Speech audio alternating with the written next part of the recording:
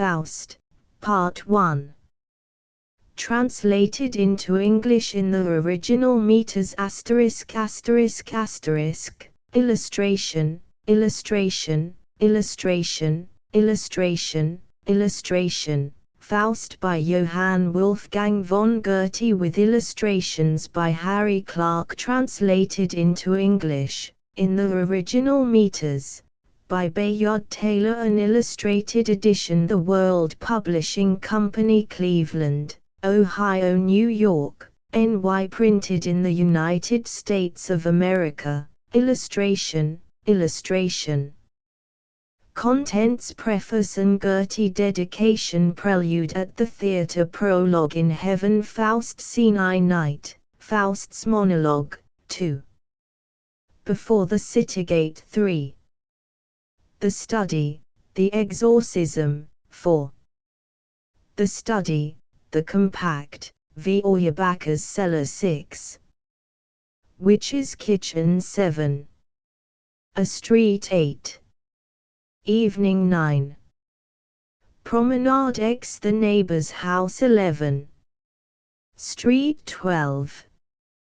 Garden. 13. A Garden Arbor. 14. Forest and Cavern. 15. Margaret's Room. 16. Martha's Garden. 17. At the Fountain. 18. Donjon, Margaret's Prayer. 19. Night, Valentine's Death. XX. Cathedral. XXI. Walpurgis Night. XXII. Oberon and Titania's Golden Wedding. 23. Dreary Dakeziv. Night. XXV. Dungeon, illustration, illustration, illustration. Preface. It is 20 years since I first determined to attempt the translation of Faust, in the original meters. At that time, although more than a score of English translations of the first part, and 3 or 4 of the second part, were in existence, the experiment had not yet been made.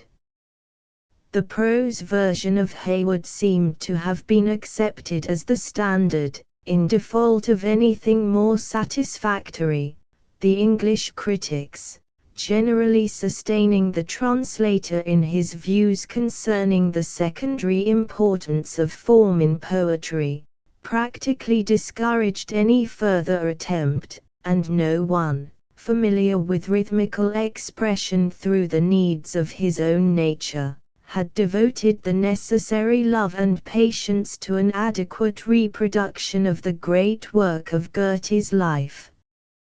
Mr. Brooks was the first to undertake the task, and the publication of his translation of the first part, in 1856, induced me, for a time, to give up my own design. No previous English version exhibited such abnegation of the translator's own tastes and habits of thought, such reverent desire to present the original in its purest form. The care and conscience with which the work had been performed were so apparent, that I now state with reluctance what then seemed to me to be its only deficiencies: a lack of the lyrical fire and fluency of the original in some passages, and an occasional lowering of the tone through the use of words which are literal, but not equivalent. The plan of translation adopted by Mr. Brooks was so entirely my own, that when further residence in Germany and a more careful study of both parts of Faust had satisfied me that the field was still open, that the means furnished by the poetical affinity of the two languages had not yet been exhausted, nothing remained for me but to follow him in all essential particulars. His example confirmed me in the belief that there were few difficulties in the way of a nearly literal yet thoroughly rhythmical version of Faust, which might not be overcome by loving labor. A comparison of 17 English translations, in the arbitrary meters adopted by the translators, sufficiently showed the danger of allowing license in this respect. The white light of Goethe's thought was thereby passed through the tinted glass of other minds, and assumed the coloring of each. Moreover, the plea of selecting different meters in the hope of producing a similar effect is unreasonable, where the identical meters are possible. The value of form, in a poetical work, is the first question to be considered. No poet ever understood this question more thoroughly than Goethe himself, or expressed a more positive opinion in regard to it. The alternative modes of translation which he presents, reported by Riemer, quoted by Mrs. Austen, in her Characteristics of Goethe and accepted by Mr. Hayward, are quite independent of his views concerning the value of form, which we find given elsewhere, in the clearest and most emphatic manner. B. Poetry is not simply a fashion of expression, it is the form of expression absolutely required by a certain class of ideas. Poetry, indeed, may be distinguished from prose by the single circumstance, that it is the utterance of whatever in man cannot be perfectly uttered in any other than a rhythmical form. It is useless to say that the naked meaning is independent of the form. On the contrary, the form contributes essentially to the fullness of the meaning. In poetry which endures through its own inherent vitality, there is no forced union of these two elements. They are as intimately blended, and with the same mysterious beauty, as the sexes in the ancient Hermaphroditus. To attempt to represent poetry in prose, is very much like attempting to translate music into speech. There are two maxims of translation, says he. The one requires that the author, of a foreign nation, be brought to us in such a manner that we may regard him as our own. The other, on the contrary, demands of us that we transport ourselves over to him, and adopt his situation, his mode of speaking, and his peculiarities. The advantages of both are sufficiently known to all instructed persons, from masterly examples. Is it necessary, however, that there should always be this alternative? Where the languages are kindred, and equally capable of all varieties of metrical expression, may not both these maxims be observed in the same translation? Goethe, it is true, was of the opinion that Faust ought to be given, in French, in the manner of Clement Marot, but this was undoubtedly because he felt the inadequacy of modern French to express the naive, simple realism of many passages. The same objection does not apply to English.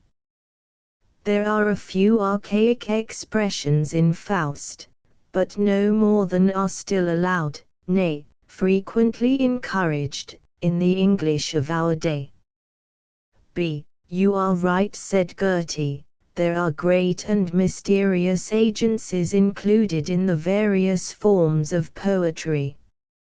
If the substance of my Roman elegies were to be expressed in the tone and measure of Byron's Don Juan, it would really have an atrocious effect. Eckermann. The rhythm, said Goethe, is an unconscious result of the poetic mood. If one should stop to consider it mechanically, when about to write a poem, one would become bewildered and accomplish nothing of real poetical value. Ibid. All that is poetic in character should be rhythmically treated. Such is my conviction, and if even a sort of poetic prose should be gradually introduced, it would only show that the distinction between prose and poetry had been completely lost sight of. Goethe to Schiller, 1797.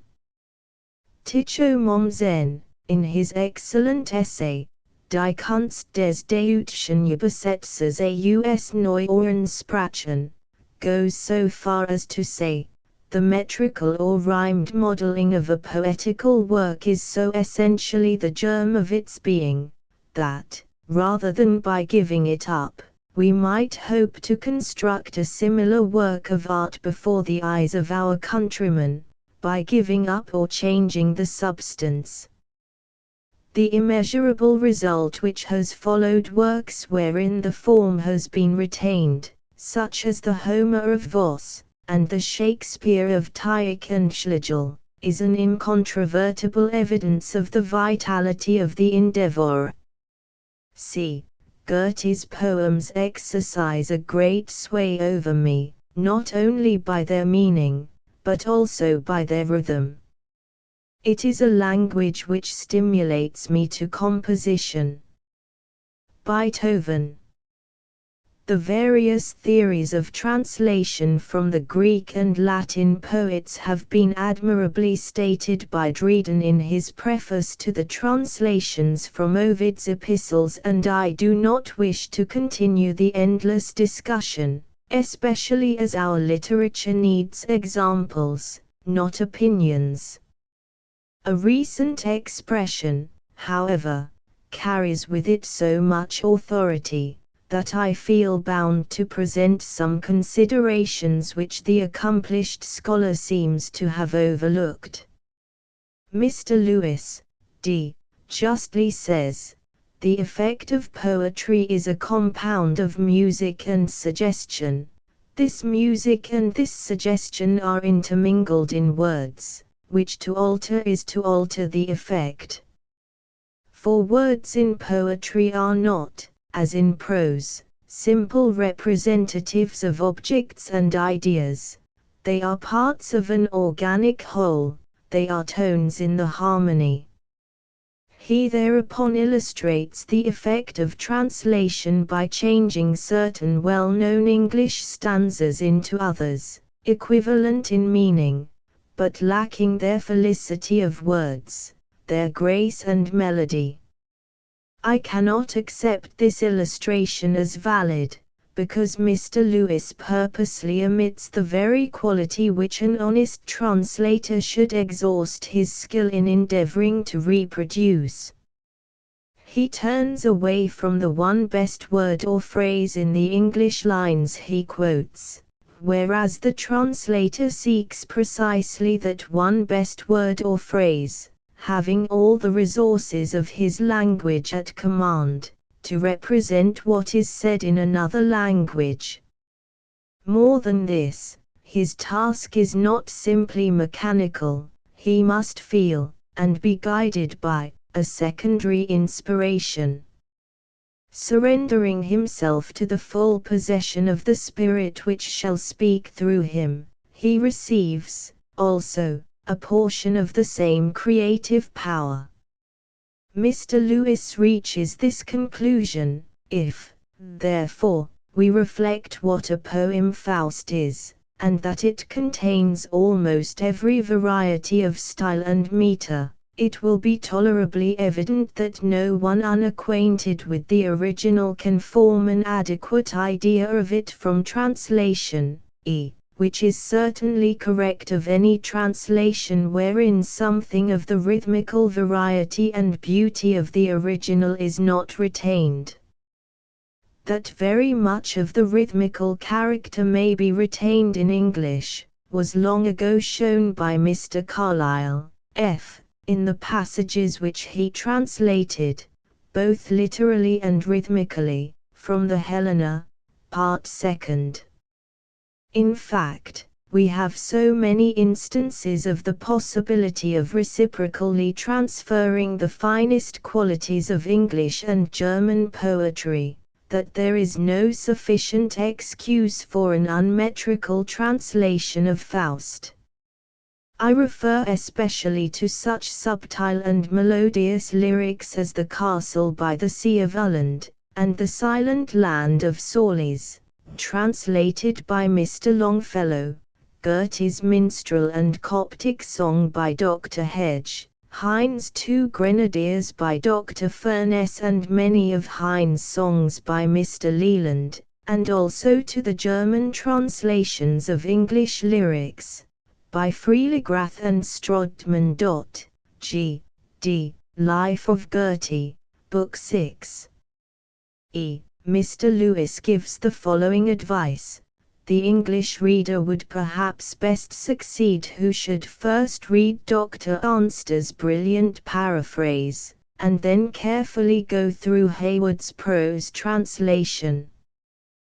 This is singularly at variance with the view he has just expressed.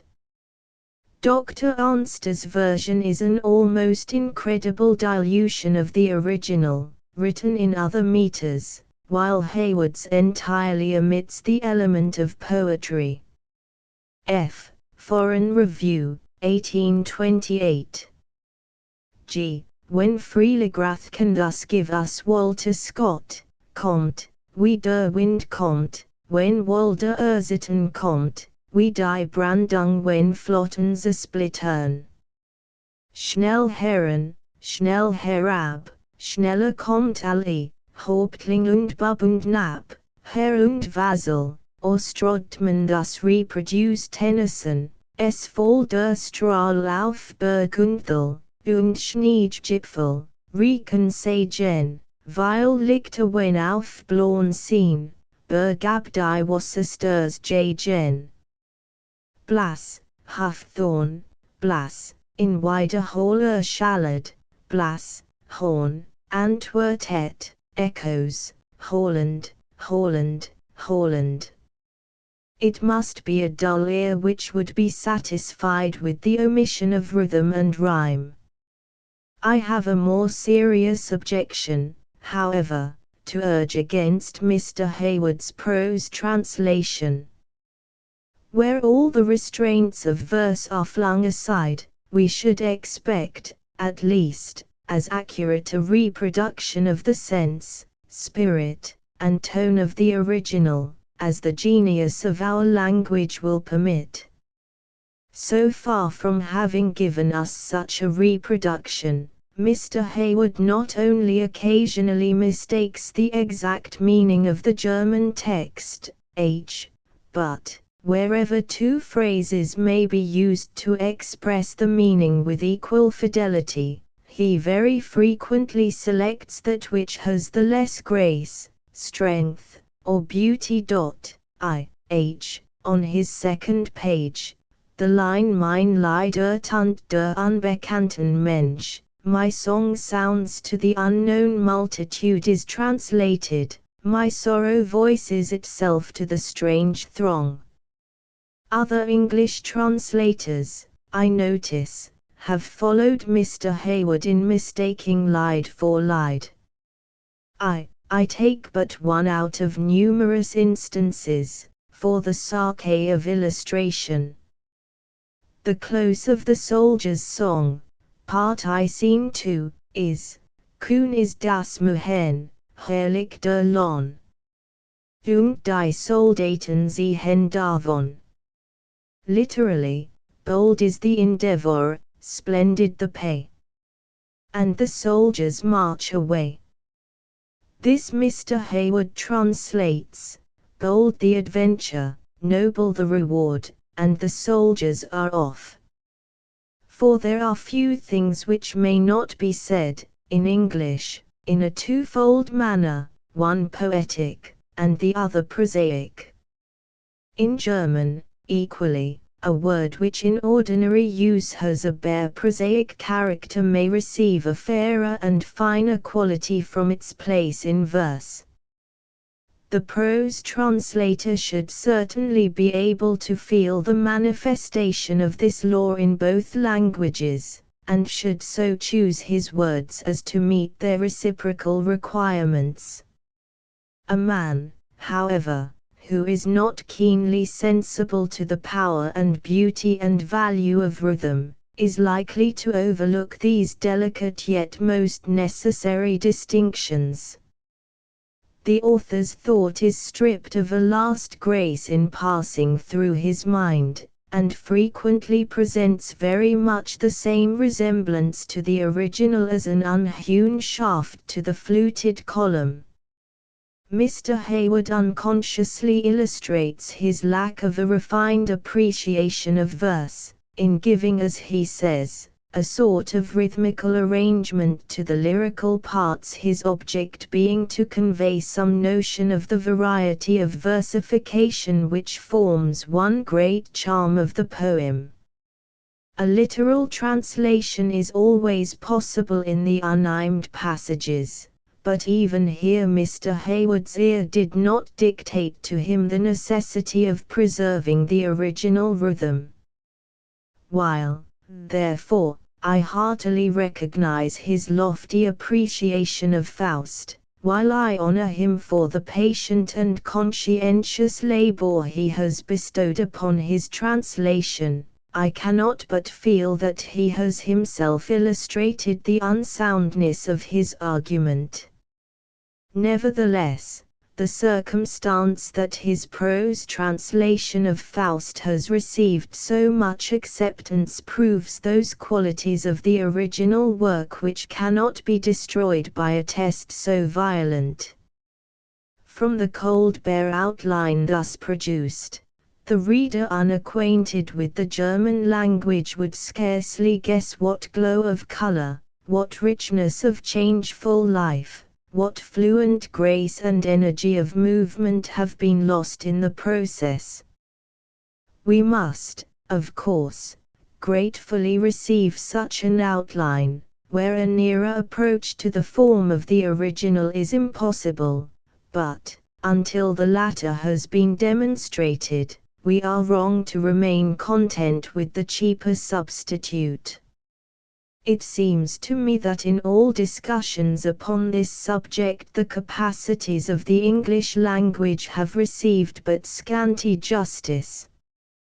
The intellectual tendencies of our race have always been somewhat conservative, and its standards of literary taste or belief, once set up, are not varied without a struggle. The English ear is suspicious of new meters and unaccustomed forms of expression. There are critical detectives on the track of every author, and a violation of the accepted canons is followed by a summons to judgment. Thus the tendency is to contract rather than to expand the acknowledged excellences of the language. I cannot resist the temptation of quoting the following passage from Jacob Grimm: "No one of all the modern languages has acquired a greater force and strength than the English, through the derangement and relinquishment of its ancient laws of sound. The unteachable, nevertheless learnable, profusion of its middle tones has conferred upon it an intrinsic power of expression, such as no other human tongue ever possessed. Its entire, thoroughly intellectual and wonderfully successful foundation and perfected development issued from a marvelous union of the two noblest tongues of Europe, the Germanic and the Romanic. Their mutual relation in the English language is well known, since the former furnished chiefly the material basis, while the latter added the intellectual conceptions.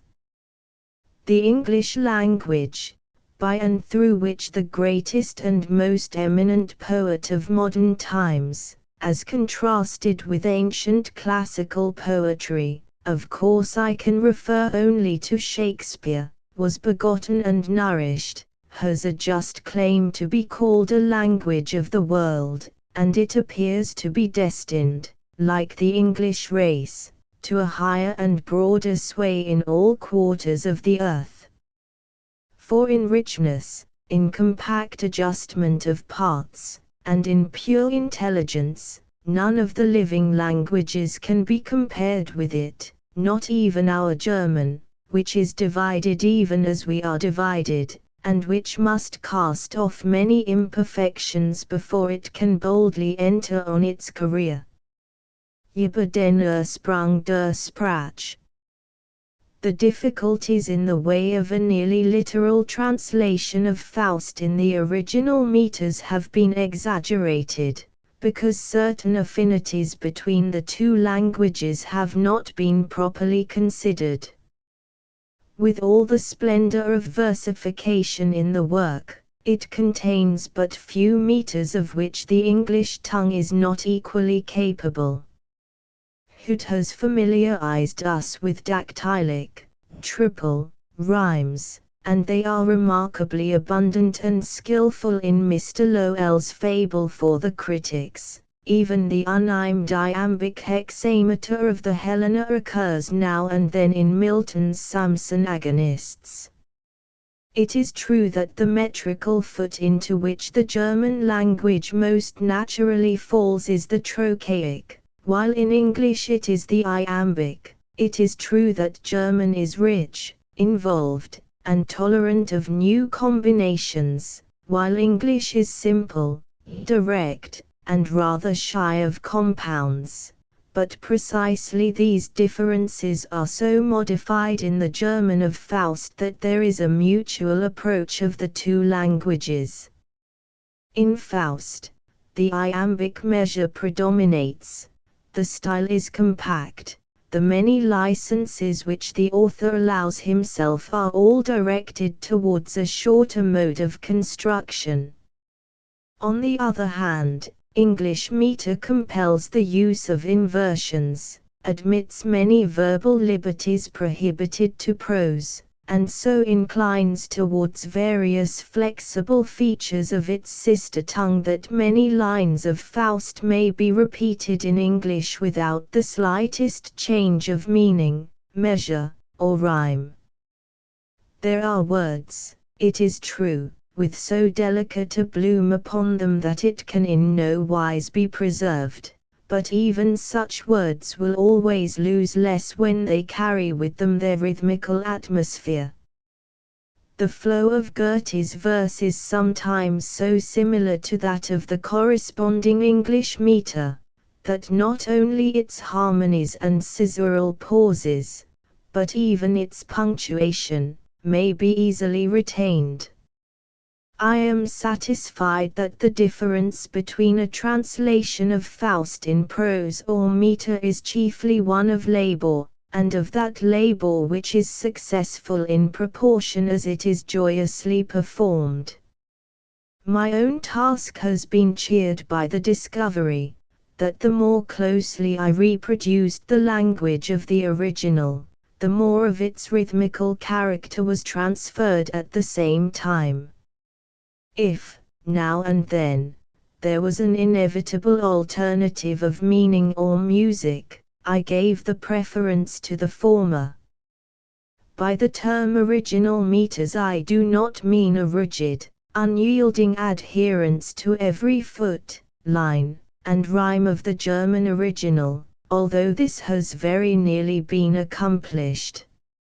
Since the greater part of the work is written in an irregular measure, the lines varying from 3 to 6 feet, and the rhymes arranged according to the author's will, I do not consider that an occasional change in the number of feet, or order of rhyme, is any violation of the metrical plan. The single slight liberty I have taken with the lyrical passages is in Margaret's song, The King of Thule, in which, by omitting the alternate feminine rhymes, yet retaining the meter, I was enabled to make the translation strictly literal. If, in 2 or 3 instances, I have left a line unimed, I have balanced the omission by giving rhymes to other lines which stand unrhymed in the original text. For the same reason, I make no apology for the imperfect rhymes, which are frequently a translation as well as a necessity. With all its supreme qualities, Faust is far from being a technically perfect work. At present, everything runs in technical grooves, and the critical gentlemen begin to wrangle whether in a rhyme an S should correspond with an S and not with SZ. If I were young and reckless enough, I would purposely offend all such technical caprices. I would use alliteration, assonance, false rhyme, just according to my own will or convenience, but, at the same time, I would attend to the main thing, and endeavor to say so many good things that every one would be attracted to read and remember them. Goethe, in 1831. The feminine and dactylic rhymes, which have been for the most part omitted by all metrical translators except Mr. Brooks, are indispensable. The characteristic tone of many passages would be nearly lost, without them. They give spirit and grace to the dialogue, point to the aphoristic portions, especially in the second part, and an ever-changing music to the lyrical passages. The English language, though not so rich as the German in such rhymes, is less deficient than is generally supposed. The difficulty to be overcome is one of construction rather than of the vocabulary. The present participle can only be used to a limited extent, on account of its weak termination, and the want of an accusative form to the noun also restricts the arrangement of words in English verse. I cannot hope to have been always successful, but I have at least labored long and patiently, bearing constantly in mind not only the meaning of the original and the mechanical structure of the lines, but also that subtle and haunting music which seems to govern rhythm instead of being governed by it. BT, illustration. An Goethe ihr haben a Geist, im Geist verleren. Wo immer dein Licht Wohnung sei, zum Horenskaffen bist du nie geboren, und singest dort die Wohlrealitanie. Von jenem Streben das du orsakeren, vom reinsten Ether, drin du athmest frei, o nicht dich zu nah die Gem erweiden des letzten Wiederhols von deinen Lieden.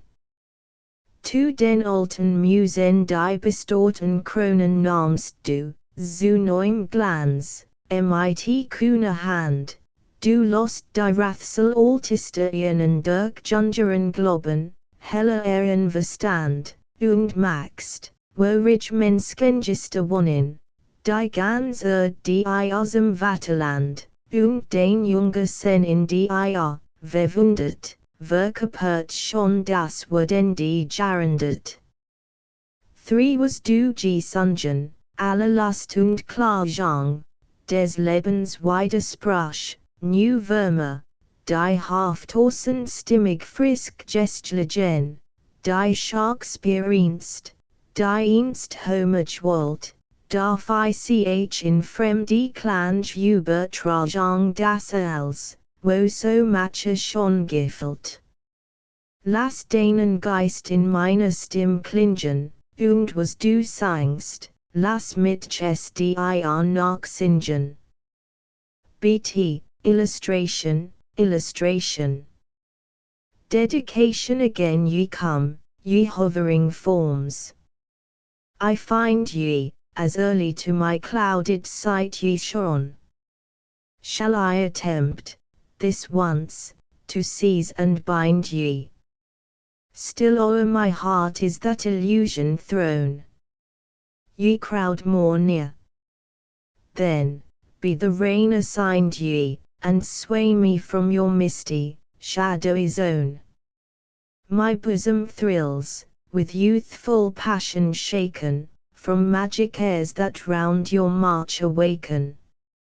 Of joyous days ye bring the blissful vision, the dear, familiar phantoms rise again, and, like an old and half-extinct tradition, first love returns, with friendship in his train. Renewed is pain, with mournful repetition life tracks his devious, labyrinthine chain, and names the good, whose cheating fortune tore them from happy hours, and left me to deplore them. They hear no longer these succeeding measures, the souls, to whom my earliest songs I sang, dispersed the friendly troop, with all its pleasures, and still, alas, the echoes first that rang. I bring the unknown multitude my treasures, their very plaudits give my heart a pang, and those beside, whose joy my song so flattered, if still they live, wide through the world are scattered. And grasps me now a long unwanted yearning for that serene and solemn spirit land, my song, to faint Aeolian murmurs turning, sways like a harp string by the breezes fanned. I thrill and tremble, tear on tear is burning, and the stern heart is tenderly unmanned. What I possess, I see far distant lying, and what I lost, grows real and undying. Illustration, illustration. Prelude at the theatre manager == dramatic poet == Merry Andrew manager U2, who oft a helping hand have lent, in need and tribulation. Come, let me know your expectation of this, our enterprise, in German land. I wish the crowd to feel itself well treated, especially since it lives and lets me live.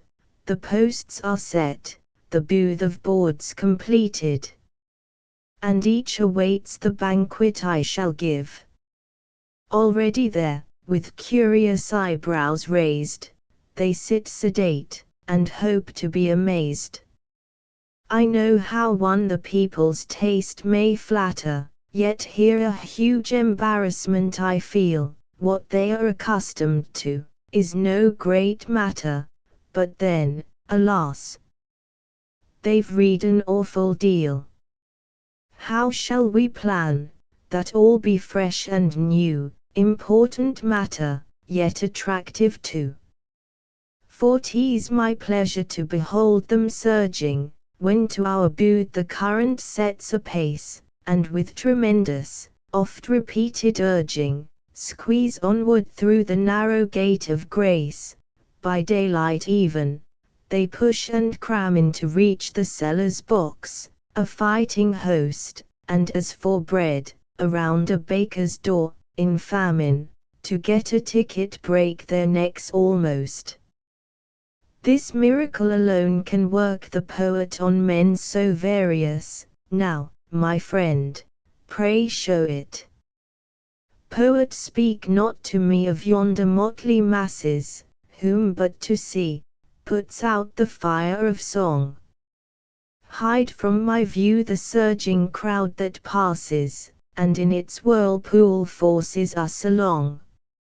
No, lead me where some heavenly silence glasses the purer joys that round the poet throng, where love and friendship still divinely fashion the bonds that bless, the wreaths that crown his passion.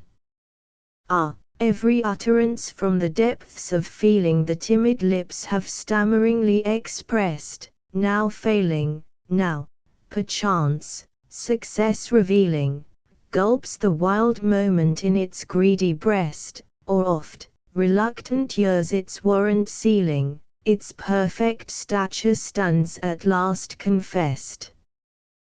What dazzles, for the moment spends its spirit, what's genuine, shall posterity inherit. Merry Andrew Posterity. Don't name the word to me. If I should choose to preach posterity, where would you get contemporary fun? That men will have it, there's no blinking, a fine young fellow's presence, to my thinking, is something worth, to every one. Who genially his nature can outpour, takes from the people's moods no irritation, the wider circle he acquires, the more securely works his inspiration. Then pluck up heart, and give us sterling coin. Let fancy be with her attendants fitted, sense, reason, sentiment, and passion join, but have a care, lest folly be omitted. Manager chiefly, enough of incident prepare. They come to look, and they prefer to stare. Reel off a host of threads before their faces, so that they gape in stupid wonder, then by sheer diffuseness you have won their graces, and are, at once, most popular of men. Only by mass you touch the mass, for any will finally, himself, his bit select, who offers much, brings something unto many, and each goes home content with the effect. If you've a piece, why, just in pieces give it, a hash, a stew, will bring success, believe it. 'Tis easily displayed, and easy to invent. What use, a whole compactly to present? Your hearers pick and pluck, as soon as they receive it. Poet, you do not feel, how such a trade debases, how ill it suits the artist, proud and true. The botching work each fine pretender traces is, I perceive, a principle with you. Manager, such a reproach not in the least offends. A man who some result intends must use the tools that best are fitting. Reflect, soft wood is given to you for splitting, and then, observe for whom you write. If one comes bored, exhausted quite, another, satiate, leaves the banquet's tapers, and, worst of all, full many a wight is fresh from reading of the daily papers. Idly to us they come, as to a masquerade, mere curiosity their spirits warming, the ladies with themselves, and with their finery, aid, without a salary their parts performing. What dreams are yours in high poetic places? You're pleased, forsooth, full houses to behold. Draw near, and view your patrons' faces. The half are coarse, the half are cold. One, when the play is out, goes home to cards, a wild night on a wench's breast another chooses. Why should you rack, poor, foolish bards, for ends like these, the gracious muses? I tell you, give but more, more, ever more, they ask, thus shall you hit the mark of gain and glory. Seek to confound your auditory. To satisfy them is a task. What ails you now? Is suffering, or pleasure? Poet, go, find yourself a more obedient slave. What? Shall the poet that which nature gave, the highest right, supreme humanity, forfeit so wantonly, to swell your treasure? Whence o'er the heart his empire free? The elements of life how conquers he? Is not his heart's accord, urged outward far and dim, to wind the world in unison with him? When on the spindle, spun to endless distance, by nature's listless hand the thread is twirled, and the discordant tones of all existence in sullen jangle are together hurled, who, then, the changeless orders of creation divides, and kindles into rhythmic dance? Who brings the one to join the general ordination, where it may throb in grandest consonance? Who bids the storm to passion stir the bosom? In brooding souls the sunset burn above? Who scatters every fairest April blossom along the shining path of love? Who braids the noteless leaves to crowns, requiting desert with fame, in action's every field? Who makes Olympus sure, the gods uniting the might of man, as in the bard revealed? Merry Andrew, so, these fine forces, in conjunction, propel the high poetic function, as in a love adventure they might play. You meet by accident, you feel, you stay, and by degrees your heart is tangled, bliss grows apace, and then its course is jangled, you're ravished quite, then comes a touch of woe, and there's a neat romance, completed ere you know. Let us, then, such a drama give. Grasp the exhaustless life that all men live. Each shares therein, though few may comprehend, where you touch, there's interest without end. In motley pictures little light, much error, and of truth a glimmering might, thus the best beverage is supplied, whence all the world is cheered and edified. Then, at your play, behold the fairest flower of youth collect, to hear the revelation. Each tender soul, with sentimental power, sucks melancholy food from your creation, and now in this, now that, the leaven works. For each beholds what in his bosom lurks.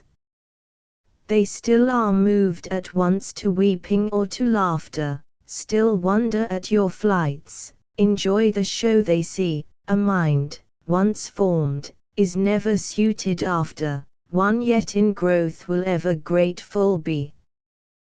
Poet, then give me back that time of pleasures, while yet in joyous growth I sang, when, like a fount, the crowding measures uninterrupted gushed and sprang.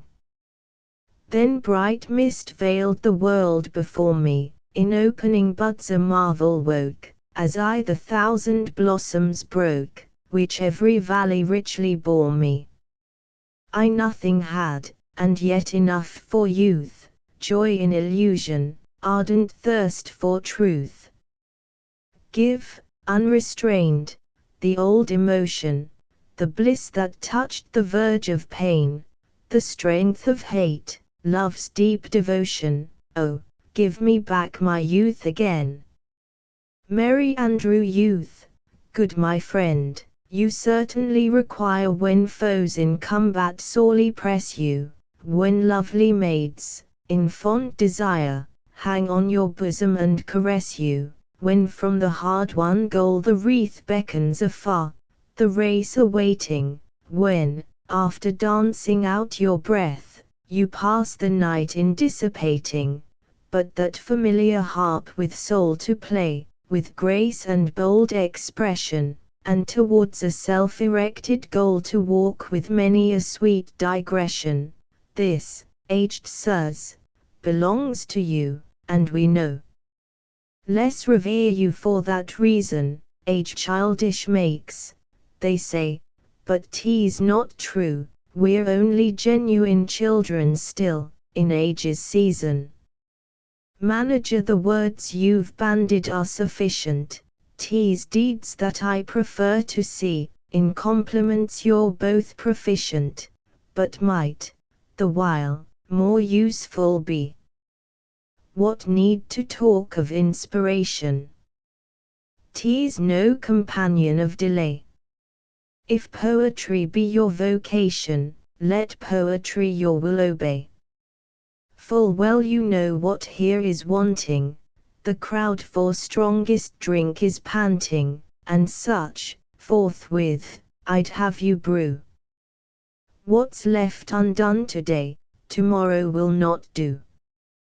Waste not a day in vain digression, with resolute, courageous trust seize every possible impression, and make it firmly your possession. You'll then work on, because you must. Upon our German stage, you know it, each tries his hand at what he will, so, take of traps and scenes your fill, and all you find, be sure to show it. Use both the great and lesser heavenly light, squander the stars in any number, beasts, birds, trees, rocks, and all such lumber, fire, water, darkness, day and night. Thus, in our booth's contracted sphere, the circle of creation will appear, and move, as we deliberately impel, from heaven, across the world, to hell. Illustration. Prologue. In heaven the Lord equals the heavenly host. Afterwards Mephistopheles, the three archangels come forward. Raphael the sun orb sings, in emulation, mid brother spheres, his ancient round. His path predestined through creation he ends with step of thunder sound. The angels from his visage splendid draw power, whose measure none can say.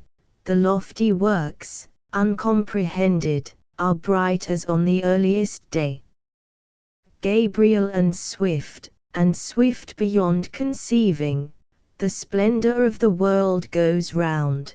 Day's Eden brightness still relieving the awful night's intense profound. The ocean tides in foam are breaking, against the rock's deep bases hurled, and both, the spheric race partaking, eternal, swift, are onward whirled. Michael and rival storms abroad are surging from sea to land, from land to sea. A chain of deepest action forging round all, in wrathful energy. Their flames a desolation, blazing before the thunder's crashing way, yet, Lord, thy messengers are praising the gentle movement of thy day.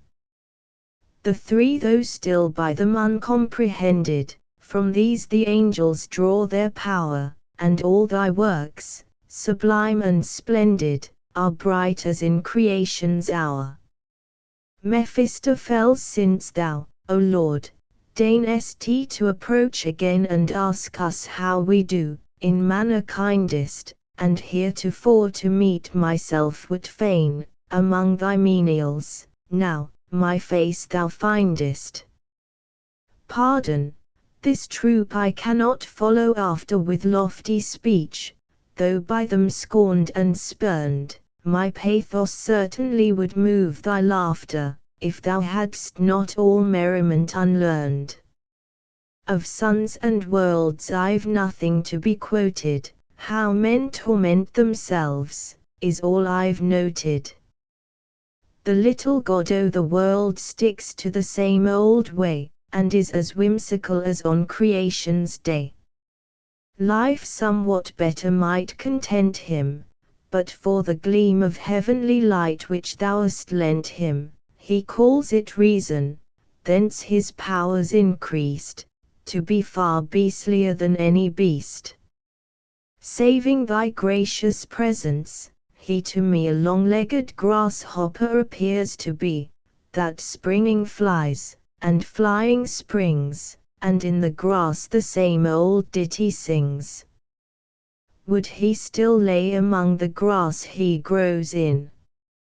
Each bit of dung he seeks, to stick his nose in.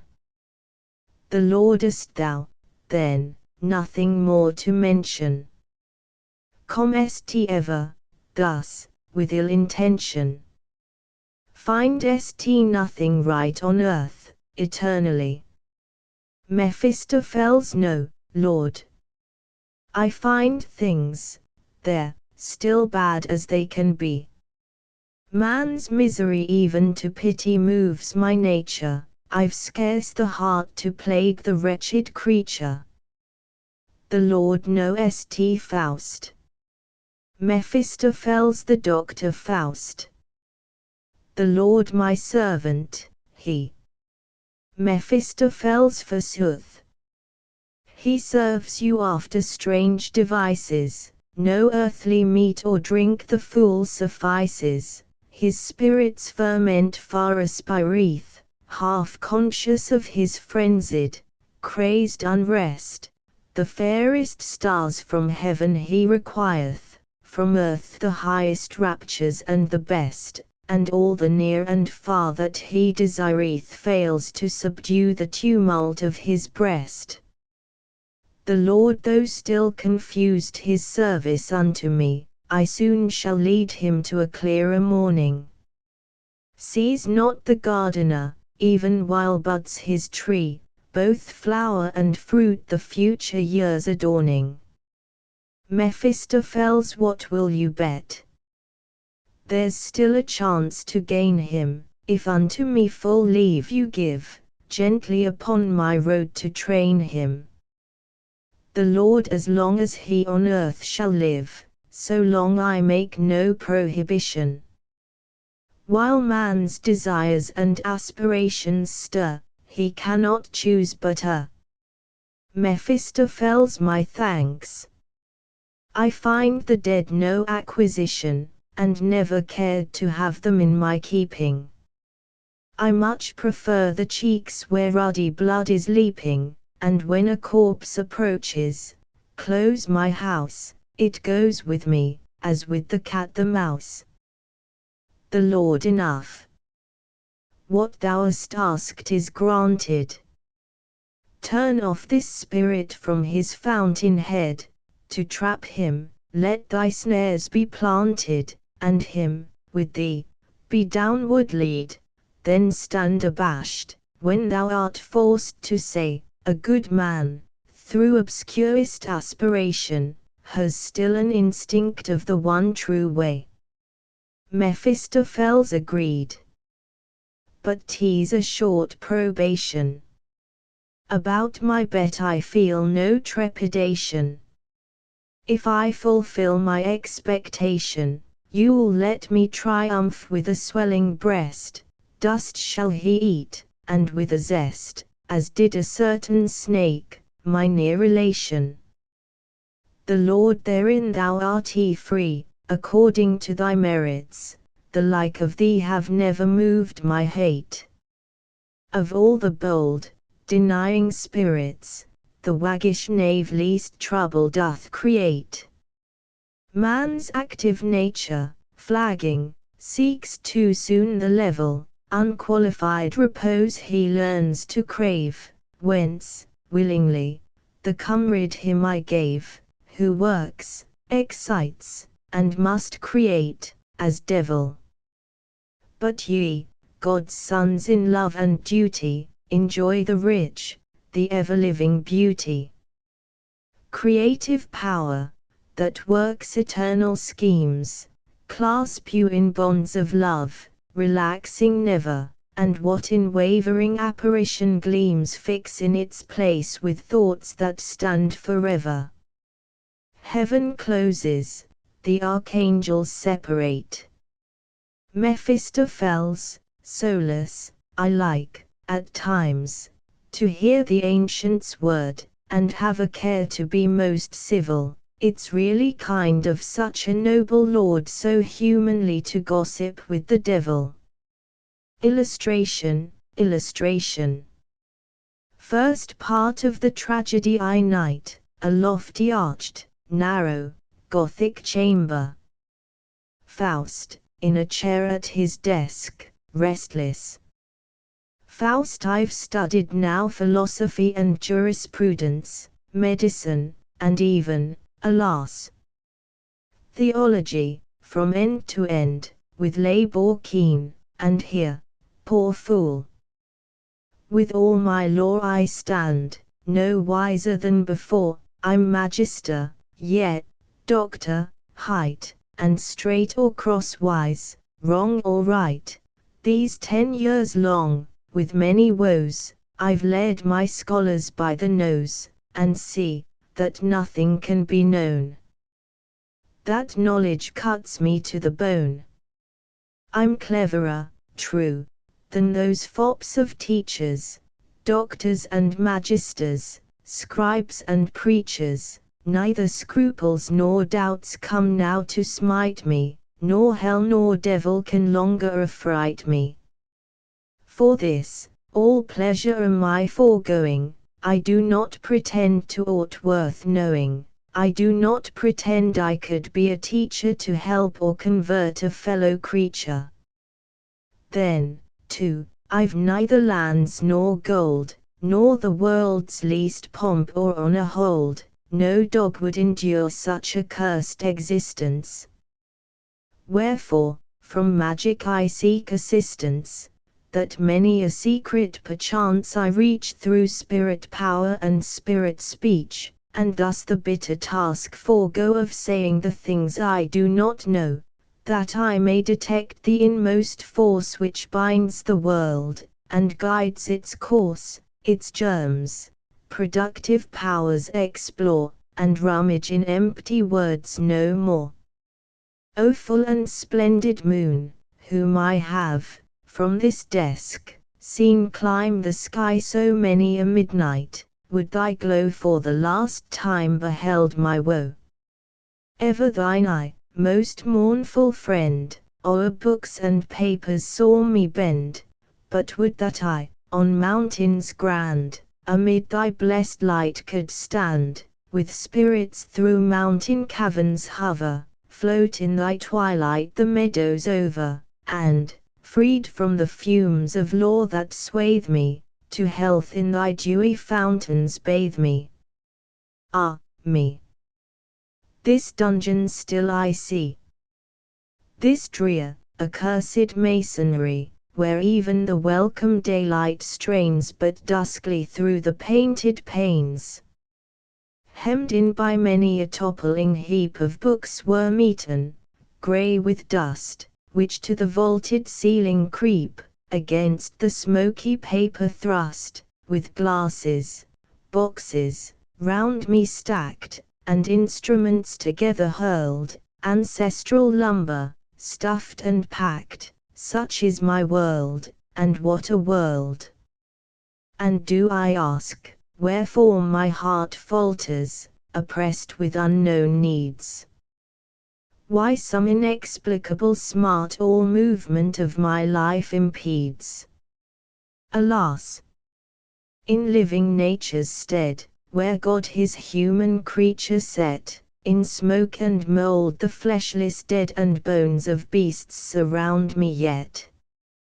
Fly up, and seek the broad, free land. And this one book of mystery from Nostradamus' very hand, is he not sufficient company? When I the starry courses know, and nature's wise instruction seek, with light of power my soul shall glow, as when to spirits speak. 'Tis vain, this empty brooding here, though guessed the holy symbols be. Ye, spirits, come, ye hover near, oh, if you hear me, answer me. He opens the book, and perceives the sign of the macrocosm. Ha! What a sudden rapture leaps from this eye view, through all my senses swiftly flowing. I feel a youthful, holy, vital bliss in every vein and fibre newly glowing. Was it a God, who traced this sign, with calm across my tumult stealing, my troubled heart to joy unsealing, with impulse, mystic and divine, the powers of nature here, around my path, revealing? Am I a God, so clear mine eyes? In these pure features I behold creative nature to my soul unfold.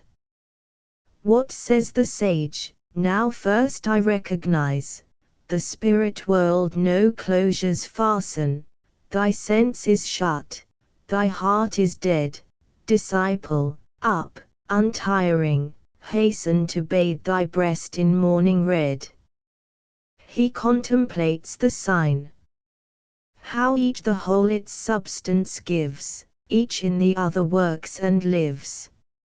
Like heavenly forces rising and descending, their golden urns reciprocally lending, with wings that winnow blessing from heaven through earth I see them pressing, filling the all with harmony unceasing.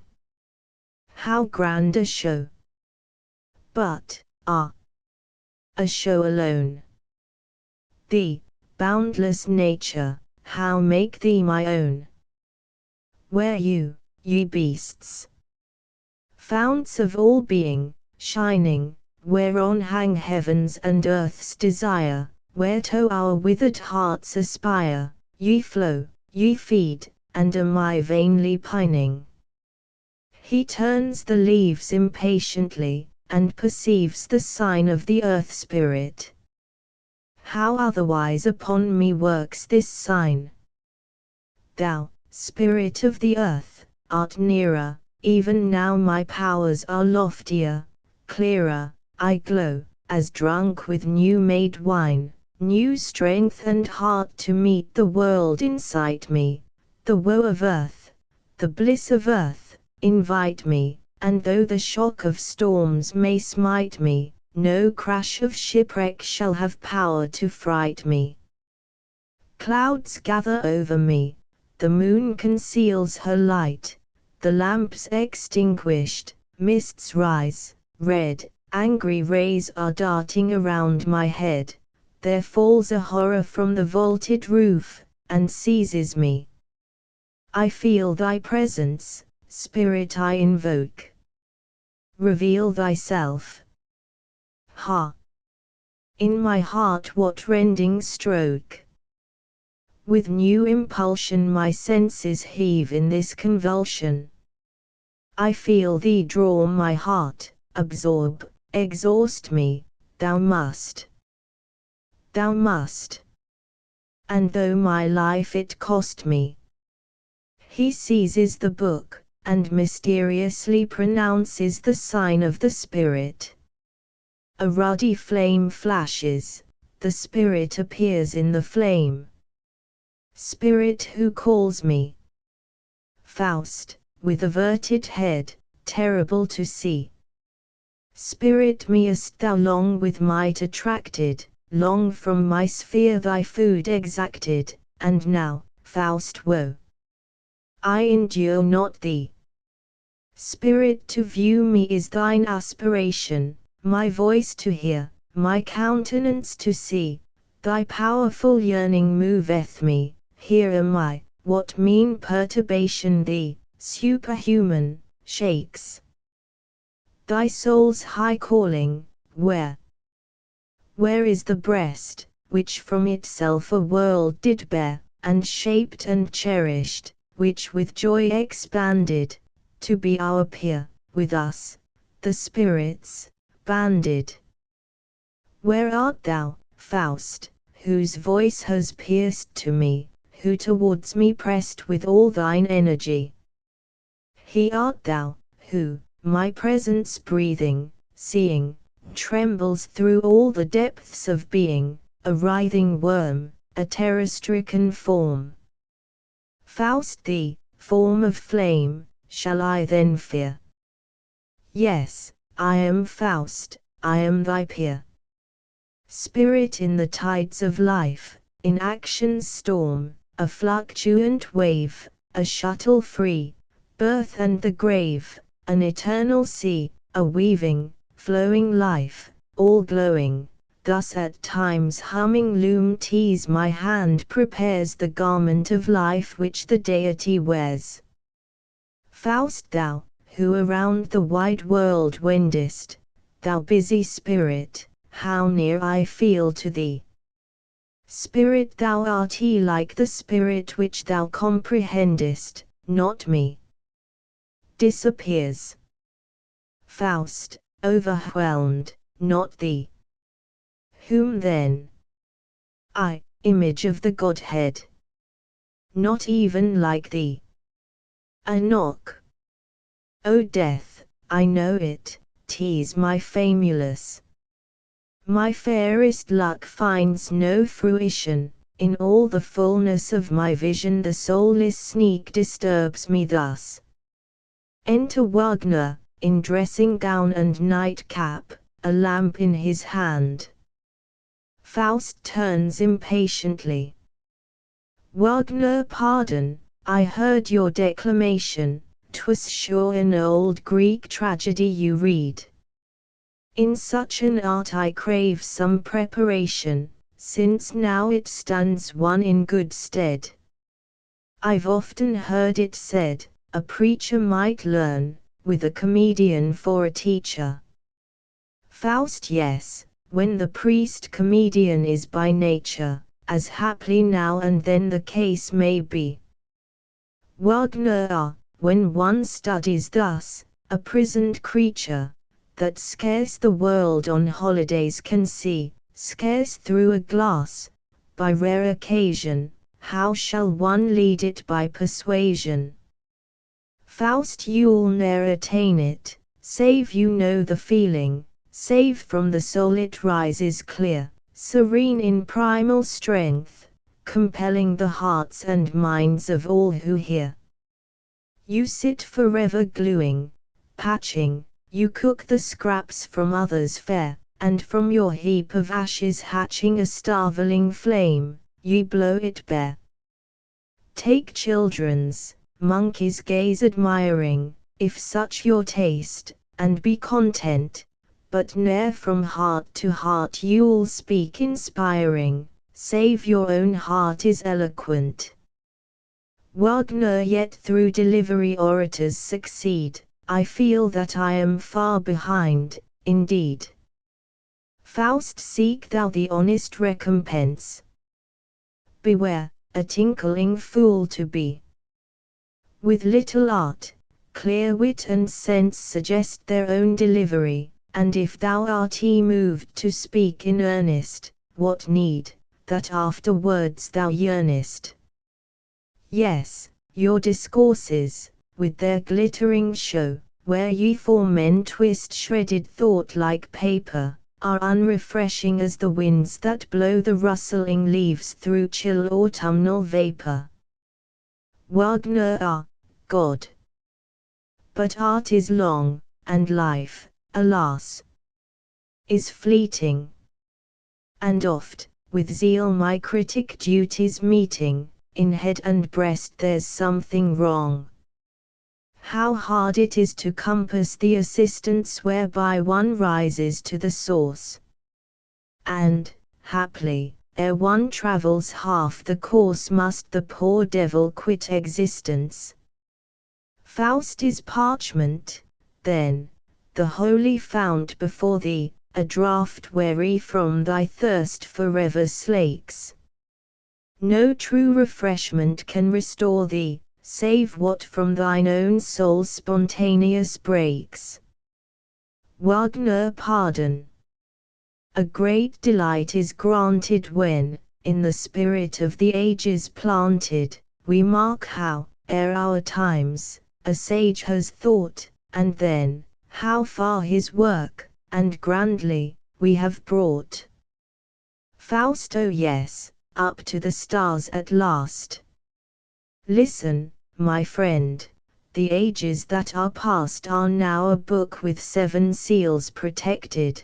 What you the spirit of the ages call is nothing but the spirit of you all, wherein the ages are reflected. So, oftentimes, you miserably mar it. At the first glance who sees it runs away. An offal barrel and a lumber garret, or, at the best, a Punch and Judy play, with maxims most pragmatical and hitting, as in the mouths of puppets are befitting. Wagner, but then, the world, the human heart and brain. Of these one covets some slight apprehension. Faust, yes, of the kind which men attain. Who dares the child's true name in public mention? The few, who thereof something really learned, unwisely frank, with hearts that spurned concealing, and to the mob laid bare each thought and feeling, have evermore been crucified and burned. I pray you, friend, 'tis now the dead of night, our converse here must be suspended. Wagner, I would have shared your watches with delight, that so our learned talk might be extended. Tomorrow, though, I'll ask, in Easter leisure, this and the other question, at your pleasure. Most zealously I seek for erudition, much do I know, but to know all is my ambition. Exit. Faust, solus, that brain, alone, not loses hope, whose choice is to stick in shallow trash forevermore, which digs with eager hand for buried ore, and, when it finds an angle-worm, rejoices. Dare such a human voice disturb the flow, around me here, of spirit presence fullest? And yet, this once my thanks I owe to thee, of all earth's sons the poorest, dullest. For thou hast torn me from that desperate state which threatened soon to overwhelm my senses. The apparition was so giant great, it dwarfed and withered all my soul's pretenses. I, image of the Godhead, who began, deeming eternal truth secure in nearness, to sun myself in heavenly light and clearness, and laid aside the earthly man, I, more than cherub, whose free force had planned to flow through nature's veins in glad pulsation, to reach beyond, enjoying in creation the life of gods, behold my expiation. A thunder wordeth swept me from my stand. 27 With thee I dare not venture to compare me. Though I possessed the power to draw thee near me, the power to keep thee was denied my hand. When that ecstatic moment held me, I felt myself so small, so great, but thou hast ruthlessly repelled me back upon man's uncertain fate. What shall I shun? Whose guidance borrow?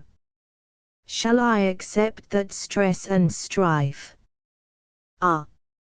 Every deed of ours, no less than every sorrow, impedes the onward march of life. Some alien substance more and more is cleaving to all the mind conceives of grand and fair, when this world's good is won by our achieving, the better, then, is named a cheat and snare. The fine emotions, whence our lives we mould, lie in the earthly tumult dumb and cold. If hopeful fancy once, in daring flight, her longings to the infinite expanded, yet now a narrow space contents her quite, since time's wild wave so many a fortune stranded. Care at the bottom of the heart is lurking, her secret pangs in silence working, she, restless, rocks herself, disturbing joy and rest, in newer masks her face is ever dressed, by turns as house and land, as wife and child, presented, as water, fire, as poison, steel, we dread the blows we never feel, and what we never lose is yet by us lamented. I am not like the gods. That truth is felt too deep, the worm am I, that in the dust doth creep, that, while in dust it lives and seeks its bread, is crushed and buried by the wanderer's tread. Is not this dust, these walls within them hold, the 100 shelves, which cramp and chain me, the frippery, the trinkets thousandfold, that in this mothy den restrain me. Here shall I find the help I need. Shall here 1,000 volumes teach me only that men, self-tortured, everywhere must bleed, and here and there one happy man sits lonely. 28 What meanest thou by that grin, thou hollow skull, save that thy brain, like mine, a cloudy mirror, sought once the shining day, and then, in twilight dull 29 thirsting for truth, went wretchedly to error. Ye instruments, forsooth, but jeer at me with wheel and cog, and shapes uncouth of wonder. I found the portal, you the keys should be, your wards are deftly wrought, but drive no bolts asunder. Mysterious even in open day, nature retains her veil, despite our clamours. That which she doth not willingly display cannot be wrenched from her with levers, screws, and hammers. Ye ancient tools, whose use I never knew, here, since my father used ye, still ye moulder. Thou, ancient scroll, hast worn thy smoky hue since at this desk the dim lamp wont to smoulder. 'Twere better far, had I my little idly spent, than now to sweat beneath its burden, I confess it. What from your father's heritage is lent, earn it anew, to really possess it. 30 What serves not, is a sore impediment, the moment's need creates the thing to serve and bless it. Yet, wherefore turns my gaze to yonder point so lightly? Is yonder flask a magnet for mine eyes? Whence, all around me, glows the air so brightly, as when in woods at night the mellow moonbeam lies. I hail thee, wondrous, rarest vial. I take thee down devoutly, for the trial, man's art and wit I venerate in thee. Thou summary of gentle slumber juices, essence of deadly finest powers and uses, unto thy master show thy favour free. I see thee, and the stings of pain diminish, I grasp thee, and my struggles slowly finish, my spirit's flood tide ebbeth more and more. Out on the open ocean speeds my dreaming, the glassy flood before my feet is gleaming, a new day beckons to a newer shore.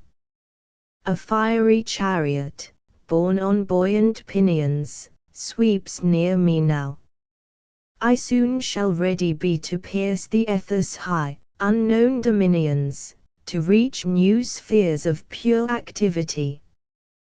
This godlike rapture, this supreme existence, do I, but now a worm, deserve to track. Yes, resolute to reach some brighter distance, on earth's fair sun I turn my back. 31 Yes, let me dare those gates to fling asunder, which every man would fain go slinking by. 'Tis time, through deeds this word of truth to thunder, that with the height of God's man's dignity may vie.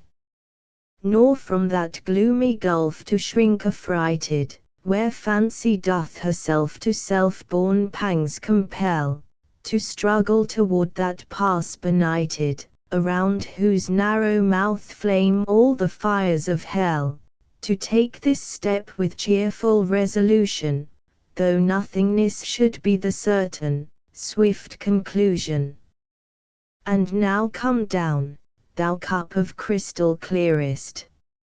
Fresh from thine ancient cover thou appearest, so many years forgotten to my thought.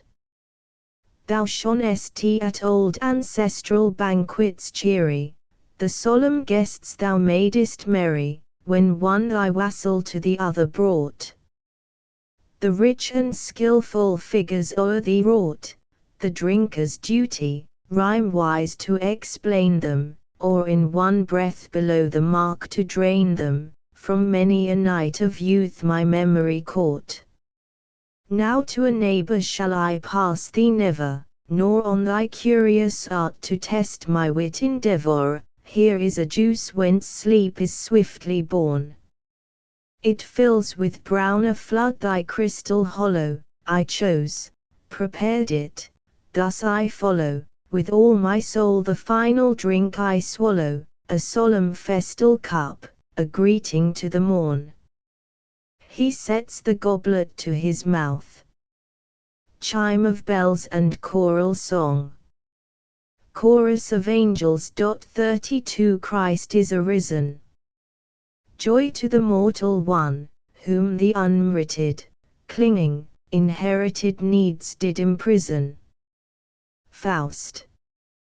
What hollow humming, what a sharp, clear stroke, drives from my lip the goblets, at their meeting. Announce the booming bells already woke the first glad hour of Easter's festal greeting.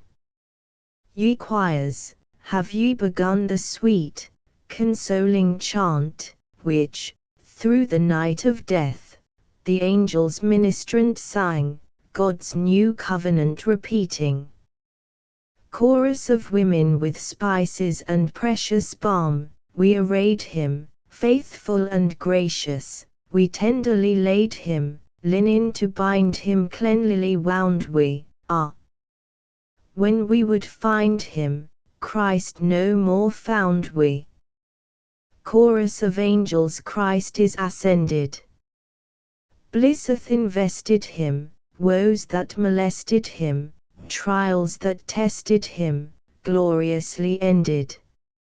Faust. Why, here in dust, entice me with your spell, ye gentle, powerful sounds of heaven. Peal rather there, where tender natures dwell.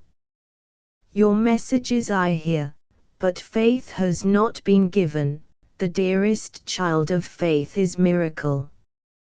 I venture not to soar to yonder regions whence the glad tidings hither float, and yet, from childhood up familiar with the note, to life it now renews the old allegiance. Once heavenly love sent down a burning kiss upon my brow, in Sabbath silence holy, and, filled with mystic presage, chimed the church bell slowly, and prayer dissolved me in a fervent bliss. A sweet, uncomprehended yearning drove forth my feet through woods and meadows free, and while 1,000 tares were burning, I felt a world arise for me. These chants, to youth and all its sports appealing, proclaimed the spring's rejoicing holiday, and memory holds me now, with childish feeling, back from the last, the solemn way. Sound on, ye hymns of heaven, so sweet and mild. My tears gush forth, the earth takes back her child.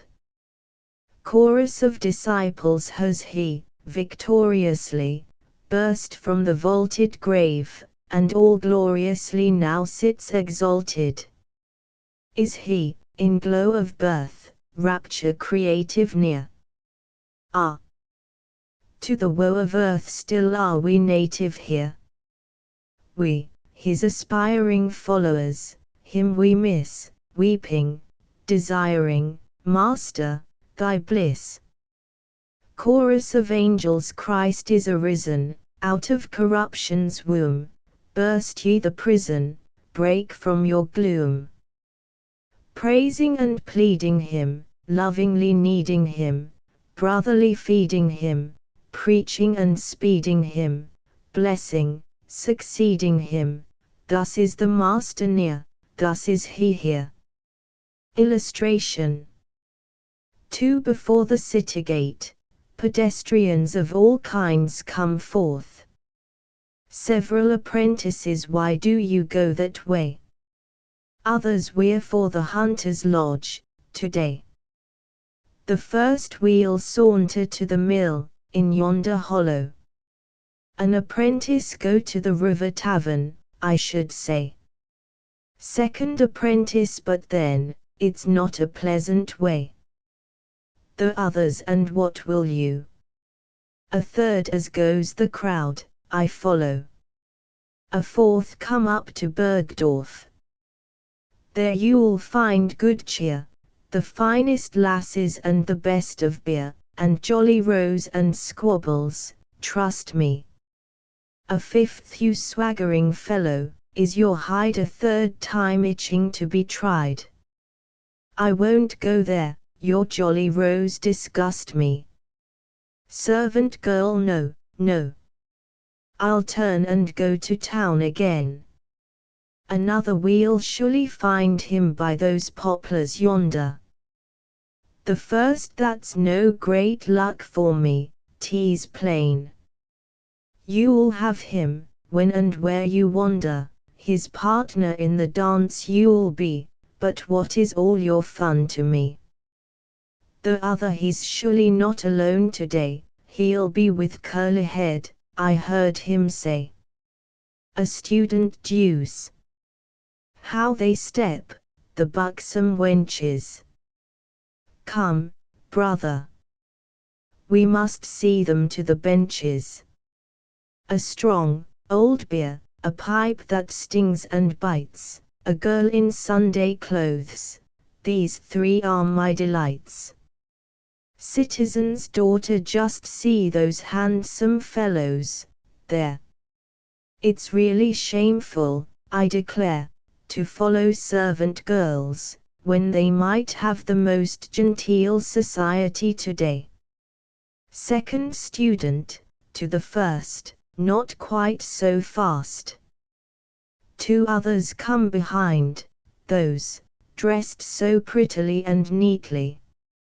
My neighbor's one of them, I find, a girl that takes my heart, completely.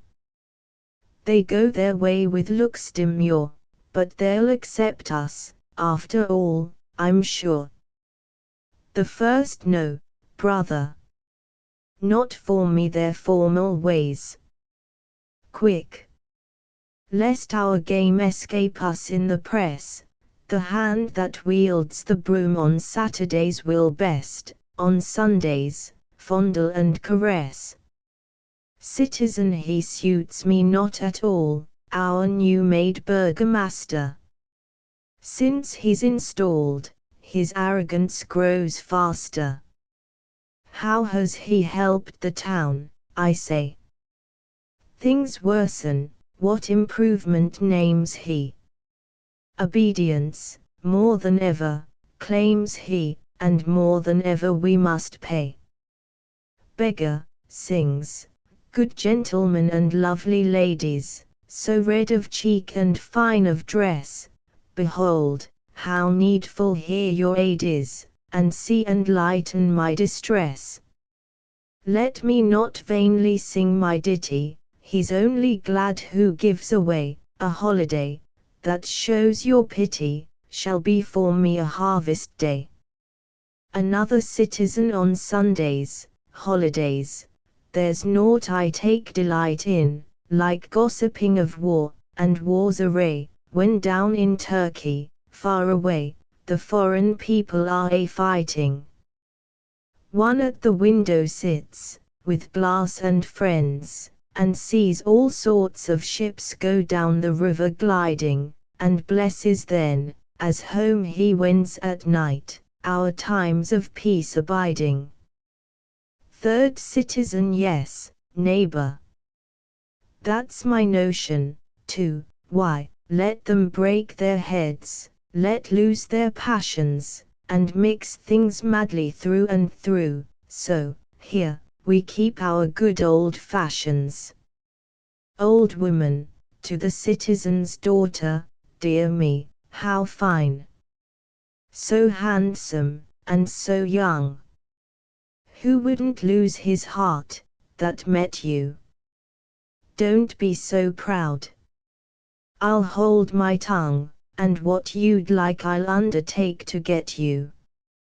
Citizen's daughter, come, Agatha. I shun the witch's sight before folks, lest there be misgiving. 'Tis true, she showed me, on St. Andrew's night, my future sweetheart, just as he were living. The other she showed me mine, in crystal clear, with several wild young blades, a soldier lover. I seek him everywhere, I pry and peer, and yet, somehow, his face I can't discover.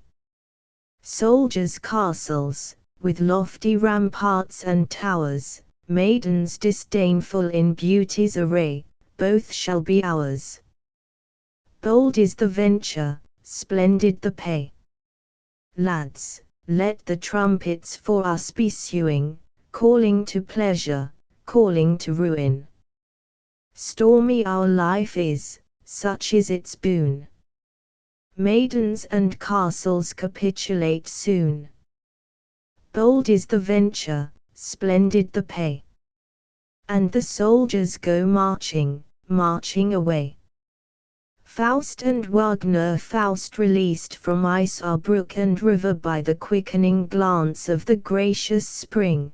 The colors of hope to the valley cling, and weak old winter himself must shiver, withdrawn to the mountains, a crownless king, whence, ever retreating, he sends again impotent showers of sleet that darkle in belts across the green o' the plain.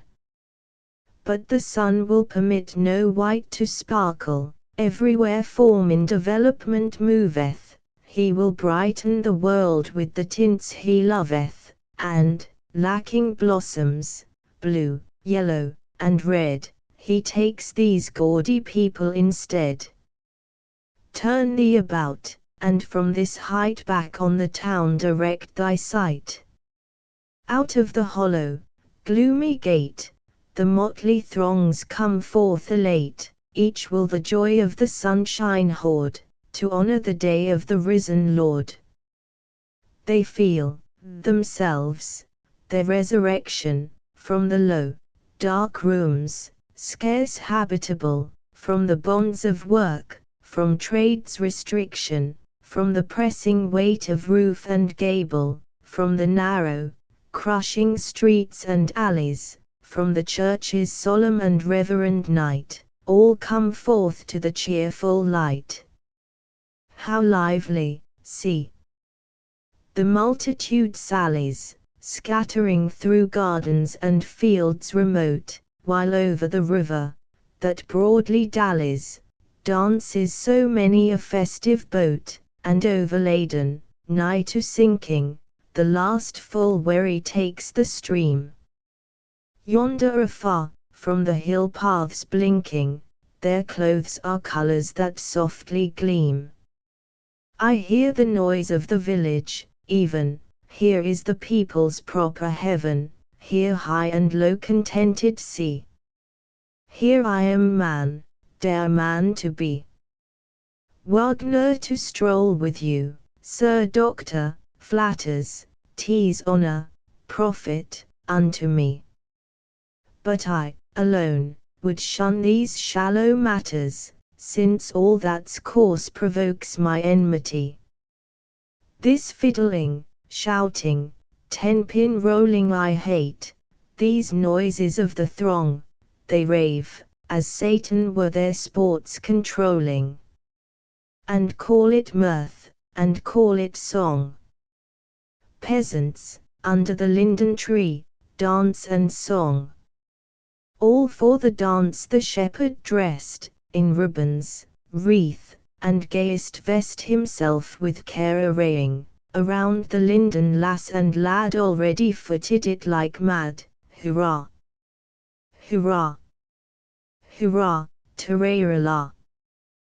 The fiddle bow was playing.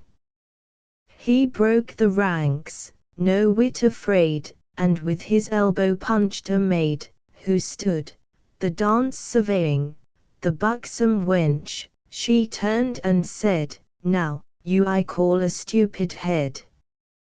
Hurrah! Hurrah! Hurrah, tararala! Be decent while you're staying. Then round the circle went their flight, they danced to left, they danced to right, their kirtles all were playing.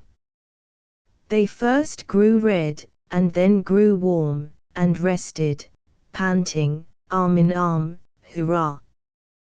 Hurrah! Hurrah! Tararala! And hips and elbows straying. Now, don't be so familiar here.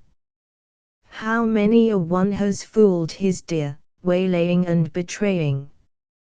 And yet, he coaxed her soon aside, and round the lindens sounded wide. Hurrah! Hurrah! Hurrah! Tararala! And the fiddle bow was playing. Old peasant Sir Doctor, it is good of you, that thus you condescend, today, among this crowd of merry folk, a highly learned man, to stray.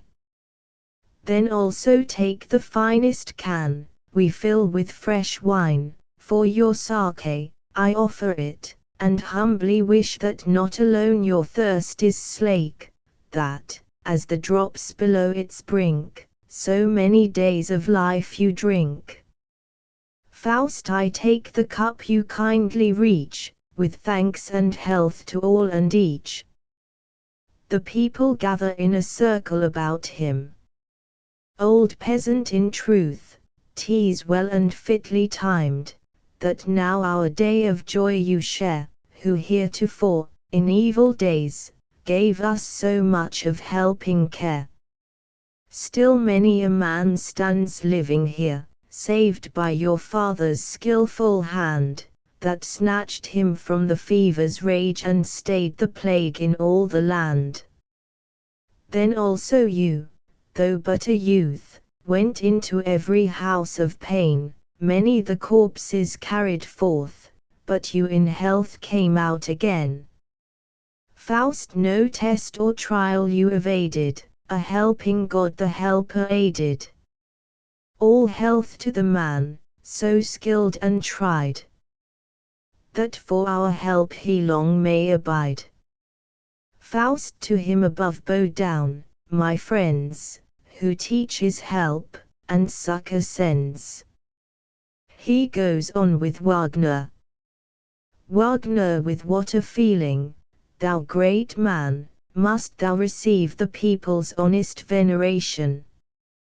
How lucky he, whose gifts his station with such advantages endow. Thou art ease shown to all the younger generation, each asks, and presses near to gaze, the fiddle stops, the dance delays. Thou goest, they stand in rows to see, and all the caps are lifted high, a little more, and they would bend the knee as if the holy host came by. Faust, a few more steps ascend, as far as yonder stone, here from our wandering will we rest contented. Here, lost in thought, I've lingered oft alone, when foolish fasts and prayers my life tormented. Here, rich in hope and firm in faith, with tears, wrung hands and sighs, I've striven, the end of that far-spreading death entreating from the Lord of Heaven. Now like contempt the crowd's applauses seem, couldst thou but read, within mine inmost spirit, how little now I deem, that sire or son such praises merit. My father's was a sombre, brooding brain, which through the holy spheres of nature groped and wandered, and honestly, in his own fashion, pondered with labor whimsical, and pain, who, in his dusky workshop bending, with proved adepts in company, made, from his recipes unending, opposing substances agree. There was a lion red, a wooer daring, within the lily's tepid bath espoused, and both, tormented then by flame unsparing, by turns in either bridal chamber housed. If then appeared, with colors splendid, the young queen in her crystal shell, This was the medicine. The patient's woes soon ended, and none demanded, who got well. Thus we, our hellish boluses compounding, among these vales and hills surrounding, worse than the pestilence, have passed. Thousands were done to death from poison of my giving, and I must hear, by all the living, the shameless murderers praised at last. Wagner, why, therefore, yield to such depression? A good man does his honest share in exercising, with the strictest care, the art bequeathed to his possession. Dost thou thy father honor, as a youth? Then may his teaching cheerfully impel thee. Dost thou, as man, increase the stores of truth?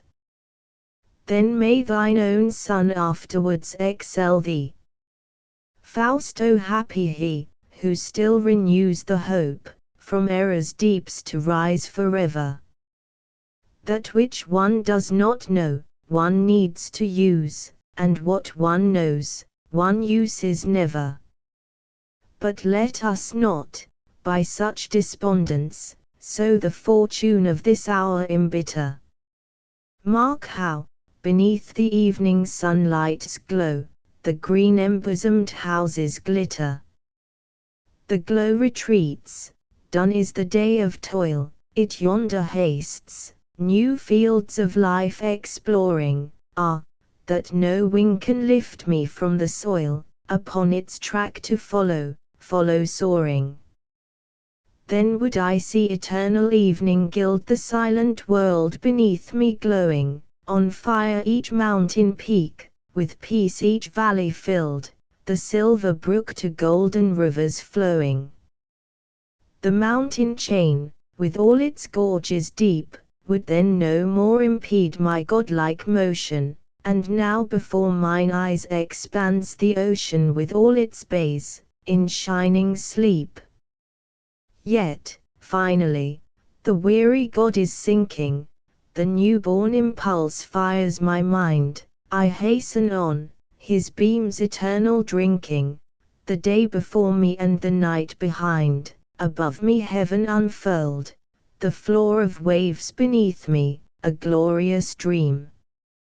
Though now the glories fade. Alas! The wings that lift the mind no aid of wings to lift the body can bequeath me. Yet in each soul is born the pleasure of yearning onward, upward and away, when o'er our heads, lost in the vaulted azure, the lark sends down his flickering lay, when over crags and piny highlands the poising eagle slowly soars, and over plains and lakes and islands the crane sails by to other shores. Wagner, I've had, myself, at times, some odd caprices, but never yet such impulse felt, as this is.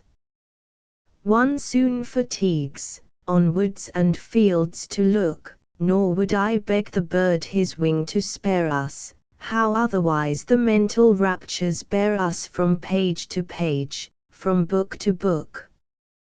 Then winter nights take loveliness untold, as warmer life in every limb had crowned you, and when your hands unroll some parchment rare and old, all heaven descends, and opens bright around you. Faust, one impulse art thou conscious of, at best, oh, never seek to know the other. Two souls, alas! reside within my breast, and each withdraws from, and repels, its brother. One with tenacious organs holds in love and clinging lust the world in its embraces, the other strongly sweeps, this dust above, into the high ancestral spaces. If there be airy spirits near, twixt heaven and earth on potent errands fleeing, let them drop down the golden atmosphere, and bear me forth to new and varied being.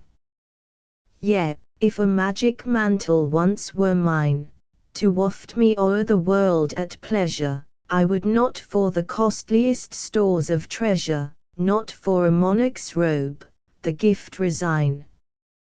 Wagner invoke not thus the well-known throng, which through the firmament diffused is faring, and danger thousandfold, our race to wrong.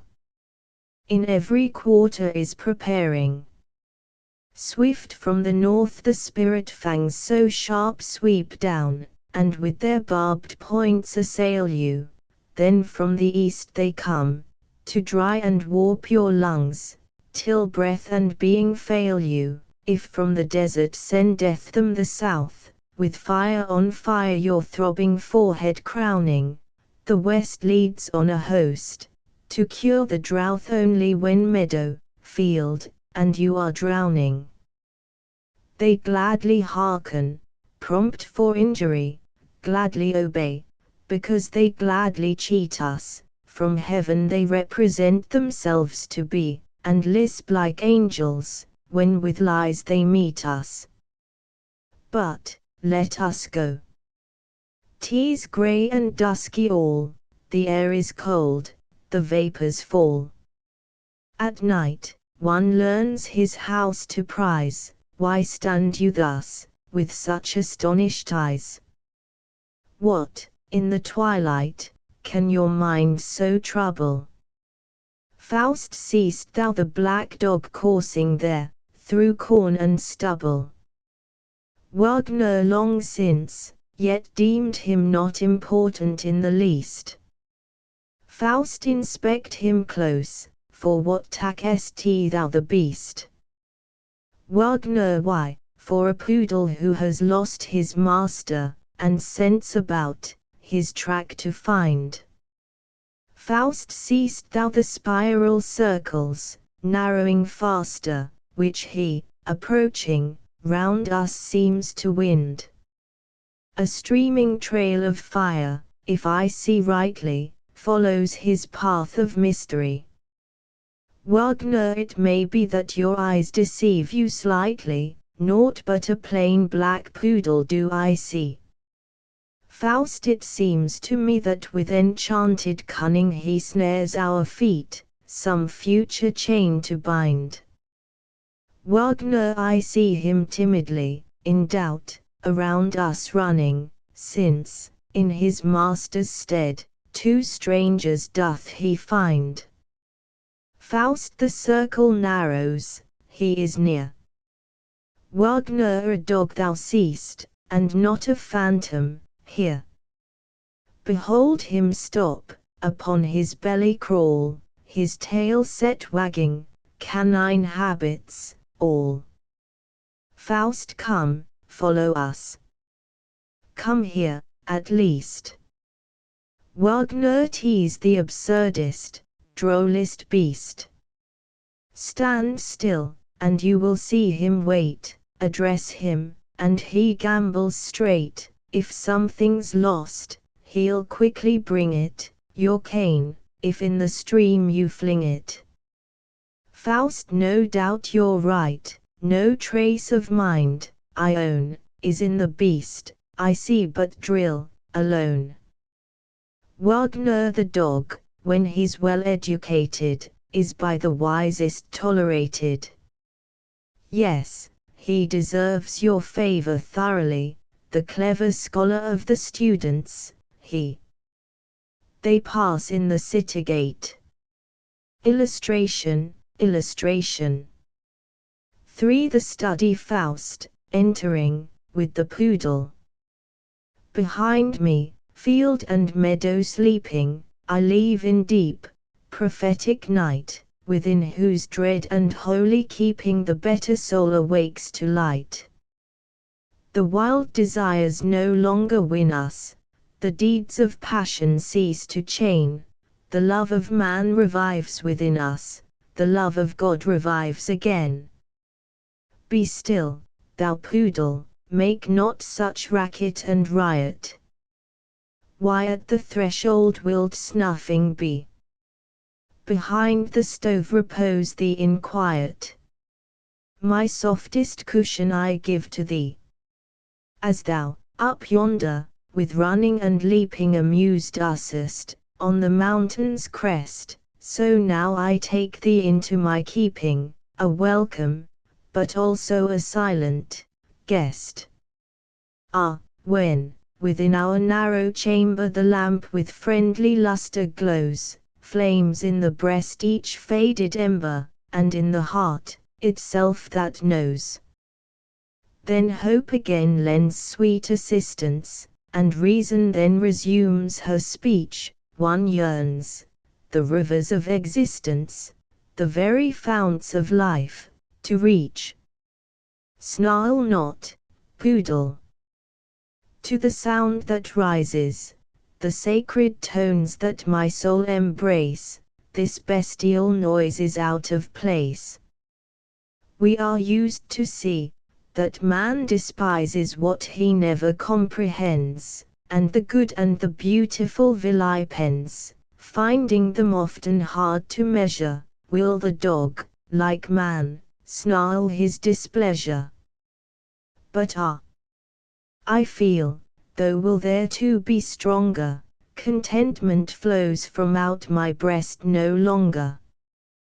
Why must the stream so soon run dry and fail us, and burning thirst again assail us? Therein I've borne so much probation.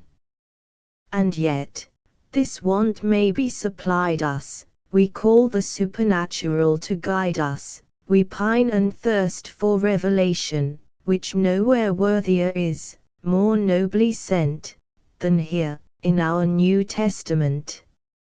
I feel impelled, its meaning to determine, with honest purpose, once for all, the hallowed original to change to my beloved German.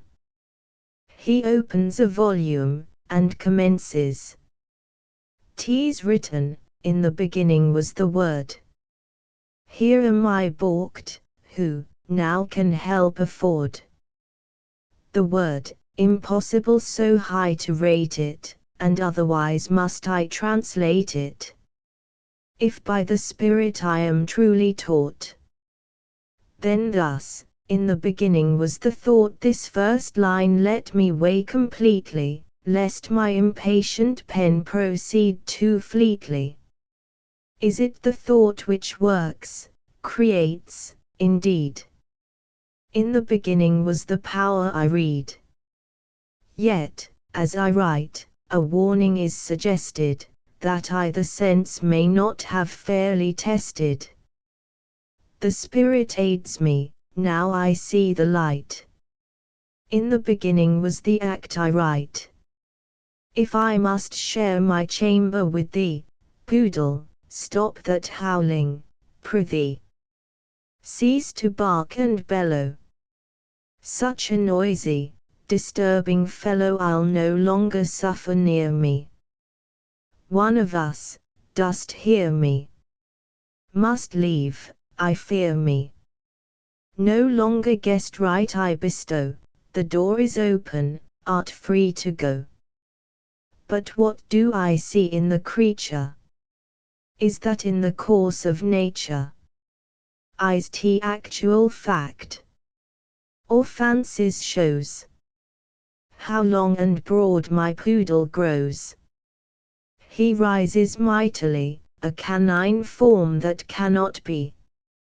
What a spectre I've harbored thus! He resembles a hippopotamus, with fiery eyes, teeth terrible to see. Oh, now am I sure of thee. For all of thy half-hellish brood the key of Solomon is good. Spirits, in the corridor, someone, within, is caught. Stay without, follow him not. Like the fox in a snare, quakes the old hell lynx there. Take heed, look about. Back and forth hover, under and over, and he'll work himself out. If your aid avail him, let it not fail him, for he, without measure, has wrought for our pleasure. Faust first, to encounter the beast, the words of the four be addressed: Salamander, shine glorious. Wave, Undine, as bidden. Sylph, be thou hidden. Gnome, be laborious.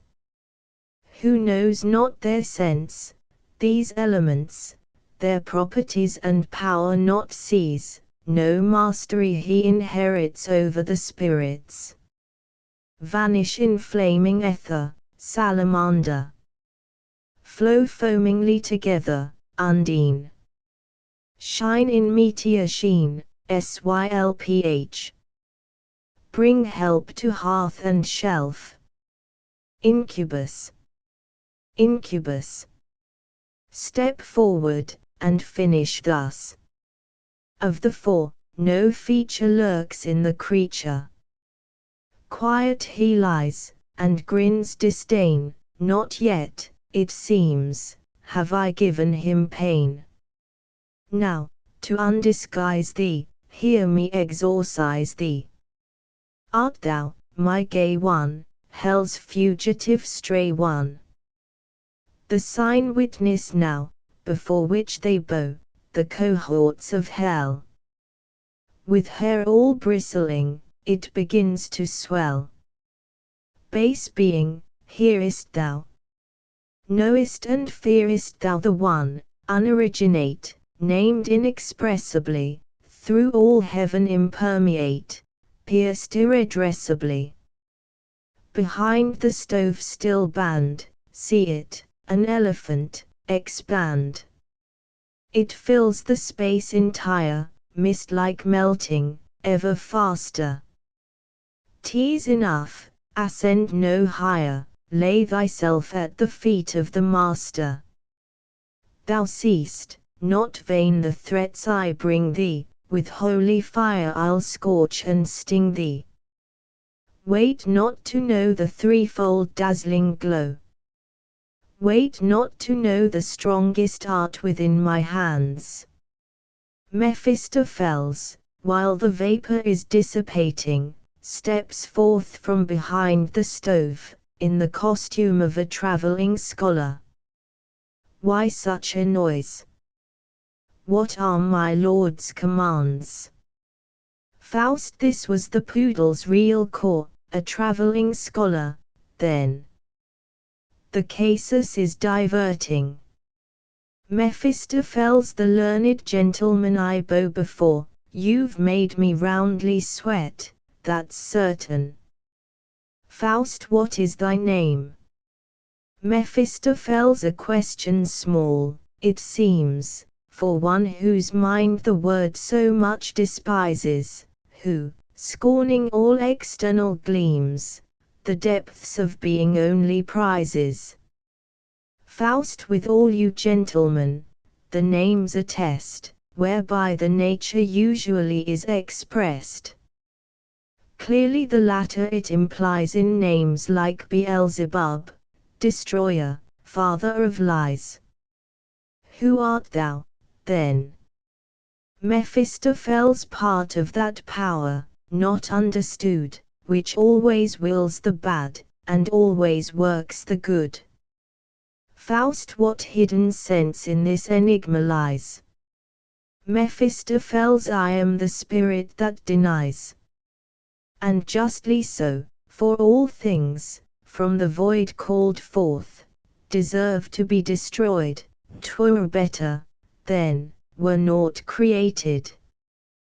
Thus, all which you as sin have rated, destruction, aught with evil blent, that is my proper element. Faust, thou namest thyself apart, yet showest complete to me. Mephistopheles, the modest truth I speak to thee. If man, that microcosmic fool, can see himself a whole so frequently, part of the part am I, once all, in primal night, part of the darkness which brought forth the light, the haughty light, which now disputes the space, and claims of Mother Night her ancient place. And yet, the struggle fails, since light, how it weaves, still, fettered, unto bodies cleaves, it flows from bodies, bodies beautifies, by bodies is its course impeded, and so, but little time is needed, I hope, ere, as the bodies die, it dies. Faust, I see the plan thou art pursuing, thou canst not compass general ruin, and hast on smaller scale begun. Mephistopheles, and truly 'tis not much, when all is done. That which to naught is in resistance set, the something of this clumsy world, has yet, with all that I have undertaken, not been by me disturbed or shaken, from earthquake, tempest, wave, volcano's brand, back into quiet settle sea and land. And that damned stuff, the bestial, human brood, what use, in having that to play with? How many have I made away with? And ever circulates a newer, fresher blood. It makes me furious, such things beholding, from water, earth, and air unfolding, 1,000 germs break forth and grow, in dry, and wet, and warm, and chilly, and had I not the flame reserved, why, really, there's nothing special of my own to show. Faust, so, to the actively eternal creative force, in cold disdain you now oppose the fist infernal, whose wicked clench is all in vain. Some other labour seek thou rather, queer son of chaos, to begin. Mephistopheles, well, we'll consider, thou canst gather my views, when next I venture in. Might I, perhaps, depart at present? Faust, why thou shouldst ask, I don't perceive. Though our acquaintance is so recent, for further visits thou'st leave. The window's here, the door is yonder, a chimney, also, you behold. Mephistopheles, I must confess that forth I may not wander, my steps by one slight obstacle controlled, the wizard's foot, that on your threshold made is. Faust, the pentagram prohibits thee. Why, tell me now, thou son of Hades, if that prevents, how camest thou into me? Could such a spirit be so cheated? Mephistopheles, inspect the thing, the drawing's not completed. The outer angle, you may see, is open left, the lines don't fit it. Faust, well, chance, this time, has fairly hit it. And thus, thou art a prisoner to me. It seems the business has succeeded. Mephistopheles, the poodle, naught remarked, as after thee he speeded, but other aspects now obtain, the devil can't get out again. Faust, try, then, the open window pane. Mephistopheles, for devils and for spectres this is law, where they have entered in, there also they withdraw. The first is free to us, we're governed by the second. Faust, in hell itself, then, laws are reckoned. That's well. So might a compact be made with you gentlemen, and binding, surely. Mephistopheles, all that is promised shall delight thee purely, no skinflint bargain shalt thou see. But this is not of swift conclusion, we'll talk about the matter soon. And now, I do entreat this boon, leave to withdraw from my intrusion. Faust, one moment more I ask thee to remain, some pleasant news, at least, to tell me. Mephistopheles, release me, now. I soon shall come again, then thou, at will, mayst question and compel me. Faust, I have not snares around thee cast, thyself hast led thyself into the meshes. Who traps the devil, hold him fast. Not soon a second time he'll catch a prey so precious. Mephistopheles, and he please thee, also I'm content to stay, and serve thee in a social station, but stipulating, that I may with arts of mine afford thee recreation. Faust, thereto I willingly agree, if the diversion pleasant be. Mephistopheles, my friend, thou lt win, past all pretenses, more in this hour to soothe thy senses, than in the year's monotony. That which the dainty spirits sing thee, the lovely pictures they shall bring thee, are more than magic's empty show. Thy scent will be to bliss invited, thy palate then with taste delighted, thy nerves of touch ecstatic glow. All unprepared, the charm I spin, we're here together, so begin. Spirits vanish, ye darking arches above him. Loveliest weather, born of blue ether, break from the sky. Oh, that the darkling clouds had departed! Starlight is sparkling, tranquiller hearted suns are on high. Heaven's own children in beauty bewildering, waveringly bending, pass as they hover, longing unending follows them over. They, with their glowing garments, outflowing, cover, ingoing, landscape and bower, where, in seclusion, lovers are plighted, lost in illusion. Bower on bower, tendrils unblighted. Lo! In a shower grapes that o'er cluster gush into must, or flow into rivers of foaming and flashing wine, that is dashing gems, as it boundeth down the high places, and spreading, surroundeth with crystalline spaces, in happy embraces, blossoming forelands, emerald shorelands. And the winged races drink, and fly onward, fly ever soonward to the enticing islands, that flatter, dipping and rising light on the water. Hark, the inspiring sound of their choiring. See, the entrancing whirl of their dancing. All in the air are freer and fairer. Some of them scaling boldly the highlands, others are sailing, circling the islands, others are flying, lifeward all highing, all for the distant star of existent rapture and love. Mephistopheles, he sleeps. Enough, ye fays. Your airy number have sung him truly into slumber, for this performance I your debtor prove.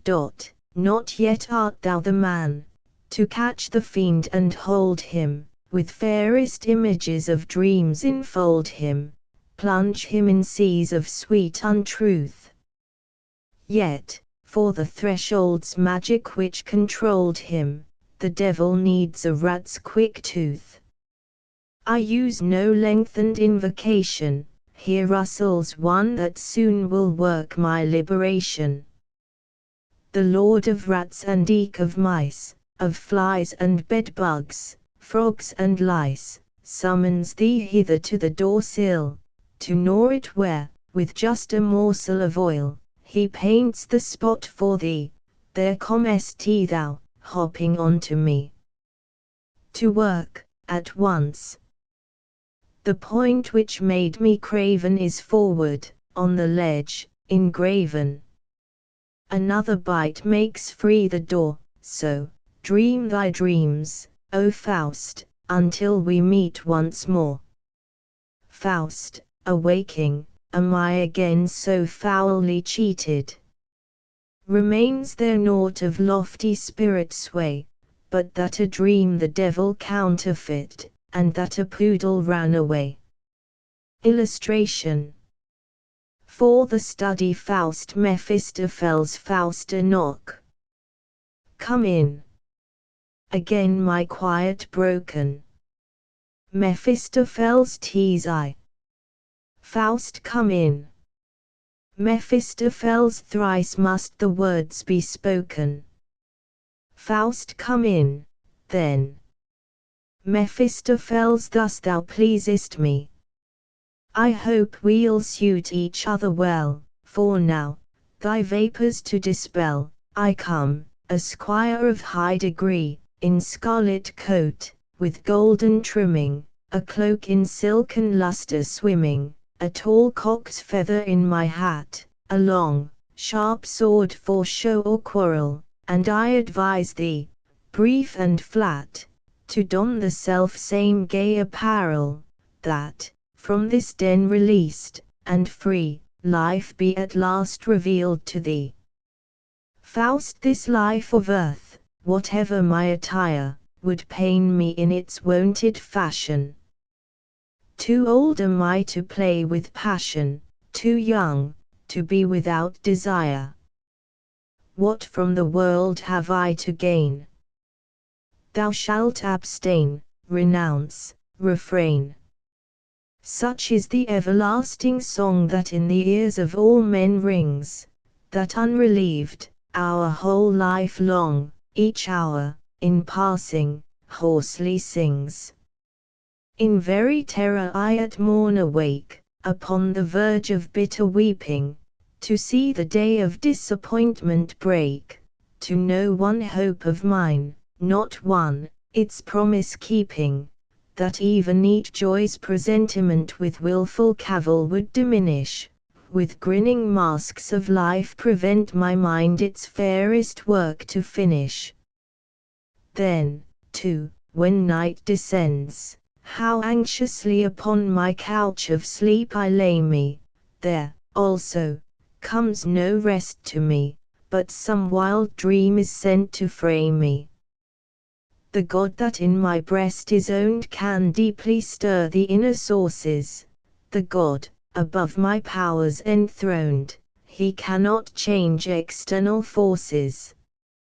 So, by the burden of my days oppressed, death is desired, and life a thing unblissed. Mephistopheles, and yet is never death a wholly welcome guest. Faust, O fortunate, for whom, when victory glances, the bloody laurels on the brow he bindeth. Whom, after rapid, maddening dances, in clasping maiden arms he findeth. O would that I, before that spirit power, ravished and rapt from life, had sunken. Mephistopheles, and yet, by some one, in that nightly hour, a certain liquid was not drunken. Faust eavesdropping, ha! Thy pleasure seems to be. Mephistopheles, omniscient am I not, yet much is known to me. Faust, though some familiar tone, retrieving my thoughts from torment, led me on, and sweet, clear echoes came, deceiving a faith bequeathed from childhood's dawn, yet now I curse waiter entices and snares the soul with visions vain, with dazzling cheats and dear devices confines it in this cave of pain. Cursed be, at once, the high ambition where'er with the mind itself deludes. Cursed be the glare of apparition that on the finer sense intrudes. Cursed be the lying dream's impression of name, and fame, and laureled brow. Cursed, all that flatters as possession, as wife and child, as knave and plough. Cursed Mammon be, when he with treasures to restless action spurs our fate.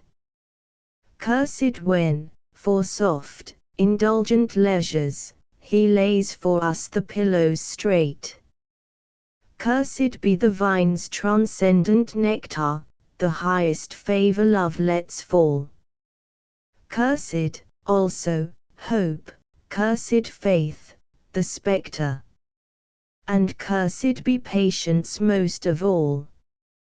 Chorus of spirits, invisible, woe, woe. Thou hast it destroyed, the beautiful world, with powerful fist, in ruin 'tis hurled, by the blow of a demigod shattered. The scattered fragments into the void we carry, deploring the beauty perished beyond restoring. Mightier for the children of men, brightlier build it again, in thine own bosom build it anew. Bid the new career commence, with clearer sense, and the new songs of cheer be sung thereto.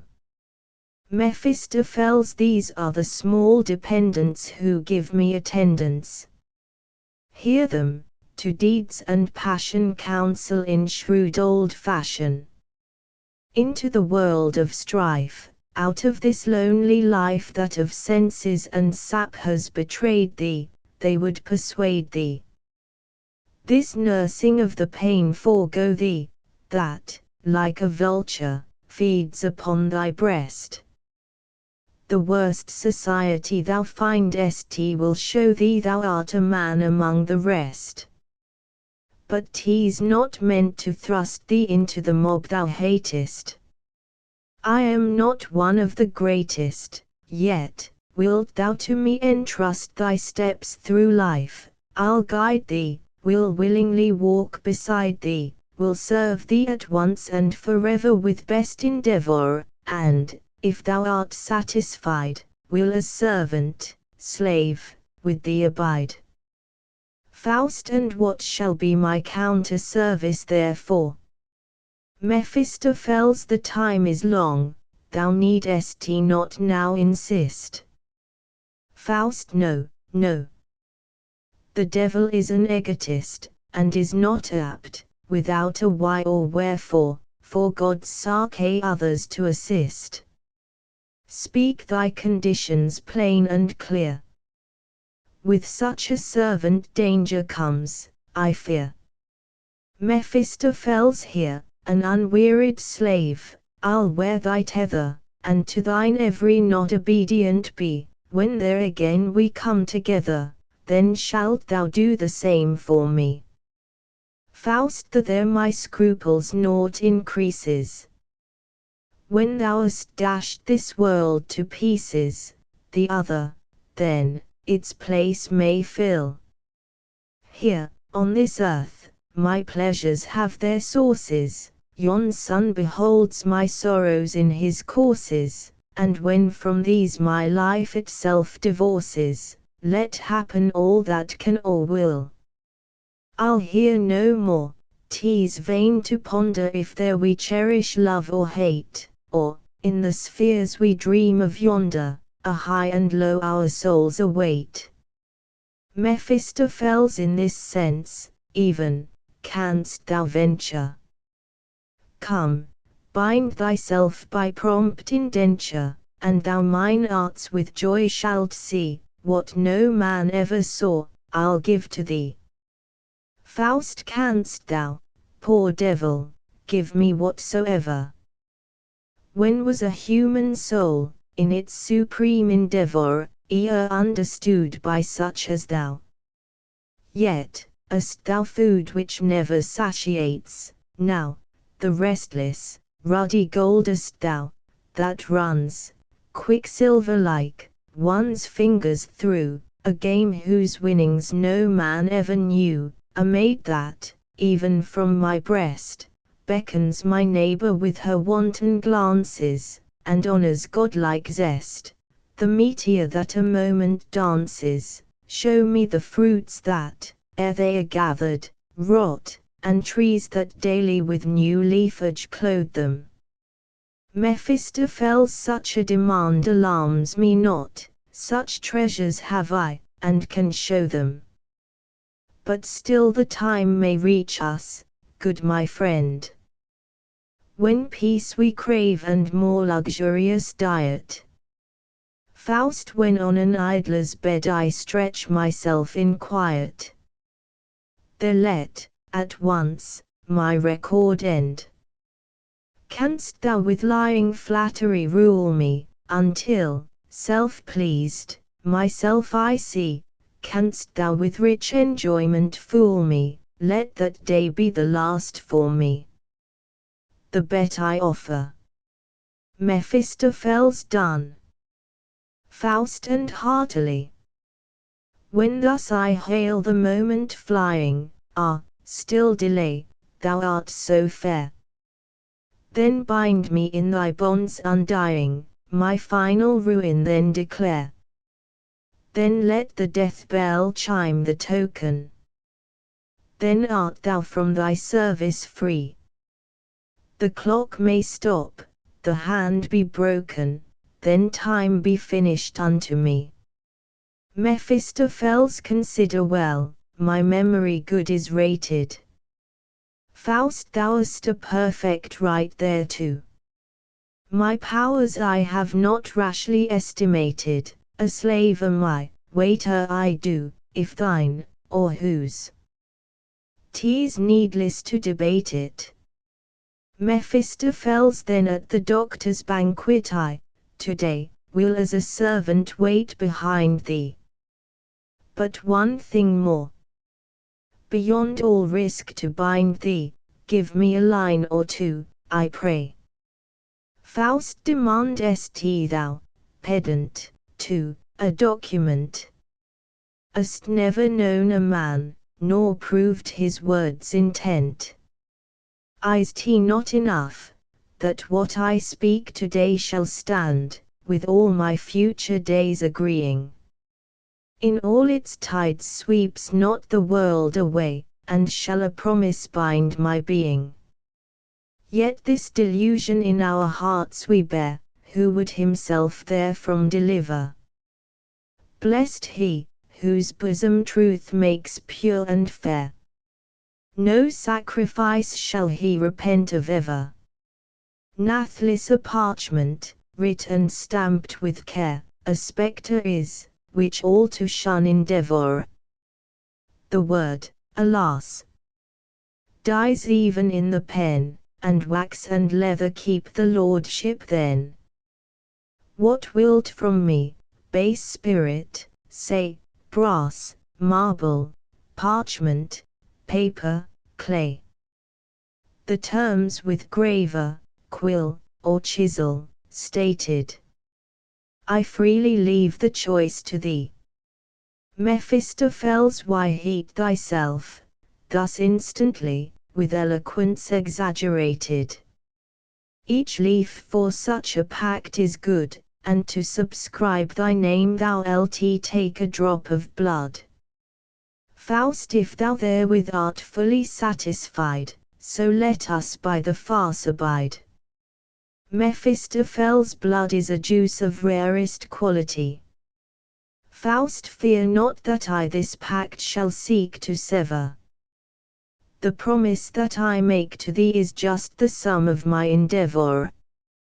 I have myself inflated all too high, my proper place is thy estate, the mighty spirit deigns me no reply, and nature shuts on me her gate. The thread of thought at last is broken, and knowledge brings disgust unspoken.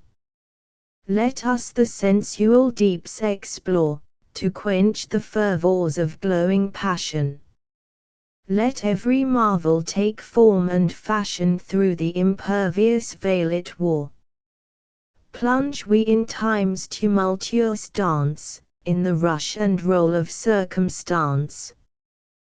Then may delight and distress, and worry and success, alternately follow, as best they can. Restless activity proves the man. Mephistopheles, for you no bound, no term is set. Whether you everywhere be trying, or snatch a rapid bliss in flying, may it agree with you, what you get. Only fall to, and show no timid balking. Faust, but thou hast heard, 'tis not of joy we're talking. I take the wildering whirl, enjoyment's keenest pain, enamoured hate, exhilarant disdain. My bosom, of its thirst for knowledge sated, shall not, henceforth, from any pang be rested, and all of life for all mankind created shall be within mine inmost being tested. The highest, lowest forms my soul shall borrow, shall heap upon itself their bliss and sorrow, and thus, my own soul self to all their selves expanded, I too, at last, shall with them all be stranded. Mephistopheles, believe me, who for many 1,000 years the same tough meat have chewed and tested, that from the cradle to the bier no man the ancient leaven has digested. Trust one of us, this whole supernal is made but for a God's delight. He dwells in splendor single and eternal, but us he thrusts in darkness, out of sight, and you he dowers with day and night. Faust, nay, but I will. Mephistopheles, a good reply. One only fear still needs repeating, the art is long, the time is fleeting. Then let thyself be taught, say I.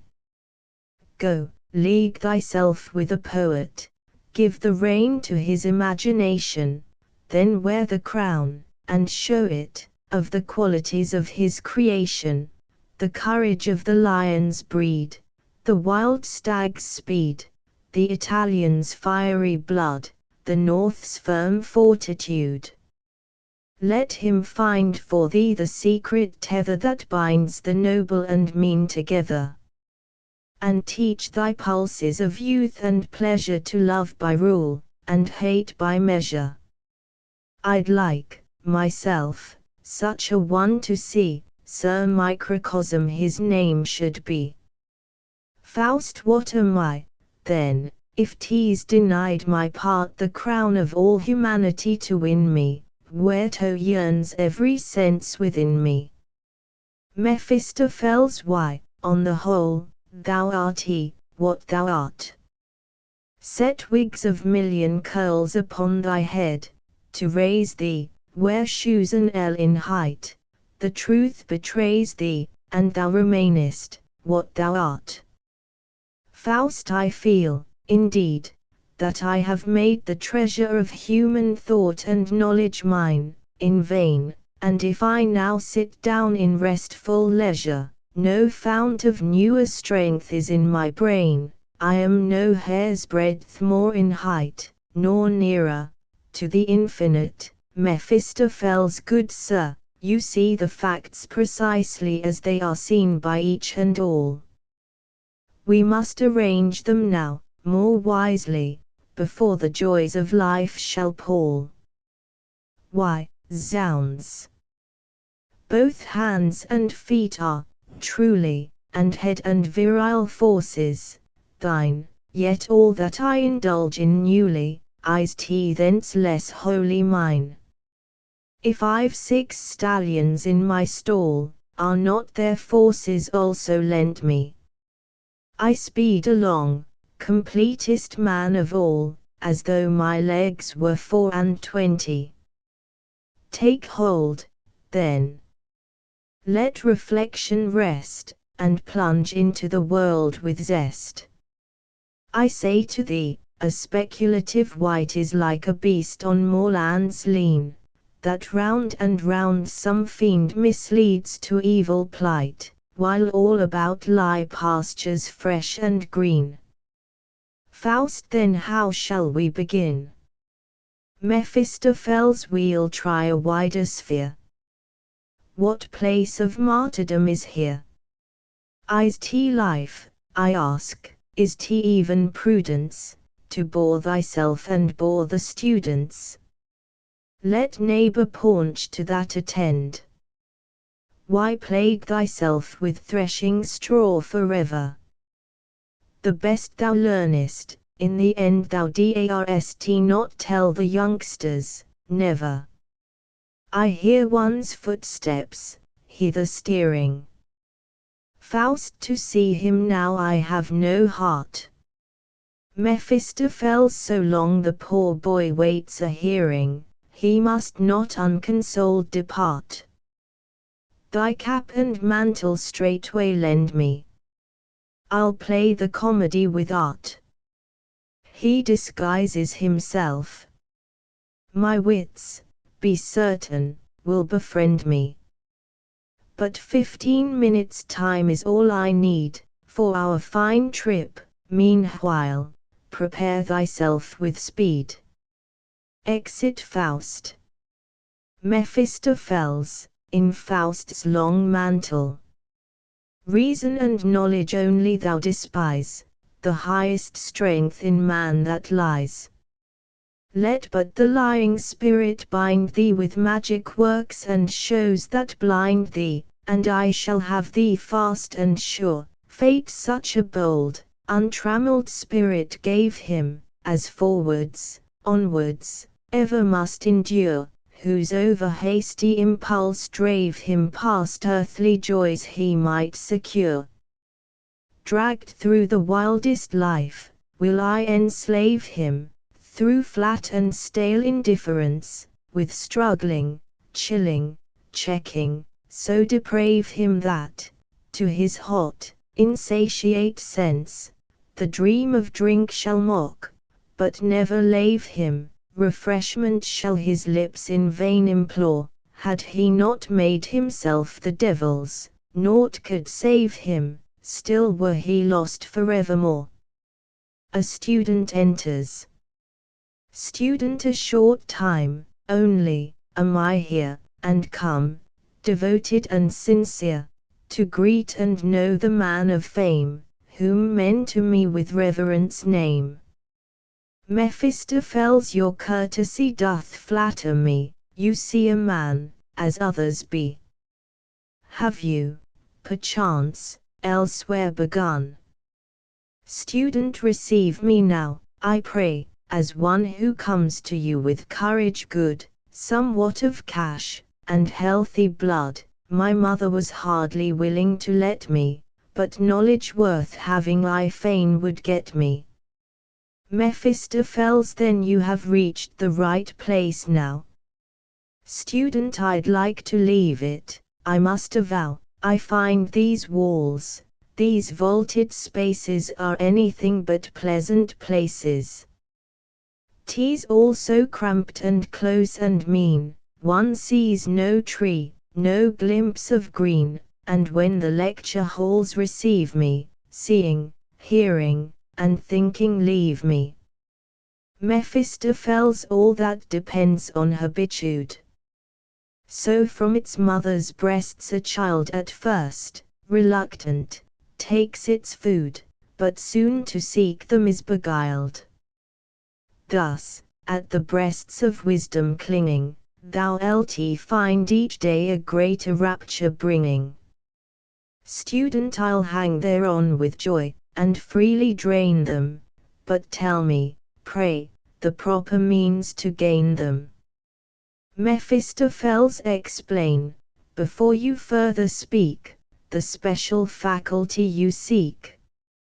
Student, I crave the highest erudition, and fain would make my acquisition all that there is in earth and heaven, in nature and in science too. Mephistopheles, here is the genuine path for you, yet strict attention must be given. Student, body and soul thereon I'll wreak, yet, truly, I've some inclination on summer holidays to seek a little freedom and recreation. Mephistopheles, use well your time. It flies so swiftly from us, but time through order may be won, I promise. So, friend, my views to briefly sum. First, the Collegium Logicum. There will your mind be drilled and braced, as if in Spanish boots 'twere laced, and thus, to graver paces brought, 'twill plod along the path of thought, instead of shooting here and there, a will-o'-the-wisp in murky air. Days will be spent to bid you know, what once you did at a single blow, like eating and drinking, free and strong, that 1, 2, 3 thereto belong. Truly the fabric of mental fleece resembles a weaver's masterpiece, where 1,000 threads one treadle throws, where fly the shuttles hither and thither.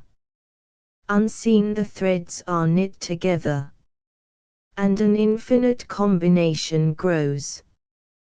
Then, the philosopher steps in and shows, no otherwise it could have been, the first was so, the second so, therefore the third and fourth are so, were not the first and second, then the third and fourth had never been. The scholars are everywhere believers, but never succeed in being weavers. He who would study organic existence, first drives out the soul with rigid persistence, then the parts in his hand he may hold and clasp, but the spiritual link is lost, alas.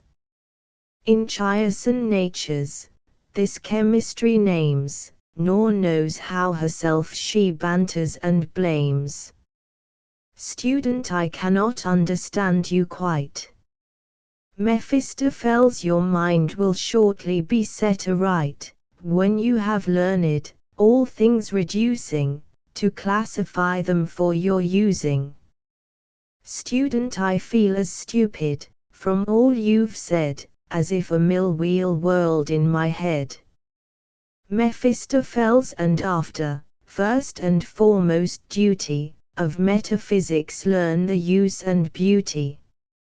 See that you most profoundly gain what does not suit the human brain. A splendid word to serve, you'll find for what goes in, or won't go in, your mind. But first, at least this half a year, to order rigidly adhere, 5 hours a day, you understand, and when the clock strikes, be on hand. Prepare beforehand for your part with paragraphs all got by heart, so you can better watch, and look that naught is said but what is in the book, yet in thy writing as unwearied be, as did the Holy Ghost dictate to thee. Student, no need to tell me twice to do it. I think, how useful 'tis to write, for what one has, in black and white, one carries home and then goes through it. Mephistopheles, yet choose thyself a faculty.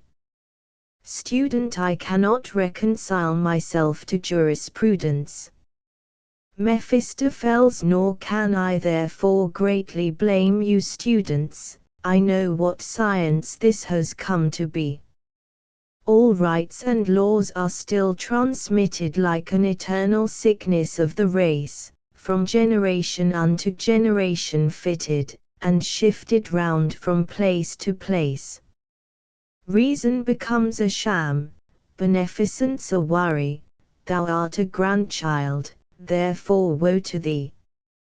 The right born with us, ours in verity, this to consider, theirs, alas, no hurry. Student, my own disgust is strengthened by your speech, O lucky he, whom you shall teach. I've almost for theology decided. Mephistopheles, I should not wish to see you here misguided, for, as regards this science, let me hint 'tis very hard to shun the false direction, there's so much secret poison lurking in tea. So like the medicine, it baffles your detection. Here, therefore, one alone, for that is best, in sooth, and simply take your master's words for truth. On words let your attention center. Then through the safest gate you'll enter the temple halls of certainty. Student, yet in the word must some idea be. Mephistopheles, of course. but only shun too over-sharp attention, for just where fails the comprehension, a word steps promptly in as deputy. With words 'tis excellent disputing, systems to words 'tis easy suiting, on words 'tis excellent believing, no word can ever lose a jot from thieving. Student, pardon. With many questions I detain you. Yet must I trouble you again. Of medicine I still would fain hear one strong word that might explain you. 3 years is but a little space. And, God, who can the field embrace? If once some index could be shown, 'twere easier groping forward, truly. Mephistopheles, aside, I'm tired enough of this dry tone, must play the devil again, and fully. Aloud, to grasp the spirit of medicine is easy, learn of the great and little world your fill, to let it go at last, so please ye, just as God will. In vain that through the realms of science you may drift, each one learns only just what learn he can, yet he who grasps the moment's gift, he is the proper man. Well made you are, 'tis not to be denied, the rest a bold address will win you, if you but in yourself confide, at once confide all others in you. To lead the women, learn the special feeling. Their everlasting aches and groans, in 1,000 tones, have all one source, one mode of healing, and if your acts are half discreet, you'll always have them at your feet. A title first must draw and interest them, and show that yours all other arts exceeds, then, as a greeting, you are free to touch and test them, while, thus to do, for years another pleads. You press and count the pulse's dances, and then, with burning sidelong glances, you clasp the swelling hips, to see if tightly laced her corsets be. Student, that's better, now. The how and where, one sees. Mephistopheles, my worthy friend, grey are all theories, and green alone life's golden tree. Student, I swear to you, 'tis like a dream to me. Might I again presume, with trust unbounded, to hear your wisdom thoroughly expounded? Mephistopheles, most willingly, to what extent I may. Student, I cannot really go away, allow me that my album first I reach you, grant me this favor, I beseech you. Mephistopheles, assuredly. He writes, and returns the book. Student, reads, Eritis sicut Deus, science bonum it malum. Closes the book with reverence, and withdraws. Mephistopheles, follow the ancient text, and the snake thou wast ordered to trample. With all thy likeness to God, thou lt yet be a sorry example. Faust enters. Faust, now, whither shall we go? Mephistopheles, as best it pleases thee. The little world, and then the great, we'll see. With what delight, what profit winning, shalt thou sponge through the term beginning? Faust, yet with the flowing beard I wear, both ease and grace will fail me there. The attempt, indeed, were a futile strife, I never could learn the ways of life. I feel so small before others, and thence should always find embarrassments.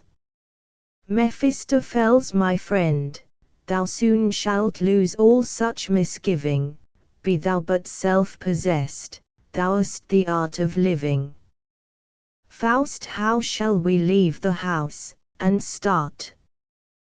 Wearest thou servant, coach and horses? Mephistopheles we'll spread this cloak with proper art, then through the air direct our courses. But only, on so bold a flight, be sure to have thy luggage light. A little burning air, which I shall soon prepare us, above the earth will nimbly bear us, and, if we're light, we'll travel swift and clear. I gratulate thee on thy new career. Illustration. V. Feuerbach's cellar in Leipzig. Carousel of jolly companions. Frosk is no one laughing, no one drinking. I'll teach you how to grin, I'm thinking. Today you're like wet straw, so tame, and usually you're all aflame.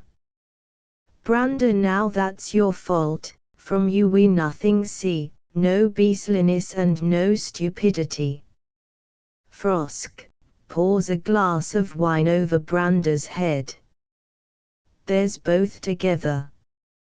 Brander twice a swine. Frosk, you wanted them, I've given you mine. Sybil, turn out who quarrels, out the door. With open throat sing chorus, drink and roar. Up. Holler. Ho. Altmaier woes me, the fearful bellow. Bring cotton, quick. He's split my ears, that fellow. Sybil, when the vault echoes to the song, one first perceives the bass is deep and strong. Frosk, well said. And out with him that takes the least offence. Ah, Tara, Lara the. Altmaier, ah, Tara, Lara, the. Frosk, the throats are tuned, commence. Sings. The dear old Holy Roman realm, how does it hold together? Brander, a nasty song. Fie. A political song, a most offensive song. Thank God, each morning, therefore, that you have not the Roman realm to care for. At least, I hold it so much gain for me, that I nor Chancellor nor Kaiser be. Yet also we must have a ruling head, I hope, and so we'll choose ourselves a pope. You know the quality that can decide the choice, and elevate the man. Frosk sings, soar up, Dame Nightingale. 10,000 times my sweetheart hail. Sybil, no, greet my sweetheart not. I tell you, I'll resent it. Frosk, my sweetheart greet and kiss. I dare you to prevent it.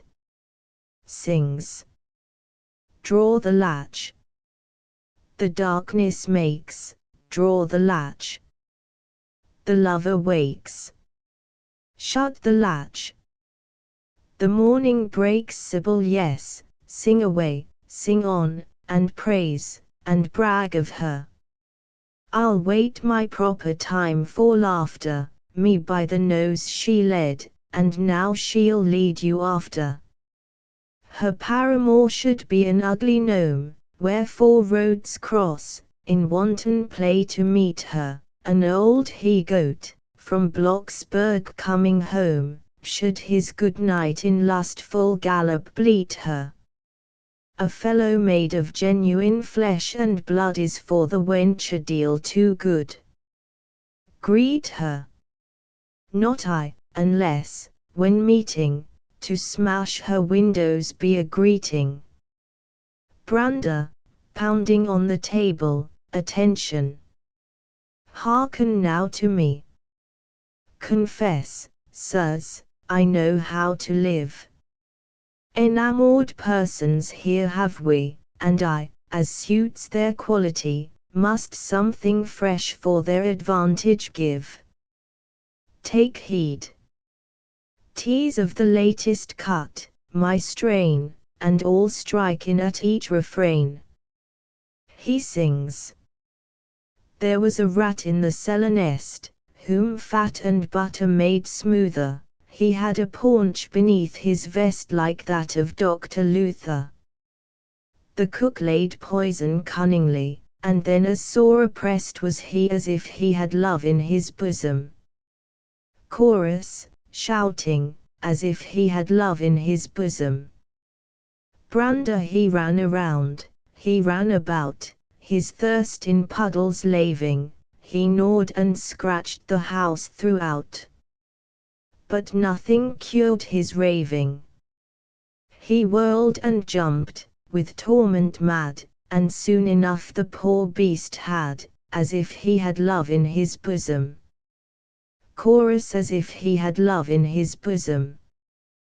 Brander and driven at last, in open day, he ran into the kitchen, fell on the hearth, and squirming lay, in the last convulsion twitching. Then laughed the murderess in her glee, ha, ha, he's at his last gasp, said she, as if he had love in his bosom. Chorus, as if he had love in his bosom. Sibyl, how the dull fools enjoy the matter. To me it is a proper art poison for such poor rats to scatter. Brander, perhaps you'll warmly take their part. Old Mayor the bald pate potbelly I have noted, misfortune tames him by degrees, for in the rat by poison bloated his own most natural form he sees. Faust and Mephistopheles, Mephistopheles before all else, I bring thee hither where boon companions meet together, to let thee see how smooth life runs away. Here, for the folk, each day's a holiday, with little wit and ease to suit them, they whirl in narrow, circling trails, like kittens playing with their tails. And if no headache persecute them, so long the host may credit give, they merrily and careless live. Brander, the fact is easy to unravel, their airs so odd, they've just returned from travel, a single hour they've not been here. Frosk, you've verily hit the truth. Leipzig to me is dear, Paris in miniature, how it refines its people. Sibyl, who are the strangers, should you guess? Frosk, let me alone. I'll set them first to drinking, and then, as one a child's tooth draws, with cleverness, I'll worm their secret out, I'm thinking. They're of a noble house, that's very clear, haughty and discontented they appear. Brander, they're mountebanks, upon a revel. Old Mayor, perhaps. Frosk, look out, I'll smoke them now. Mephistopheles, to Faust, not if he had them by the neck, I vow, would ere these people sent the devil. Faust, fair greeting, gentlemen. Sibyl, our thanks, we give the same. Murmurs, inspecting Mephistopheles from the side. In one foot is the fellow lame. Mephistopheles, is it permitted that we share your leisure? In place of cheering drink, which one seeks vainly here, your company shall give us pleasure. Old Mayor, a most fastidious person you appear. Frosk, no doubt 'twas late when you from Ruppach started, and supping there with hands occasioned your delay. Mephistopheles, we passed, without a call, today. At our last interview, before we parted, much of his cousins did he speak, entreating that we should give to each his kindly greeting. He bows to Frosk. Old Mayor, aside, you have it now. He understands. Sibyl, a knave sharp set. Frosk, just wait a while, I'll have him yet. Mephistopheles, if I am right, we heard the sound of well-trained voices, singing chorus, and truly, song must here abound superbly from the arches o'er us. Frosk, are you, perhaps, a virtuoso? Mephistopheles, oh no. My wish is great, my power is only so-so. Alt may give us a song. Mephistopheles, if you desire, a number. Sibyl, so that it be a brand new strain. Mephistopheles, we've just retraced our way from Spain, the lovely land of wine, and song, and slumber. Sings. There was a king once reigning, who had a big black flea. Frosk, here, here. A flea. Do ye rightly take the jest? I call a flea a tidy guest. Mephistopheles sings. There was a king once reigning, who had a big black flea, and loved him past explaining, as his own son were he. He called his man of stitches. The tailor came straightway. Here, measure the lad for breeches, and measure his coat, I say. Brander, but mind, allow the tailor no caprices, enjoin upon him, as his head is dear, to most exactly measure, so and shear, so that the breeches have no creases. Mephistopheles, in silk and velvet gleaming he now was wholly dressed, had a coat with ribbons streaming, a cross upon his breast. He had the first of stations, a minister's star and name, and also all his relations great lords at court became. And the lords and ladies of honor were plagued, awake and in bed, the queen she got them upon her, the maids were bitten and bled. And they did not dare to brush them, or scratch them, day or night. We crack them and we crush them, at once, we know they bite. Chorus, shouting, we crack them and we crush them, at once, we know they bite. Frosk, bravo. Bravo. That was fine. Sibyl, every flea may it so befall. Brander, point your fingers and nip them all. Alt may a hurrah for freedom. Hurrah for wine. Mephistopheles, I fain would drink with you, my glass to freedom clinking, if 'twere a better wine that here I see you drinking. Sibyl, don't let us hear that speech again. Mephistopheles, did I not fear the landlord might complain, I'd treat these worthy guests, with pleasure, to some from out our cellar's treasure. Sibyl, just treat, and let the landlord me arraign. Frosk, and if the wine be good, our praises shall be ample. But do not give too very small a sample, for, if its quality I decide, with a good mouthful I must be supplied. Alt Mayor, aside, there from the Rhine. I guessed as much, before. Mephistopheles, bring me a gimlet here. Brander, what shall therewith be done? You've not the casks already at the door. Alt Mayor, yonder, within the landlord's box of tools, there's one. Mephistopheles takes the gimlet, to Frosk. Now, give me of your taste some intimation. Frosk, how do you mean? Have you so many kinds? Mephistopheles, the choice is free, make up your minds. Alt Mayor, to Frosk, aha! You lick your chops, from sheer anticipation. Frosk, good. If I have the choice, so let the wine be Rhenish. Our fatherland can best the sparkling cup replenish. Mephistopheles, boring a hole in the edge of the table, at the place where Frosk sits, get me a little wax, to make the stoppers, quick. Old Mayor, I perceive a juggler's trick. Mephistopheles, to Brander, and you. Brander champagne shall be my wine, and let it sparkle fresh and fine.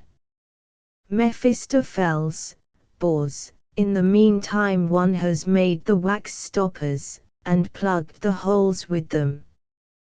Brander, what's foreign one can't always keep quite clear of, for good things, oft, are not so near. A German can't endure the French to see or hear of, yet drinks their wines with hearty cheer.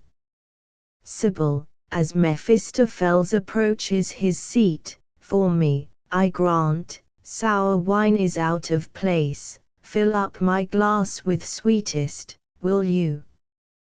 Mephistopheles, boring, talk I shall flow at once, to fill you.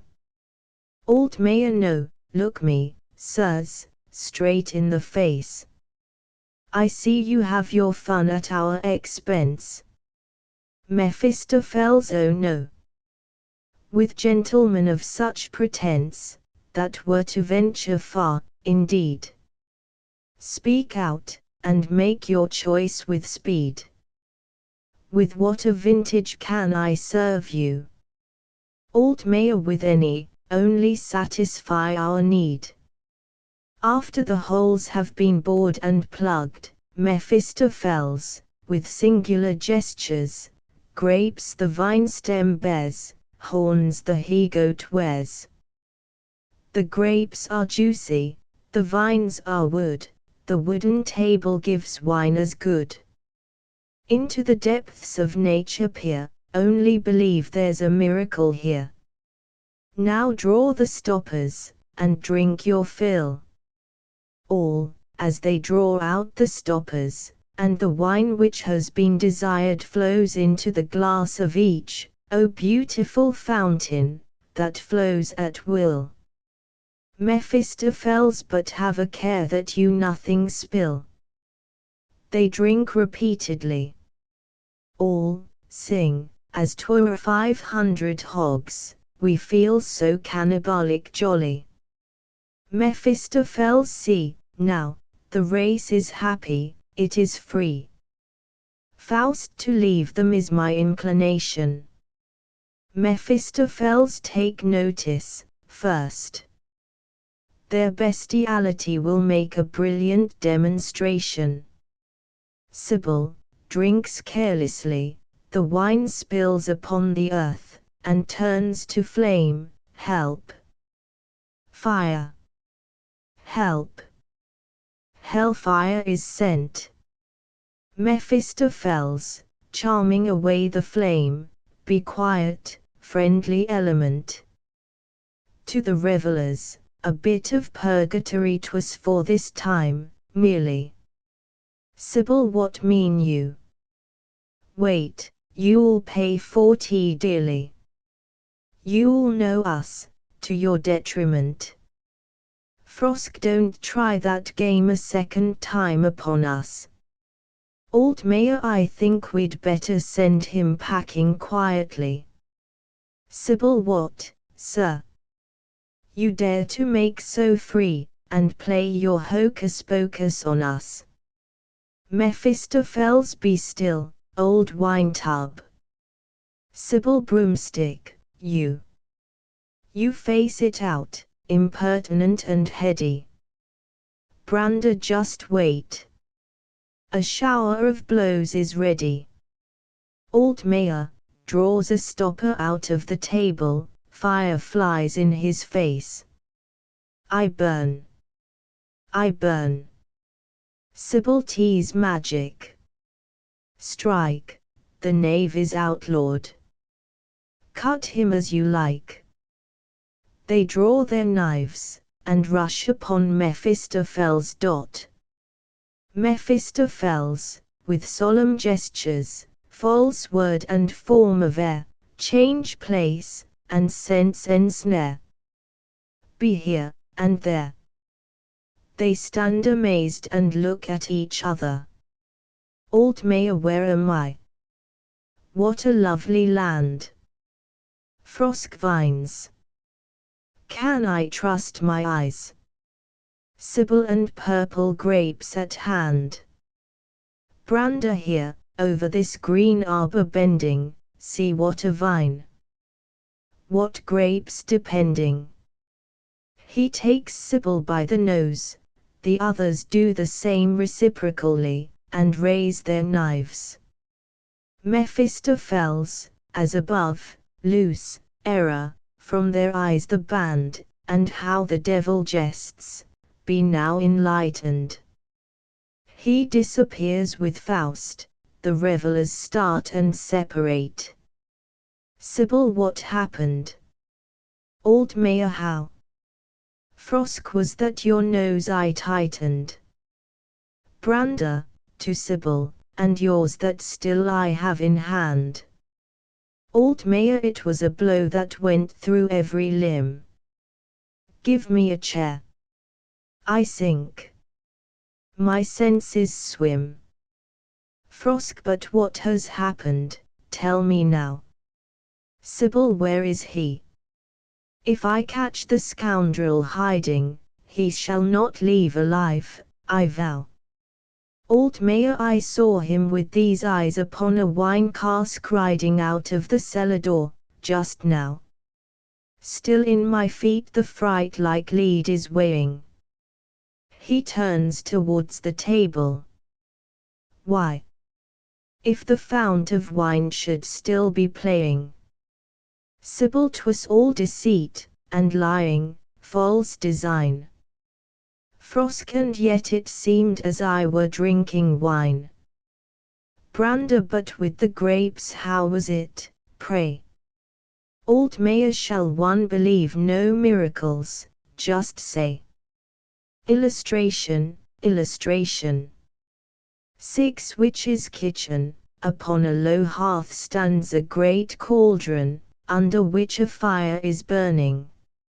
Various figures appear in the vapors which rise from the cauldron. An ape sits beside it, skims it, and watches lest it boil over. The he-ape, with the young ones, sits near and warms himself. Ceiling and walls are covered with the most fantastic witch implements. Faust, Mephistopheles, Faust, these crazy signs of witches' craft repel me. I shall recover, dost thou tell me, through this insane, chaotic play? From an old hag shall I demand assistance? And will her foul mess take away full 30 years from my existence? Woe's me, canst thou naught better find? Another baffled hope must be lamented, hers nature, then, and hers a noble mind, not any potent balsam yet invented. Mephistopheles, once more, my friend, thou talkest sensibly. There is, to make thee young, a simpler mode and apter, but in another book 'tis writ for thee, and is a most eccentric chapter. Faust, yet will I know it. Mephistopheles, good. The method is revealed without or gold or magic or physician.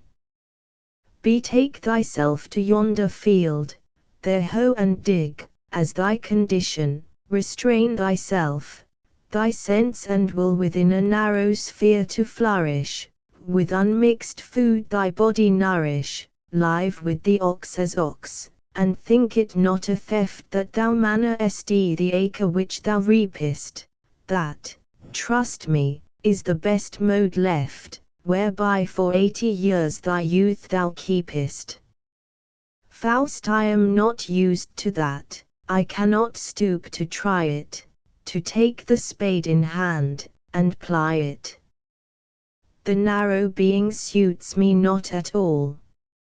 Mephistopheles then to thine aid the witch must call. Faust, wherefore the hag, and her alone? Canst thou thyself not brew the potion? Mephistopheles, that were a charming sport, I own. I'd build 1,000 bridges meanwhile, I've a notion. Not art and science serve, alone. Patience must in the work be shown. Long is the calm brain active in creation, time, only, strengthens the fine fermentation. And all, belonging thereunto, is rare and strange, how you take it. The devil taught the thing, 'tis true, and yet the devil cannot make it.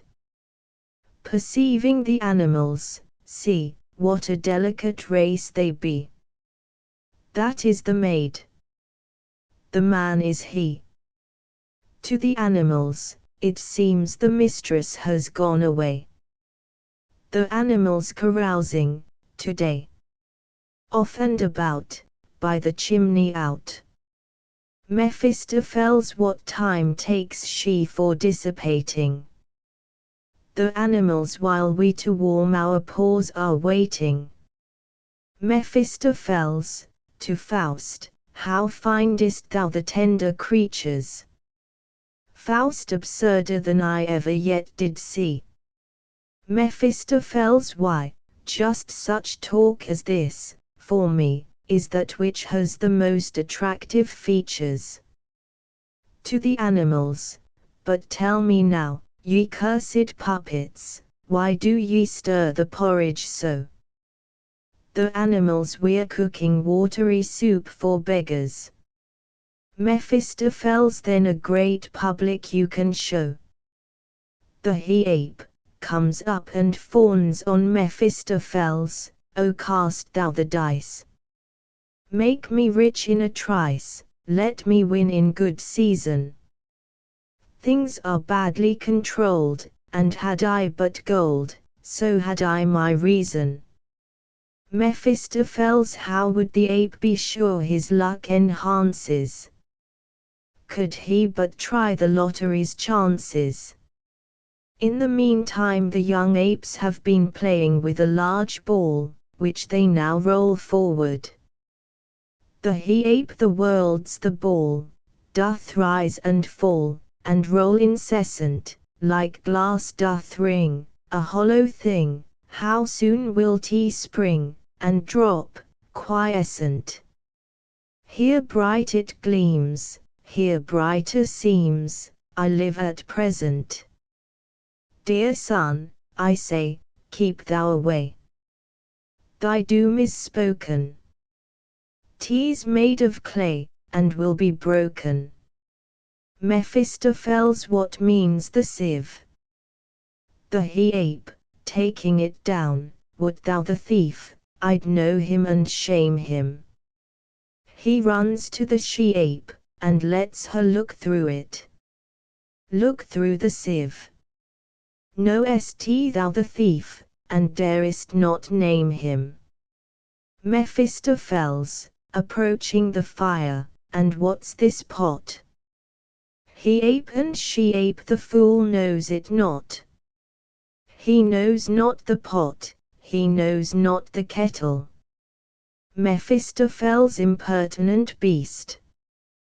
The he-ape, take the brush here, at least, and sit down on the settle.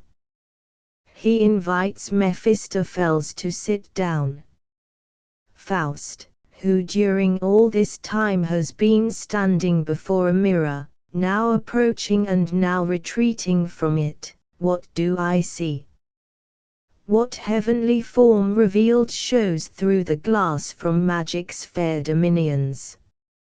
O lend me, love, the swiftest of thy pinions, and bear me to her beauteous field. Ah, if I leave this spot with fond designing, if I attempt to venture near, dim, as through gathering mist, her charms appear, a woman's form, in beauty shining. Can woman, then, so lovely be? And must I find her body, there reclining, of all the heavens the bright epitome? Can earth with such a thing be mated? Mephistopheles, why, surely, if a god first plagues himself 6 days, then, self-contented, bravo, says, must something clever be created. This time, thine eyes be satiate. I'll yet detect thy sweetheart and ensnare her, and blessed is he, who has the lucky fate, some day, as bridegroom, home to bear her. Faust gazes continually in the mirror. Mephistopheles, stretching himself out on the settle, and playing with the brush, continues to speak. So sit I, like the king upon his throne, I hold the scepter, here, and lack the crown alone. The animals, who up to this time have been making all kinds of fantastic movements together, bring a crown to Mephistopheles with great noise. O be thou so good with sweat and with blood the crown to bear him. They handle the crown awkwardly and break it into 2 pieces, with which they spring around. 'Tis done, let it be. We speak and we see, we hear and we rhyme. Faust, before the mirror, woes me. I fear to lose my wits. Mephistopheles, pointing to the animals, my own head, now, is really nigh to sinking. The animals, if lucky our hits, and everything fits, 'tis thoughts, and we're thinking. Faust, as above, my bosom burns with that sweet vision, let us, with speed, away from here.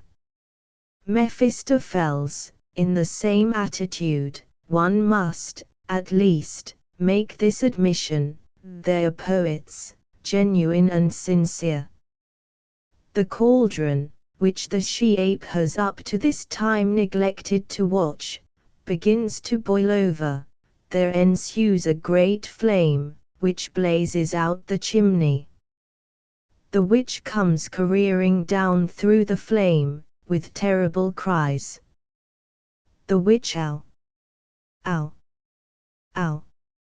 Ow! The damned beast, the cursed sow! To leave the kettle, and singe the frau. Accursed fear! Perceiving Faust and Mephistopheles. What is that here? Who are you here? What want you thus? Who sneaks to us? The fire pain burn bone and brain. She plunges the skimming ladle into the cauldron, and scatters flames towards Faust, Mephistopheles, and the animals. The animals whimper. Mephistopheles, reversing the brush, which he has been holding in his hand, and striding among the jars and glasses, into. There lies the brew. There lies the glass. The joke will pass, as time, foul lass. To the singing of thy crew. As the witch starts back, full of wrath and horror, ha! Knowest thou me? Abomination, thou! Knowest thou, at last, thy lord and master? What hinders me from smiting now thee and thy monkey sprites with fell disaster? Hast for the scarlet coat no reverence? Dost recognize no more the tall cock's feather? Have I concealed this countenance, must tell my name, old face of leather? The witch, oh pardon, sir, the rough salute. Yet I perceive no cloven foot, and both your ravens, where are they now? Mephistopheles, this time, I'll let thee 'scape the debt, for since we two together met, 'tis verily full many a day now. Culture, which smooth the whole world licks, also unto the devil sticks.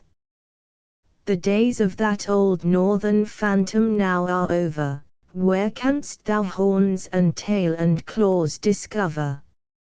And, as regards the foot, which I can't spare, in truth, 'twould only make the people shun me, therefore I've worn, like many a spindly youth, false calves these many years upon me. The which, dancing, reason and sense forsake my brain, since I behold Squire Satan here again. Mephistopheles woman, from such a name refrain. The which why so? What has it done to thee? Mephistopheles, it's long been written in the book of fable, yet, therefore, no whit better men we see, the evil one has left, the evil ones are stable. Sir Baron, call me thou, then is the matter good, a cavalier am I, like others in my bearing. Thou'st no doubt about my noble blood, see, here's the coat of arms that I am wearing. He makes an indecent gesture. The which, laughs immoderately, ha! Ha! That's just your way, I know, a rogue you are, and you were always so. Mephistopheles, to Faust, my friend, take proper heed, I pray. To manage witches, this is just the way. The which wherein, sirs, can I be of use? Mephistopheles, give us a goblet of the well-known juice. But, I must beg you, of the oldest brewage, the years a double strength produce. The which with all my heart. Now, here's a bottle, wherefrom, sometimes, I wet my throttle, which, also, not the slightest, stinks, and willingly a glass I'll fill him. Whispering, yet, if this man without due preparation drinks, as well thou knowest, within an hour 'twill kill him. Mephistopheles, he is a friend of mine, with whom it will agree, and he deserves thy kitchen's best potation. Come, draw thy circle, speak thine adjuration, and fill thy goblet full and free. The which, with fantastic gestures draws a circle and places mysterious articles therein. Meanwhile the glasses begin to ring, the cauldron to sound, and make a musical accompaniment. Finally she brings a great book, and stations in the circle the apes, who are obliged to serve as reading desk, and to hold the torches. She then beckons Faust to approach. Faust, to Mephistopheles, now, what shall come of this? The creature's antic, the crazy stuff, the gestures frantic, all the repulsive cheats I view, are known to me, and hated, too. Mephistopheles, oh, nonsense. That's a thing for laughter, don't be so terribly severe. She juggles you as doctor now, that, after, the beverage may work the proper cheer. He persuades Faust to step into the circle. The which, begins to declaim, with much emphasis, from the book, see, thus it's done. Make 10 of one, and 2 let be, make even 3, and rich thou it be. Cast o'er the 4. From 5 and 6, the witch's tricks, make 7 and 8, 'tis finished straight. And 9 is 1, and 10 is none. This is the witch's once one. Faust, she talks like one who raves in fever. Mephistopheles, thou'lt hear much more before we leave her. 'Tis all the same, the book I can repeat, such time I've squandered o'er the history. A contradiction thus complete is always for the wise, no less than fools, a mystery. The art is old and new, for verily all ages have been taught the matter, by 3 and 1, and 1 and 3, error instead of truth to scatter. They prate and teach, and no one interferes, all from the fellowship of fools are shrinking. Man usually believes, if only words he hears, that also with them goes material for thinking. The which, continues, the lofty skill of science, still from all men deeply hidden. Who takes no thought, to him 'tis brought, 'tis given unsought, unbidden. Faust, what nonsense she declaims before us! My head is nigh to split, I fear. It seems to me as if I hear 100,000 fools in chorus. Mephistopheles, O Sibyl excellent, enough of adjuration. But hither bring us thy potation, and quickly fill the beaker to the brim. This drink will bring my friend no injuries, he is a man of manifold degrees, and many draughts are known to him. The which, with many ceremonies, pours the drink into a cup. As Faust sets it to his lips, a light flame arises. Down with it quickly. Drain it off. 'Twill warm thy heart with new desire, art with the devil hand and glove, and wilt thou be afraid of fire? The which breaks the circle, Faust steps forth. Mephistopheles, and now, away. Thou darst not rest. The which and much good may the liquor do thee. Mephistopheles, to the which, thy wish be on Walpurgis night expressed, what boon I have, shall then be given unto thee. The which here is a song, which, if you sometimes sing, you'll find it of peculiar operation. Mephistopheles, to Faust, come, walk at once. A rapid occupation must start the needful perspiration, and through thy frame the liquor's potence fling. The noble indolence I'll teach thee then to treasure, and soon thou'lt be aware, with keenest thrills of pleasure, how Cupid stirs and leaps, on light and restless wing. Faust, one rapid glance within the mirror give me, how beautiful that woman form. Mephistopheles, no, no. The paragon of all, believe me, thou soon shalt see, alive and warm. Aside, thou'lt find, this drink thy blood compelling, each woman beautiful as Helen. Illustration, illustration. 7 Street, Faust, Margaret, passing by. Faust, fair lady, let it not offend you, that arm and escort I would lend you. Margaret, I'm neither lady, neither fair, and home I can go without your care. She releases herself, and exit. Faust, by heaven, the girl is wondrous fair. Of all I've seen, beyond compare, so sweetly virtuous and pure, and yet a little pert, be sure.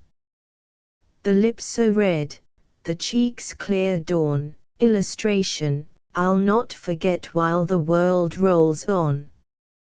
How she cast down her timid eyes, deep in my heart imprinted lies. How short and sharp of speech was she, why, 'twas a real ecstasy.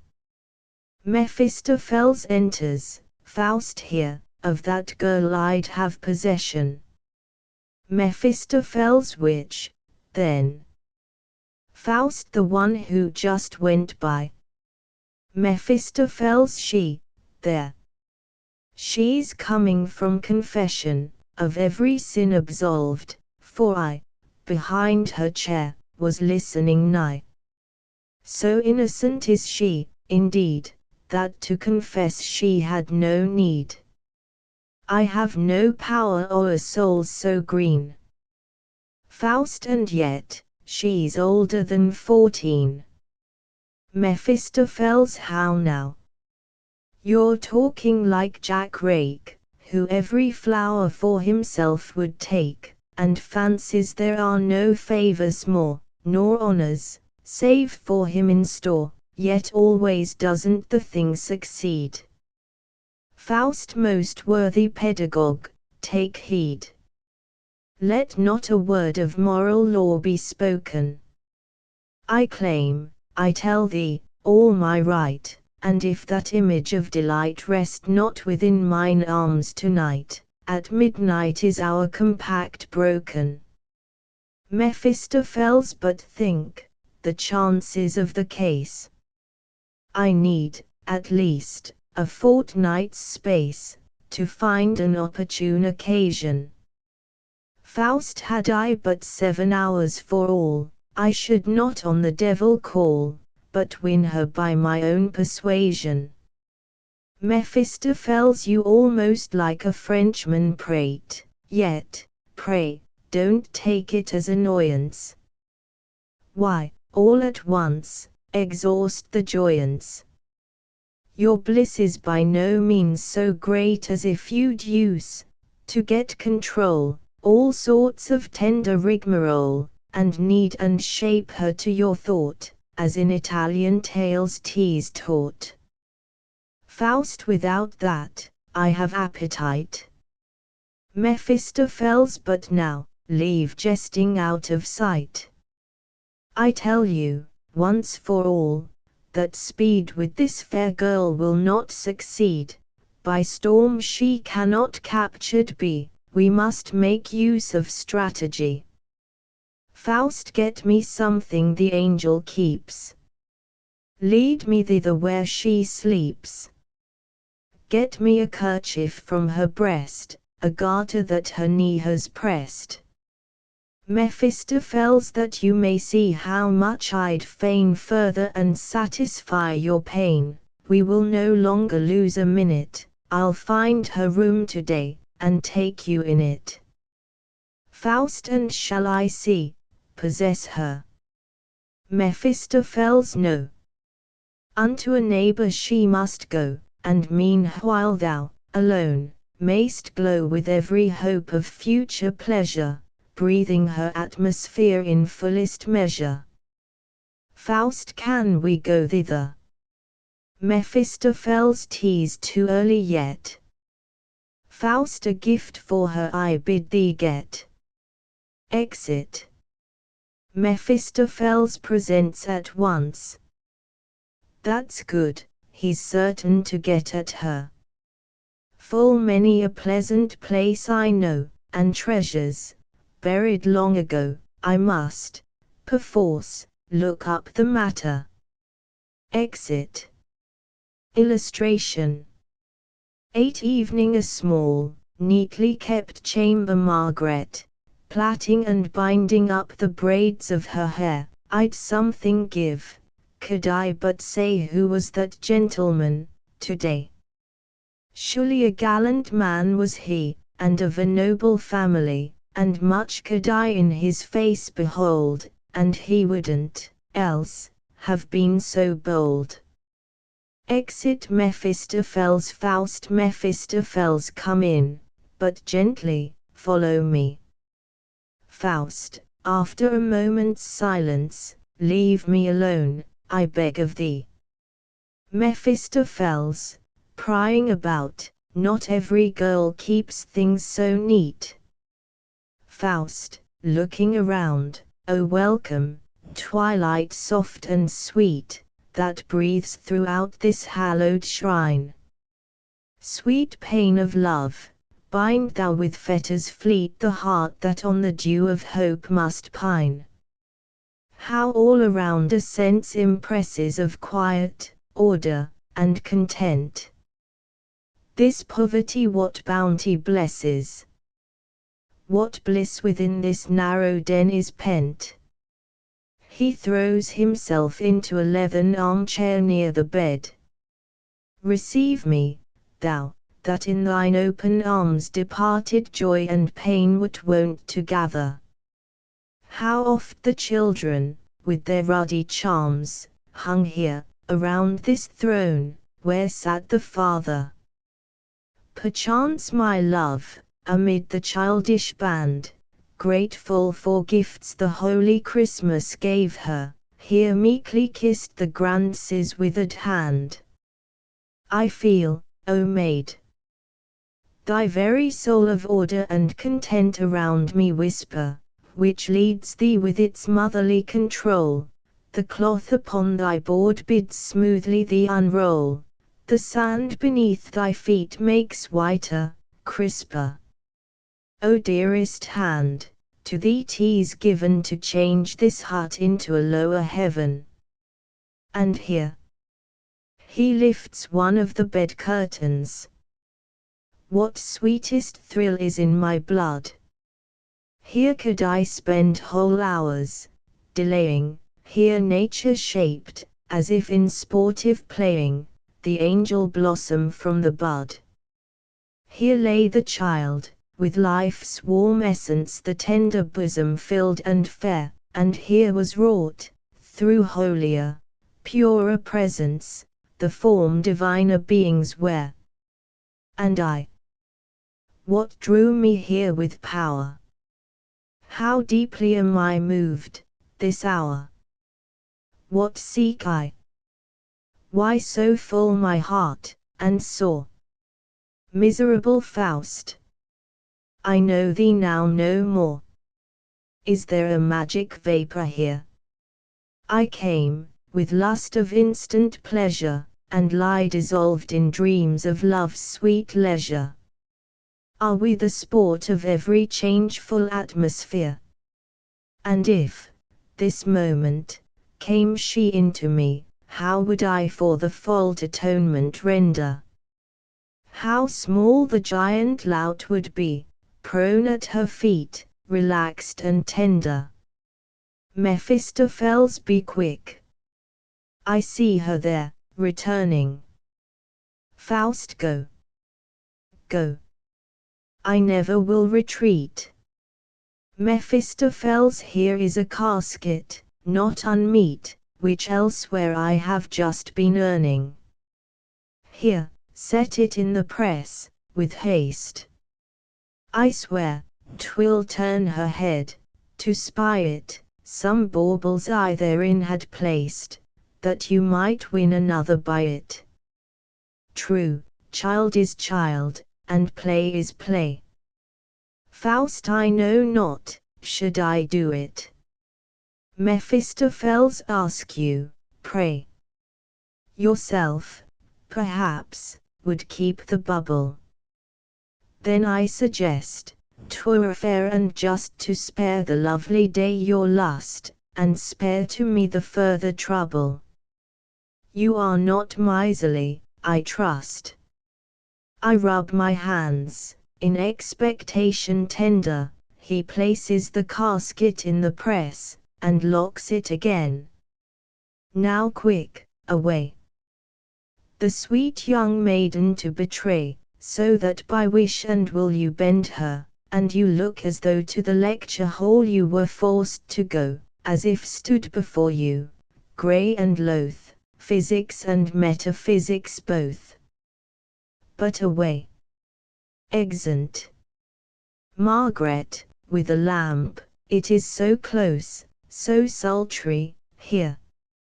She opens the window, and yet 'tis not so warm outside. I feel, I know not why, such fear. Would mother came, where can she bide? My body's chill and shuddering, I'm but a silly, fearsome thing. She begins to sing while undressing. There was a king in Thule, was faithful till the grave. to whom his mistress, dying, a golden goblet gave. Naught was to him more precious, he drained it at every bout, his eyes with tears ran over, as oft as he drank thereat. When came his time of dying, the towns in his land he told, naught else to his heir denying except the goblet of gold. He sat at the royal banquet with his knights of high degree, in the lofty hall of his fathers in the castle by the sea. There stood the old Kaiser, and drank the last life glow, and hurled the hallowed goblet into the tide below. He saw it plunging and filling, and sinking deep in the sea, then fell his eyelids forever, and never more drank he. She opens the press in order to arrange her clothes, and perceives the casket of jewels. How comes that lovely casket here to me? I locked the press, most certainly. 'Tis truly wonderful. What can within it be? Perhaps 'twas brought by some one as a pawn, and mother gave a loan thereon. And here there hangs a key to fit, I have a mind to open it. What is that? God in heaven! Whence came such things? Never beheld I aught so fair. Rich ornaments, such as a noble dame on highest holidays might wear. How would the pearl chain suit my hair? Ah, who may all this splendor own? She adorns herself with the jewelry, and steps before the mirror. Were but the earrings mine, alone, one has at once another air. What helps one's beauty, youthful blood? One may possess them, well and good, but none the more do others care. They praise us half in pity, sure, to gold still tends, on gold depends all, all. Alas, we poor. Illustration, illustration. 9 Promenade, Faust, walking thoughtfully up and down. To him Mephistopheles. Mephistopheles by all love ever rejected. By hellfire hot and unsparing. I wish I knew something worse, that I might use it for swearing. Faust, what ails thee? What is gripes thee, elf? A face like thine beheld I never. Mephistopheles, I would myself unto the devil deliver, if I were not a devil myself. Faust, thy head is out of order, sadly, it much becomes thee to be raving madly. Mephistopheles, just think, the pocket of a priest should get the trinkets left for Margaret. The mother saw them, and, instanter, a secret dread began to haunt her. Keen scent has she for tainted air, she snuffs within her book of prayer, and smells each article, to see if sacred or profane it be, so here she guessed, from every gem, that not much blessing came with them.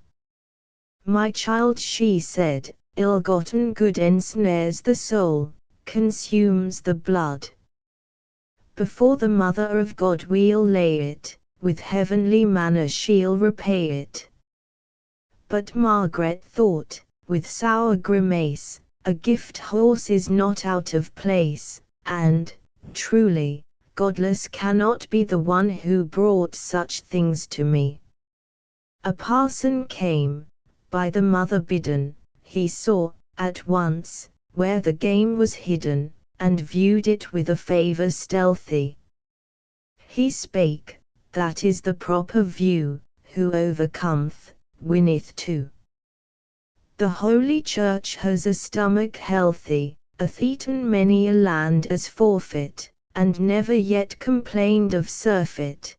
The Church alone, beyond all question, has for ill-gotten goods the right digestion. Faust, a general practice is the same, which Jew and king may also claim. Mephistopheles then backed the spangles, chains, and rings, as if but toadstools were the things, and thanked no less, and thanked no more than if a sack of nuts he bore, promised them fullest heavenly pay, and deeply edified were they. Faust and Margaret. Mephistopheles sits unrestful still, and knows not what she should, or will, thinks on the jewels, day and night, but more on him who gave her such delight. Faust, the darling's sorrow gives me pain. Get thou a set for her again. The first was not a great display. Mephistopheles, oh yes, the gentleman finds it all child's play. Faust, fix and arrange it to my will, and on her neighbor try thy skill. Don't be a devil stiff as paste, but get fresh jewels to her taste.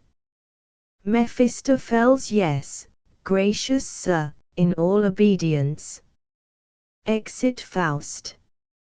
Such an enamoured fool in air would blow sun, moon, and all the starry legions, to give his sweetheart a diverting show. Exit. Illustration. X, the neighbor's house. Martha, solus, God forgive my husband, yet he hasn't done his duty by me. Off in the world he went straightway, left me lie in the straw where I lay. And, truly, I did naught to fret him, God knows I loved, and can't forget him. She weeps. Perhaps he's even dead. Ah, woe, had I a certificate to show. Margaret, comes, Dame Martha. Martha, Margaret. What's happened thee? Margaret, I scarce can stand, my knees are trembling. I find a box, the first resembling, within my press, of ebony, and things, all splendid to behold, and richer far than were the old. Martha, you mustn't tell it to your mother. 'Twould go to the priest, as did the other. Margaret, ah, look and see, just look and see. Martha, adorning her, oh, what a blessed luck for thee. Margaret, but, ah, in the streets I dare not bear them, nor in the church be seen to wear them. Martha, yet thou canst often this way wander, and secretly the jewels don, walk up and down an hour, before the mirror yonder, we'll have our private joy thereon. And then a chance will come, a holiday, when, piece by piece, can one the things abroad display, a chain at first, then other ornament, thy mother will not see, and stories we'll invent. Margaret, whoever could have brought me things so precious? That something's wrong, I feel suspicious. A knock, good heaven! My mother, can that have been? Martha, peeping through the blind, "'Tis some strange gentleman. Come in." Mephistopheles enters. Mephistopheles, that I so boldly introduce me, I beg you, ladies, to excuse me. Steps back reverently, on seeing Margaret. For Martha Schwartlein I'd inquire. Martha, I'm she, what does the gentleman desire?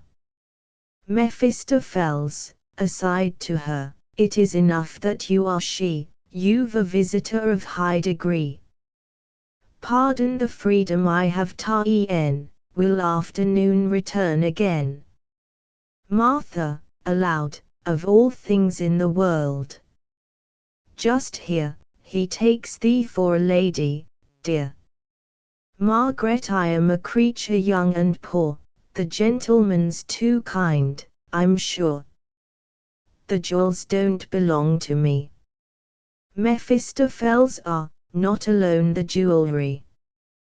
The look, the manner, both betray, rejoiced am I that I may stay. Martha, what is your business?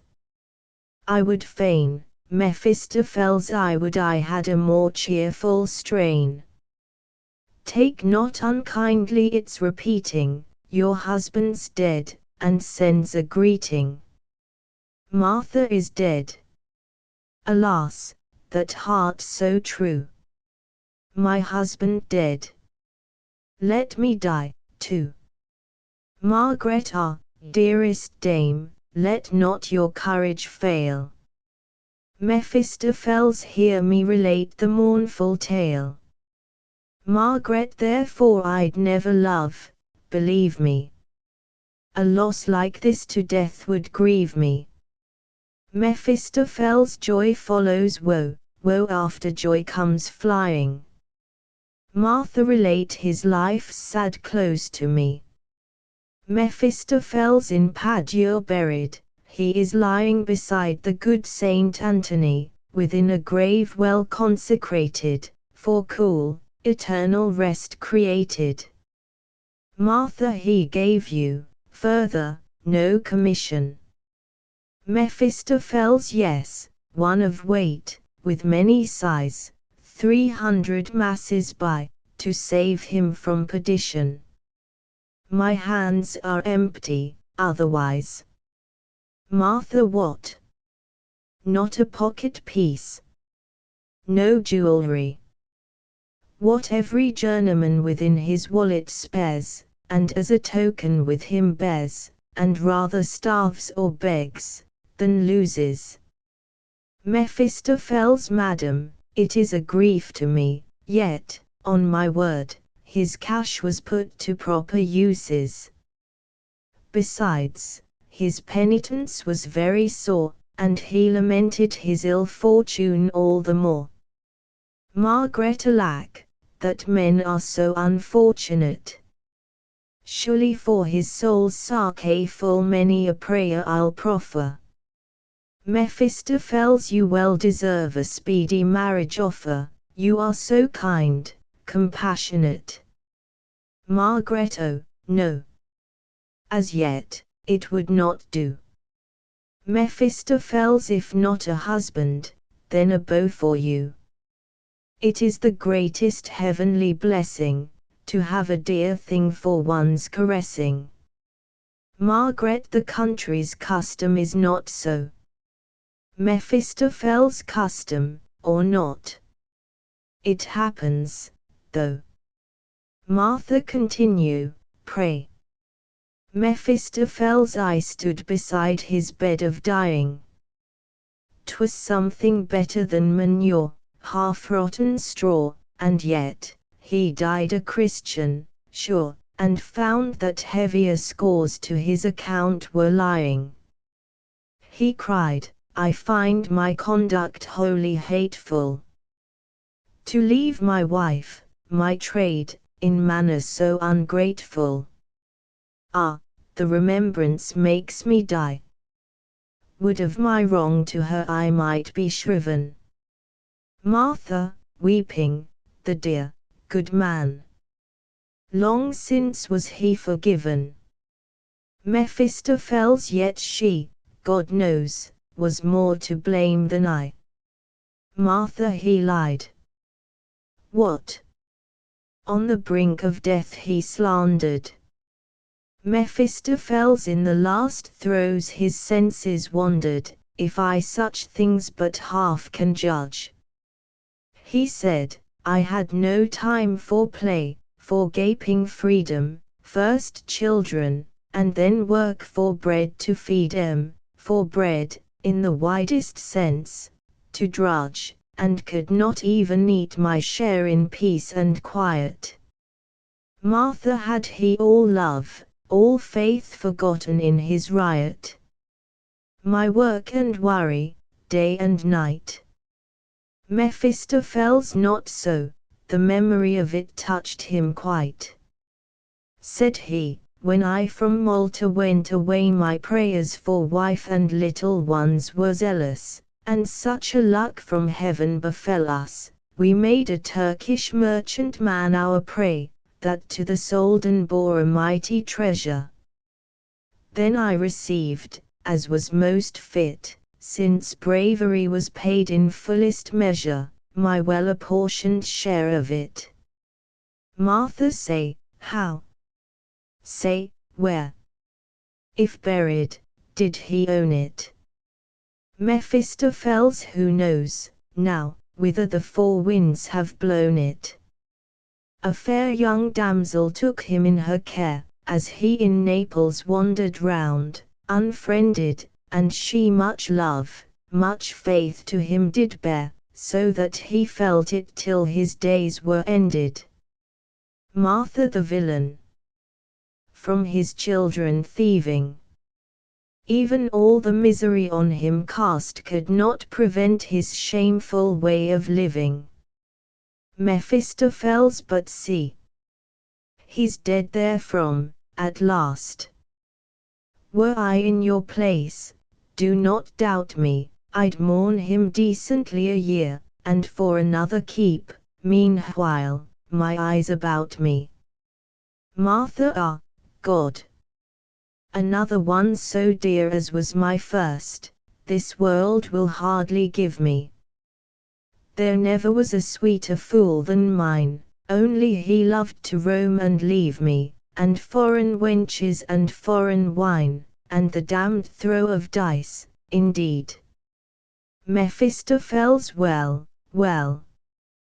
That might have done, however, if he had only been as clever, and treated your slips with as little heed. I swear, with this condition, too, I would, myself, change rings with you. Martha the gentleman is pleased to jest. Mephistopheles I'll cut away, betimes, from here, she'd take the devil at his word, I fear. To Margaret, how fares the heart within your breast? Margaret, what means the gentleman? Mephistopheles, aside, sweet innocent, thou art. Aloud. Ladies, farewell. Margaret, farewell. Martha, a moment, ere we part. I'd like to have a legal witness, where, how, and when he died, to certify his fitness. Irregular ways I've always hated, I want his death in the weekly paper stated. Mephistopheles yes, my good dame, a pair of witnesses always the truth establishes. I have a friend of high condition, who'll also add his deposition. I'll bring him here. Martha, good sir, pray do. Mephistopheles and this young lady will be present, too. A gallant youth has travelled far, ladies with him delighted are. Margaret, before him I should blush, ashamed. Mephistopheles, before no king that could be named. Martha, behind the house, in my garden, then, this eve we'll expect the gentleman. Illustration, illustration. 11 A Street Faust. Mephistopheles Faust, how is it? Under way. And soon complete. Mephistopheles ah, bravo. Do I find you burning? Well, Margaret soon will still your yearning, at neighbour Martha's you'll this evening meet. A fitter woman ne'er was made to ply the pimp and gypsy trade. Faust tease well. Mephistopheles, yet something is required from us. Faust one service pays the other thus. Mephistopheles weave but to make a deposition valid that now her husband's limbs, outstretched and pallid, at Padua rest, in consecrated soil. Faust most wise. And first, of course, we'll make the journey thither. Mephistopheles sancta simplicitas. No need of such a toil, depose, with knowledge or without it, either. Faust, if you've naught better, then, I'll tear your pretty plan. Mephistopheles, now, there you are. O holy man!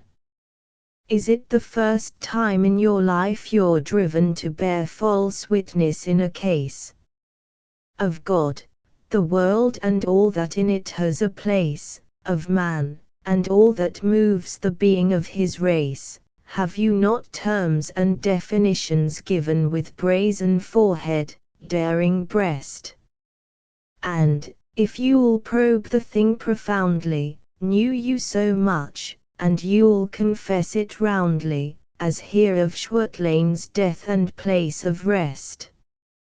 Faust, thou art, and thou remainest, a sophist, liar. Mephistopheles, yes, knew I not more deeply thy desire. For wilt thou not, no lover fairer, poor Margaret flatter, and ensnare her, and all thy soul's devotion swear her? Faust, and from my heart. Mephistopheles, 'tis very fine. Thine endless love, thy faith assuring, the one almighty force enduring, will that, too, prompt this heart of thine? Faust, hold. Hold.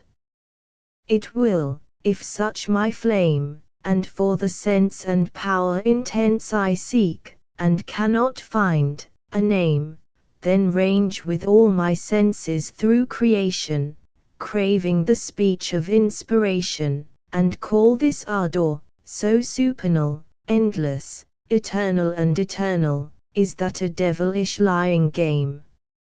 Mephistopheles, and yet I'm right. Faust, mark this, I beg of thee, and spare my lungs henceforth. Whoever intends to have the right, if but his tongue be clever, will have it, certainly. But come, the further talking brings disgust, for thou art right, especially since I must. Illustration, illustration. 12 Garden, Margaret on Faust's arm. Martha and Mephistopheles walking up and down. Margaret, I feel, the gentleman allows for me, demeans himself, and shames me by it. A traveller is so used to be kindly content with any diet. I know too well that my poor gossip can ne'er entertain such an experienced man.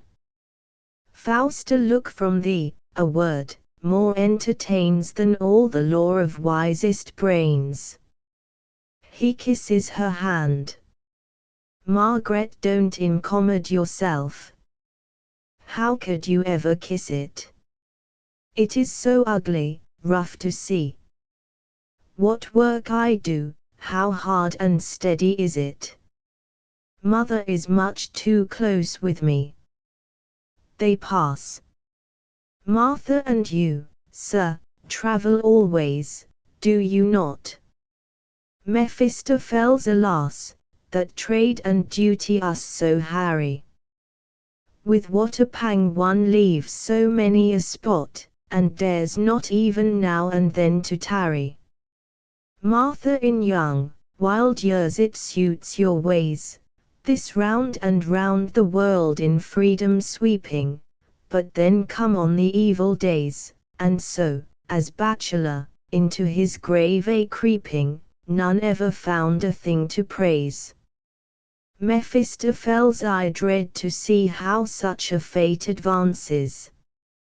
Martha, then, worthy sir, improve betimes your chances. They pass. Margaret, yes, out of sight is out of mind. Your courtesy and easy grace is, but you have friends in other places, and sensibler than I, you'll find. Faust, trust me, dear heart. What men call sensible is oft mere vanity and narrowness. Margaret, how so? Faust, that simplicity and innocence ne'er know themselves, their holy value, and their spell. That meekness, lowliness, the highest graces which nature portions out so lovingly, Margaret, so you but think a moment's space on me, all times I'll have to think on you, all places. Faust, no doubt you're much alone. Margaret, yes, for our household small has grown, yet must be cared for, you will own. We have no maid, I do the knitting, sewing, sweeping, the cooking, early work and late, in fact, and mother, in her notions of housekeeping, is so exact. Not that she needs so much to keep expenses down, we, more than others, might take comfort, rather, a nice estate was left us by my father, a house, a little garden near the town. But now my days have less of noise and hurry, my brother is a soldier, my little sister's dead. True, with the child a troubled life I led, yet I would take again, and willing, all the worry, so very dear was she. Faust, an angel, if like thee. Margaret, I brought it up, and it was fond of me.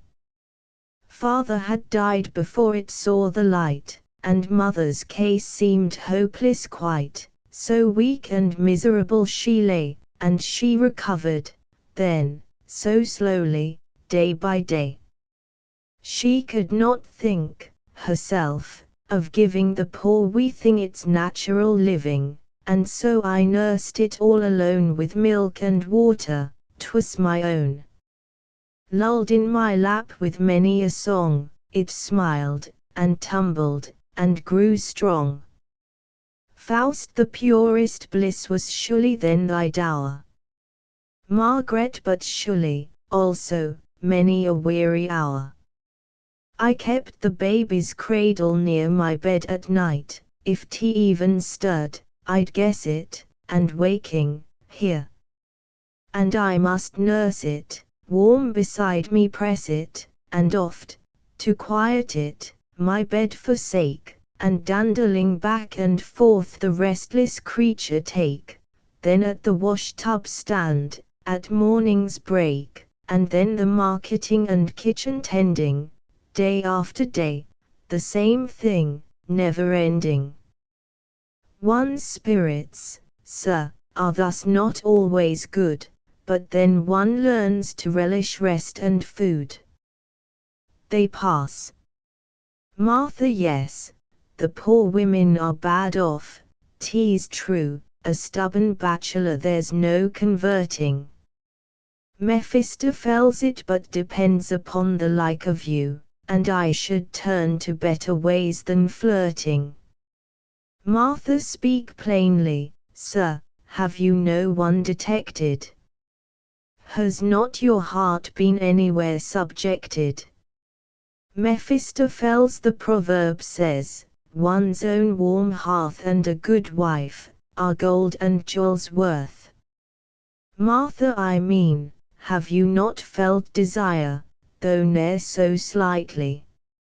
Mephistopheles, I've everywhere, in fact, been entertained politely. Martha, I meant to say, were you not touched in earnest, ever? Mephistopheles, one should allow one's self to jest with ladies never. Martha, you don't understand.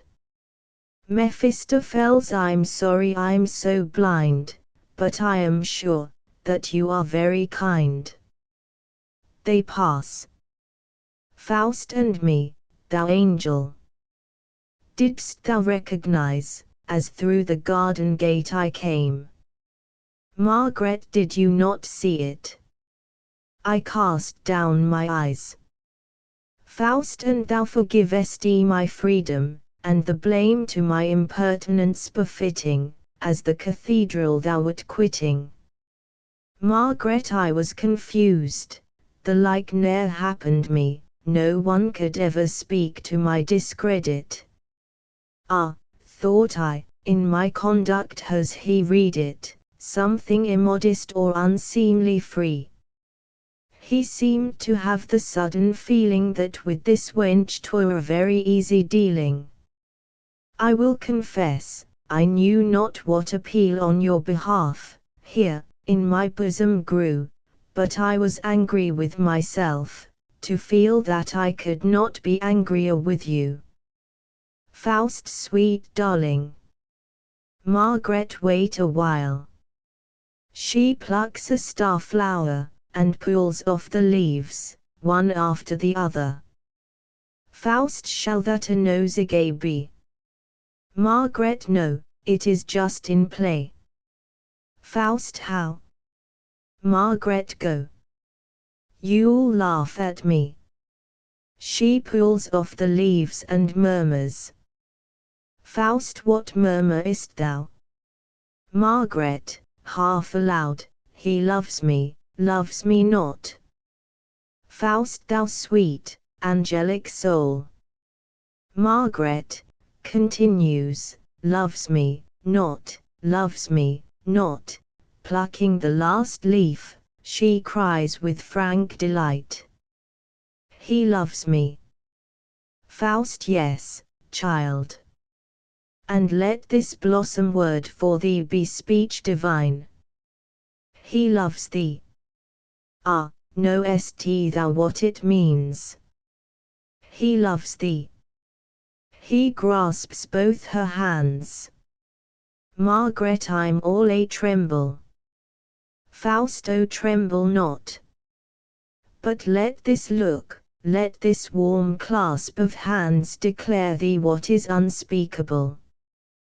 To yield one wholly, and to feel a rapture in yielding, that must be eternal. Eternal, for the end would be despair. No, no ending. No ending. Martha, coming forward, the night is falling. Mephistopheles, we must away. Martha, I'd ask you, longer here to tarry, but evil tongues in this town have full play. It's as if nobody had nothing to fetch and carry, nor other labor, but spying all the doings of one's neighbor, and one becomes the talk, do whatsoe'er one may. Where is our couple now? Mephistopheles flown up the alley yonder, the wilful summer birds. Martha, he seems of her still fonder. Mephistopheles, and she of him. So runs the world away. Illustration. 13. A garden arbor. Margaret comes in, conceals herself behind the door, puts her finger to her lips, and peeps through the crack. Margaret, he comes. Faust, entering, ah, rogue! A tease thou art, I have thee. He kisses her. Margaret, clasping him, and returning the kiss, dearest man, I love thee from my heart. Mephistopheles knocks. Faust, stamping his foot, who's there? Mephistopheles, a friend. Faust, a beast. Mephistopheles, 'tis time to separate. Martha, coming, yes, sir, 'tis late. Faust, may I not, then, upon you wait? Margaret, my mother would, farewell. Faust, ah, can I not remain? Farewell. Martha, adieu. Margaret, and soon to meet again. Exeunt Faust and Mephistopheles. Margaret, dear God, however is it, such a man can think and know so much? I stand ashamed and in amaze, and answer yes to all he says, a poor, unknowing child. And he, I can't think what he finds in me. Exit. Illustration. 14 Forest and cavern. Faust, Solus, spirit sublime, thou gavest me all for which I prayed. Not unto me in vain hast thou thy countenance revealed in fire. Thou gavest me nature as a kingdom grand, with power to feel and to enjoy it. Thou not only cold, amazed acquaintance yieldest, but grantest, that in her profoundest breast I gaze, as in the bosom of a friend. The ranks of living creatures thou dost lead before me, teaching me to know my brothers in air and water and the silent wood. And when the storm in forests roars and grinds, the giant firs, in falling, neighbor boughs and neighbor trunks with crushing weight bear down, and falling, fill the hills with hollow thunders, then to the cave secure thou leadest me, then showest me mine own self, and in my breast the deep, mysterious miracles unfold. And when the perfect moon before my gaze comes up with soothing light, around me float from every precipice and thicket damp the silvery phantoms of the ages past, and temper the austere delight of thought. That nothing can be perfect unto man I now am conscious. With this ecstasy, which brings me near and nearer to the gods, thou gavest the comrade, whom I now no more can do without, though, cold and scornful, he demeans me to myself, and with a breath, a word, transforms thy gifts to nothingness. Within my breast he fans a lawless fire, unwearied, for that fair and lovely form. Thus in desire I hasten to enjoyment, and in enjoyment pine to feel desire. Mephistopheles enters. Mephistopheles, have you not led this life quite long enough? How can a further test delight you? 'Tis very well, that once one tries the stuff, but something new must then requite you. Faust, would there were other work for thee. To plague my day auspicious thou returnest. Mephistopheles, well, I'll engage to let thee be, thou darest not tell me so in earnest. The loss of thee were truly very slight, comrade crazy, rude, repelling. Illustration, one has one's hands full all the day and night, if what one does, or leaves undone, is right. From such a face as thine there is no telling. Faust, there is, again, thy proper tone, that thou hast bored me, I must thankful be. Mephistopheles, poor son of earth, how couldst thou thus alone have led thy life, bereft of me? I, for a time, at least, have worked thy cure, thy fancy's rickets plague thee not at all. Had I not been, so hadst thou, sure, walked thyself off this earthly ball. Why here to caverns, rocky hollows slinking, sittest thou, as 'twere now lay blinking? Why suckest from sodden moss and dripping stone, toad-like, thy nourishment alone? A fine way, this, thy time to fill the doctors in thy body still. Faust, what fresh and vital forces, canst thou guess, spring from my commerce with the wilderness? But, if thou hadst the power of guessing, thou wouldst be devil enough to grudge my soul the blessing. Mephistopheles, a blessing drawn from supernatural fountains.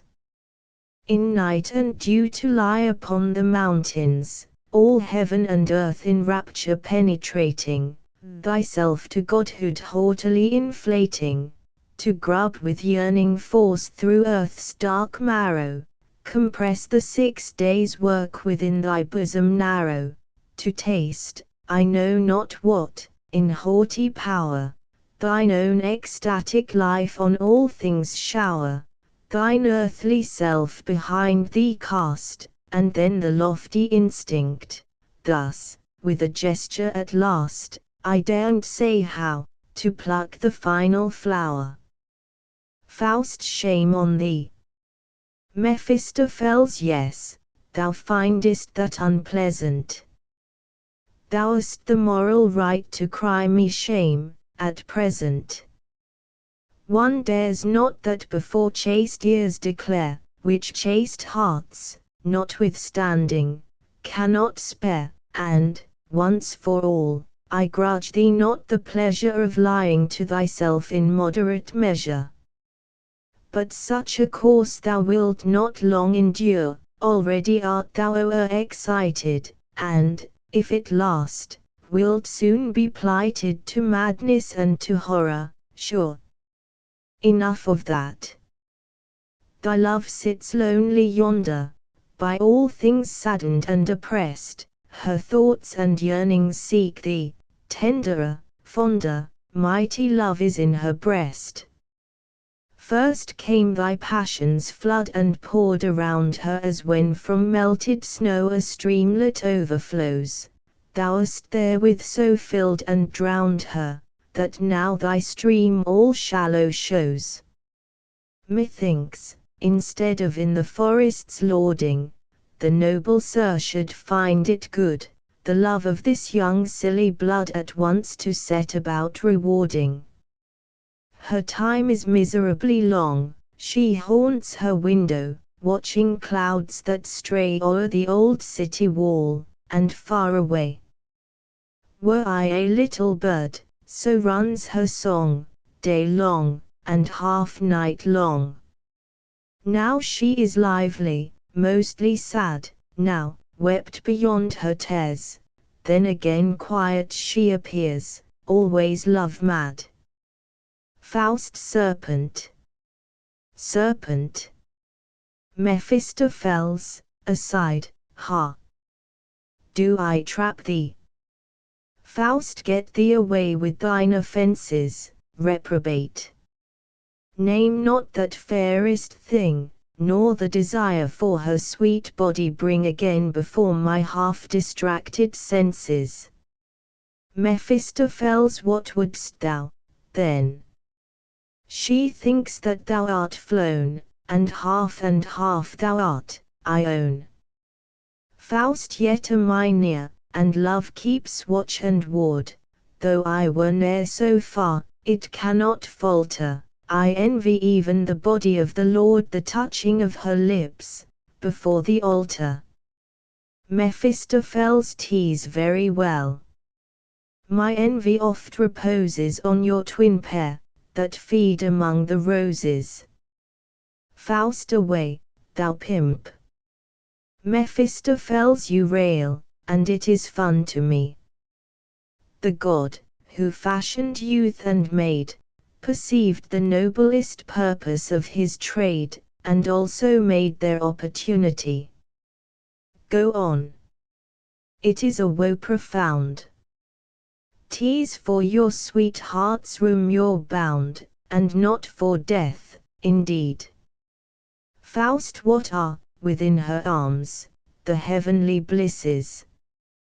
Though I be glowing with her kisses, do I not always share her need?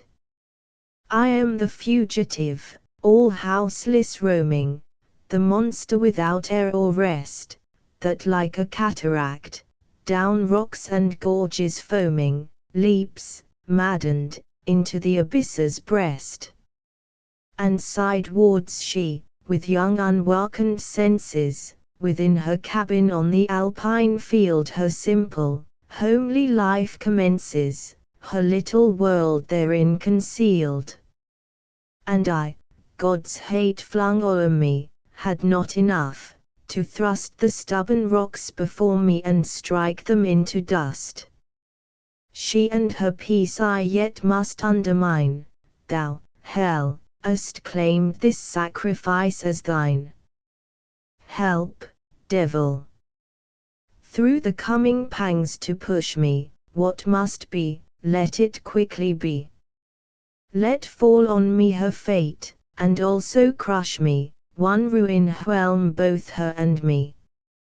Mephistopheles again it seethes, again it glows. Thou fool, go in and comfort her. When such a head as thine no outlet knows, it thinks the end must soon occur.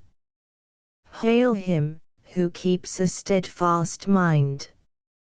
Thou, else, dost well the devil nature where, naught so insipid in the world I find as is a devil in despair. Illustration, illustration. 15 Margaret's room. Margaret, at the spinning wheel, alone. My peace is gone, my heart is sore, I never shall find it, ah, never more. Save I have him near. The grave is here, the world is gall and bitterness all. My poor weak head is racked and crazed, my thought is lost, my senses mazed. My peace is gone, my heart is sore, I never shall find it, ah, never more. To see him, him only, at the pane I sit, to meet him, him only, the house I quit. His lofty gait, his noble size, the smile of his mouth, the power of his eyes, and the magic flow of his talk, the bliss in the clasp of his hand, and, ah, his kiss. My peace is gone, my heart is sore, I never shall find it, ah, never more. My bosom yearns for him alone, ah, dared I clasp him, and hold, and own, and kiss his mouth, to heart's desire, and on his kisses at last expire. Illustration. 16 Martha's Garden. Margaret. Faust. Margaret, promise me, Henry, Faust, what I can. Margaret, how is tea with thy religion, pray? Thou art a dear, good-hearted man, and yet, I think, dost not incline that way. Faust, leave that, my child. Thou knowest my love is tender, for love, my blood and life would I surrender, and as for faith and church, I grant to each his own. Margaret, that's not enough, we must believe thereon. Faust, must we? Margaret, would that I had some influence. Then, too, thou honourest not the holy sacraments. Faust, I honour them. Margaret, desiring no possession, 'tis long since thou hast been to mass or to confession. Believest thou in God? Faust, my darling, who shall dare I believe in God, to say?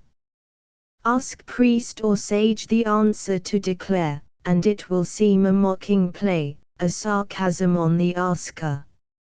Margaret, then thou believest not? Faust, hear me not falsely, sweetest countenance. Who dare express him? And who profess him, saying, I believe in him? Who, feeling, seeing, deny his being, saying, I believe him not? The all-enfolding, the all-upholding, folds and upholds he not thee, me, himself? Arches not there the sky above us? Lies not beneath us, firm, the earth? And rise not, on us shining, friendly, the everlasting stars.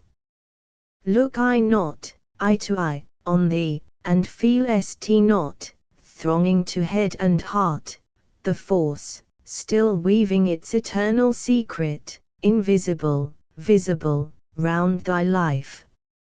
Vast as it is, fill with that force thy heart, and when thou in the feeling wholly blessed art, call it, then, what thou wilt, call it bliss. Heart. Love. God. I have no name to give it. Feeling is all in all, the name is sound and smoke, obscuring heaven's clear glow. Margaret, all that is fine and good, to hear it so, much the same way the preacher spoke, only with slightly different phrases. Faust, the same thing, in all places, all hearts that beat beneath the heavenly day, each in its language, say, then why not I, in mine, as well?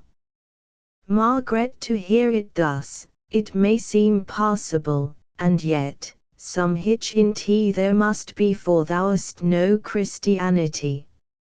Faust, dear love. Margaret, I've long been grieved to see that thou art in such company. Faust, how so? Margaret, the man who with thee goes, thy mate, within my deepest, inmost soul I hate. In all my life there's nothing has given my heart so keen a pang of loathing, as his repulsive face has done. Faust, nay, fear him not, my sweetest one. Margaret, I feel his presence like something ill. I've else, for all, a kindly will, but, much as my heart to see thee yearneth, the secret horror of him returneth, and I think the man a knave, as I live. If I do him wrong, may God forgive. Faust, there must be such queer birds, however. Margaret, live with the like of him, may I never. When once inside the door comes he looks around so sneeringly, and half in wrath, one sees that in nothing no interest heeth. 'Tis written on his very forehead that love, to him, is a thing abhorred. I am so happy on thine arm, so free, so yielding, and so warm, and in his presence stifled seems my heart. Faust, foreboding angel that thou art. Margaret, it overcomes me in such degree, that wheresoe'er he meets us, even, I feel as though I'd lost my love for thee. When he is by, I could not pray to heaven. That burns within me like a flame, and surely, Henry, 'tis with thee the same. Faust, there, now, is thine antipathy. Margaret, but I must go. Faust, ah, shall there never be a quiet hour, to see us fondly plighted, with breast to breast, and soul to soul united? Margaret, ah, if I only slept alone, I'd draw the bolts tonight, for thy desire, but mother's sleep so light has grown, and if we were discovered by her, 'twould be my death upon the spot. Faust, thou angel, fear it not. Here is a phial, in her drink but 3 drops of it measure, and deepest sleep will on her senses sink. Margaret, what would I not, to give thee pleasure? It will not harm her, when one tries it. Faust, if 'twould, my love, would I advise it. Margaret, ah, dearest man, if but thy face I see, I know not what compels me to thy will, so much have I already done for thee, that scarcely more is left me to fulfill. Enter Mephistopheles. Exit. Mephistopheles the monkey. Is she gone? Faustus played the spy again. Mephistopheles, I've heard, most fully, how she drew thee. The doctor has been catechized, 'tis plain, great good, I hope, the thing will do thee. The girls have much desire to ascertain if one is prim and good, as ancient rules compel, if there he's laid, they think, he'll follow them as well. Faust, thou, monster, wilt nor see nor own how this pure soul, of faith so lowly, so loving and ineffable, the faith alone that her salvation is, with scruples wholly pines, lest she hold as lost the man she loves so well. Mephistopheles, thou, full of sensual, supersensual desire, a girl by the nose is leading thee. Faust, abortion, thou, of filth and fire. Mephistopheles, and then, how masterly she reads physiognomy. When I am present she's impressed, she knows not how, she in my mask a hidden sense would read, she feels that surely I'm a genius now, perhaps the very devil, indeed. Well, well, tonight. Faust, what's that to thee? Mephistopheles, yet my delight 'twill also be. Illustration, illustration. 17 At the fountain Margaret and Lisbeth with pitchers. Lisbeth, hast nothing heard of Barbara? Margaret, no, not a word. I go so little out.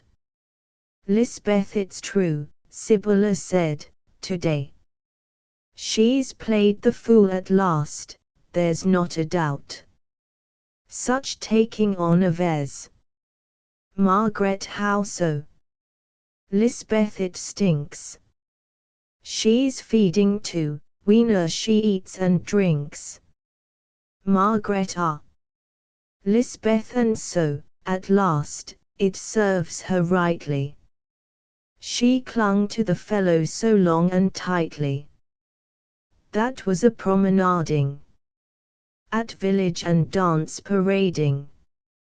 As the first they must everywhere shine, and he treated her always to pies and wine, and she made a to-do with her face so fine, so mean and shameless was her behavior, she took all the presents the fellow gave her. 'Twas kissing and coddling, on and on. So now, at the end, the flower is gone. Margaret, the poor, poor thing. Lisbeth, dost pity her, at that? When one of us at spinning sat, and mother, nights, ne'er let us out the door, she sported with her paramour. On the door bench, in the passage dark, the length of the time they'd never mark. So now her head no more she'll lift, but do church penance in her sinner's shift. Margaret, he'll surely take her for his wife. Lisbeth, he'd be a fool. A brisk young blade has room, elsewhere, to ply his trade. Besides, he's gone. Margaret, that is not fair. Lisbeth, if him she gets, why let her beware. The boys shall dash her wreath on the floor, and we'll scatter chaff before her door. Exit. Margaret, returning home, how scornfully I once reviled, when some poor maiden was beguiled. More speech than any tongue suffices I craved, to censure others' vices. Black as it seemed, I blackened still, and blacker yet was in my will, and blessed myself, and boasted high, and now, a living sin am I. Yet, all that drove my heart thereto, God, was so good, so dear, so true.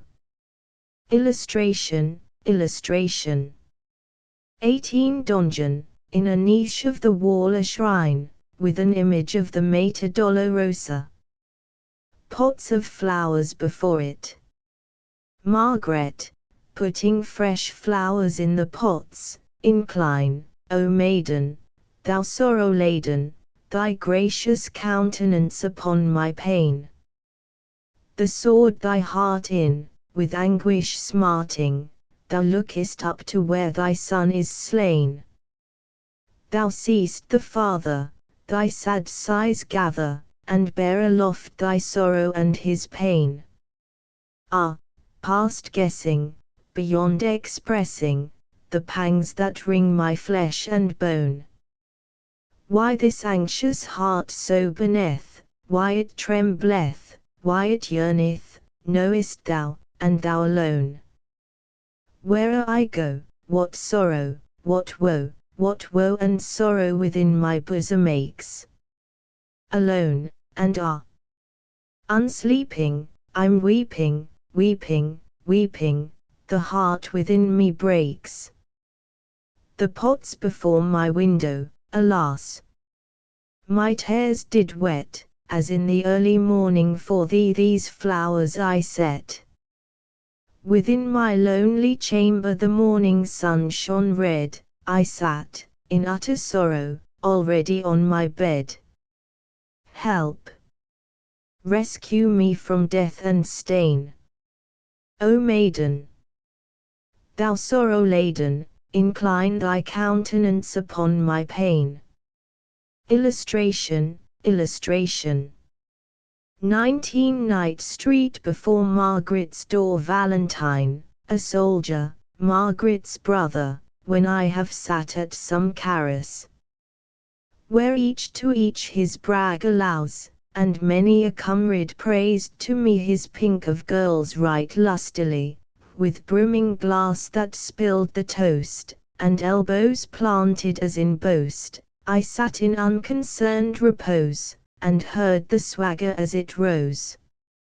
And stroking then my beard, I'd say, smiling, the bumper in my hand, each well enough in her own way. But is there one in all the land like Sister Margaret, good as gold, one that to her can a candle hold? Cling! Clang! Here's to her, went around the board, he speaks the truth, cried some, in her the flower o' the sex is found. And all the swaggerers were dumb. And now, I could tear my hair with vexation, and dash out my brains in desperation. With turned up nose each scamp may face me, with sneers and stinging taunts disgrace me, and, like a bankrupt debtor sitting, a chance dropped word may set me sweating. Yet, though I thresh them all together, I cannot call them liars, either.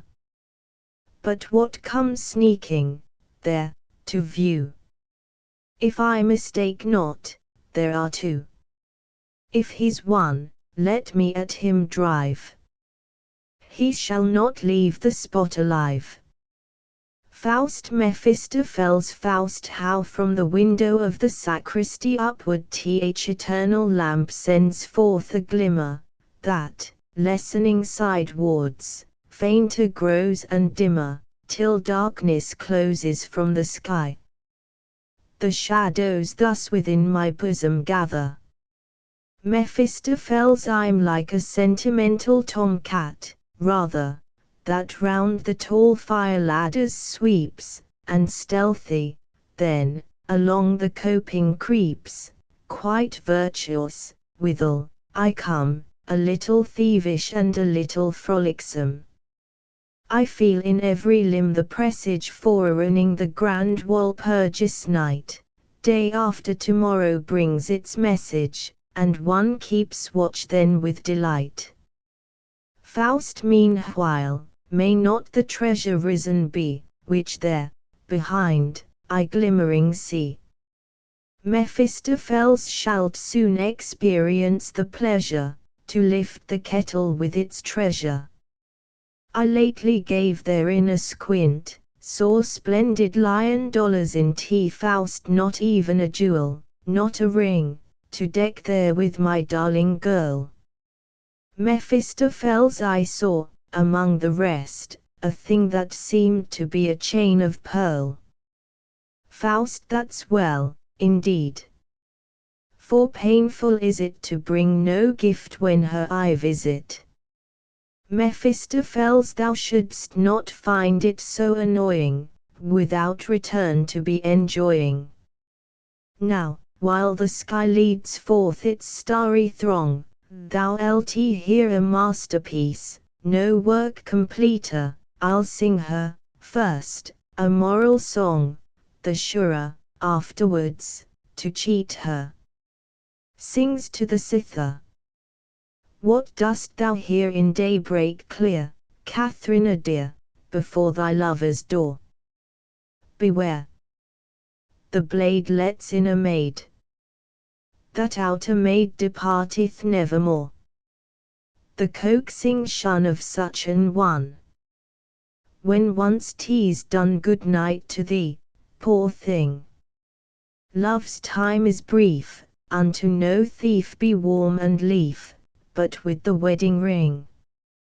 Valentine, comes forward, whom wilt thou lure? God's element. Rat-catching piper, thou, perdition. To the devil, first, the instrument. To the devil, then, the cursed musician. Mephistopheles the cithers smashed. For nothing more tea's fitting.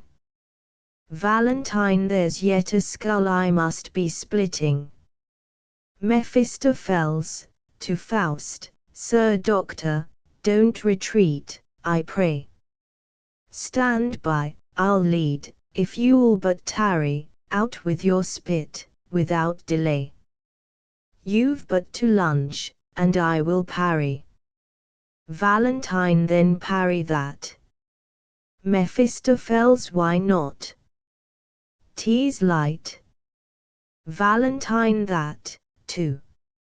Mephistopheles, of course. Valentine, I think the devil must fight. How is it, then? My hand's already lame. Mephistopheles, to Faust, thrust home. Valentine, jails, O God. Mephistopheles, now is the lubber tame.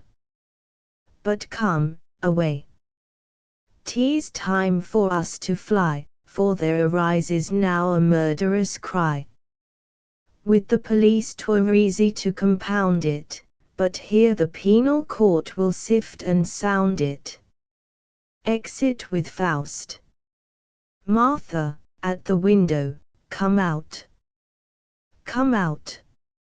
Margaret, at the window, quick, bring a light. Martha, as above, they swear and storm, they yell and fight. People, here lies one dead already, see. Martha, coming from the house, the murderers, whither have they run? Margaret, coming out, who lies here? People, 'tis thy mother's son. Margaret, Almighty God! What misery! Valentine, I'm dying. That is quickly said, and quicker yet 'tis done. Why howl, you women there? Instead, come here and listen, every one. All gather around him, my Margaret, see. Still young thou art, but not the least bit shrewd or smart, thy business thus to slight, so this advice I bid thee heed, now that thou art a whore indeed, why, be one then, outright. Margaret, my brother. God! Such words to me. Valentine, in this game let our Lord God be. What's done's already done, alas! What follows it, must come to pass. With one begin st thou secretly, then soon will others come to thee, and when a dozen thee have known, thou art also free to all the town. When shame is born and first appears, she is in secret brought to light, and then they draw the veil of night over her head and ears, her life, in fact, they loath to spare her. But let her growth and strength display, she walks abroad unveiled by day, yet is not grown a whit the fairer. The uglier she is to sight, the more she seeks the day's broad light. The time I verily can discern when all the honest folk will turn from thee, thou jade, and seek protection as from a corpse that breeds infection. Thy guilty heart shall then dismay thee. When they but look thee in the face, shalt not in a golden chain array thee, nor at the altar take thy place. Shalt not, in lace and ribbons flowing, make merry when the dance is going.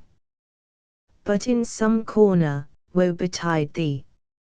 Among the beggars and cripples hide thee, and so, though even God forgive, on earth a damned existence live. Martha, commend your soul to God for pardon, that you your heart with slander harden. Valentine, thou pimp most infamous, be still.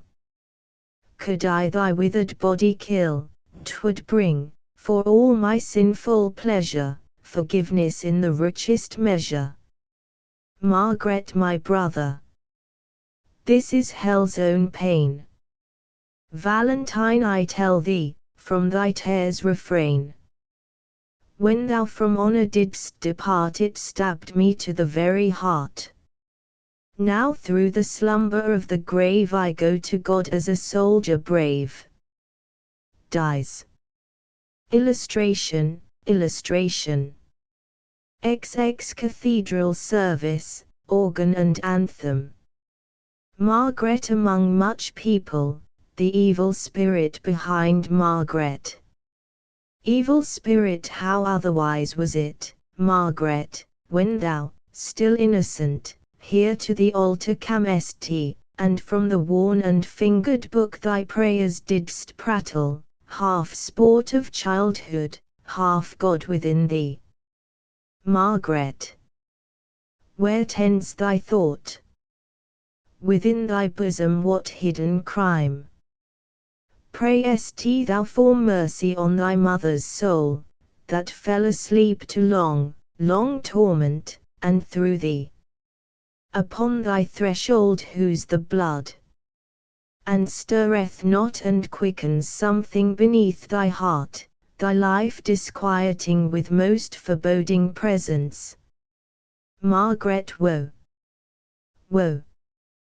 Would I were free from the thoughts that cross me, drawing hither and thither despite me. Chorus Dicera, Dizilla, Savit Soeclam in favilla. Sound of the organ. Evil spirit wrath takes thee. The trumpet peals. The graves tremble. And thy heart from ashy rest to fiery torments now again requickened, throbs to life. Margaret, would I were forth. I feel as if the organ here my breath takes from me, my very heart dissolved by the anthem. Chorus Judex ergo cum sedebit, quid latet, ad perbit, nil in ultum remainebit. Margaret, I cannot breathe. The massy pillars imprison me. The vaulted arches crush me, Evil spirit, hide thyself. Sin and shame stay never hidden. Light. Woe to thee. Chorus Quid sum miser tunc dicturus, cum patronem ricaturus, cum vix justus sit securus. Evil spirit, they turn their faces, the glorified, from thee, the pure, their hands to offer, shuddering, refuse thee. Woe! Chorus quid sum miser tune dicturus. Margaret neighbor. Your cordial. She falls in a swoon. Illustration. XXI Walpurgis Night the Harz Mountains. District of Stierk and Elend. Faust Mephistopheles, dost thou not wish a broomstick steed's assistance? The sturdiest he-goat I would gladly see, the way we take, our goal is yet some distance. Faust, so long as in my legs I feel the fresh existence, this knotted staff suffices me. What need to shorten so the way? Along this labyrinth of vales to wander, then climb the rocky ramparts yonder, where from the fountain flings eternal spray, is such delight, my steps would fain delay. The springtime stirs within the fragrant birches, and even the fir tree feels it now, should then our limbs escape its gentle searches. Mephistopheles, I notice no such thing, I vow. 'Tis winter still within my body, upon my path I wish for frost and snow. How sadly rises, incomplete and ruddy, the moon's lone disk, with its belated glow, and lights so dimly, that, as one advances, at every step one strikes a rock or tree.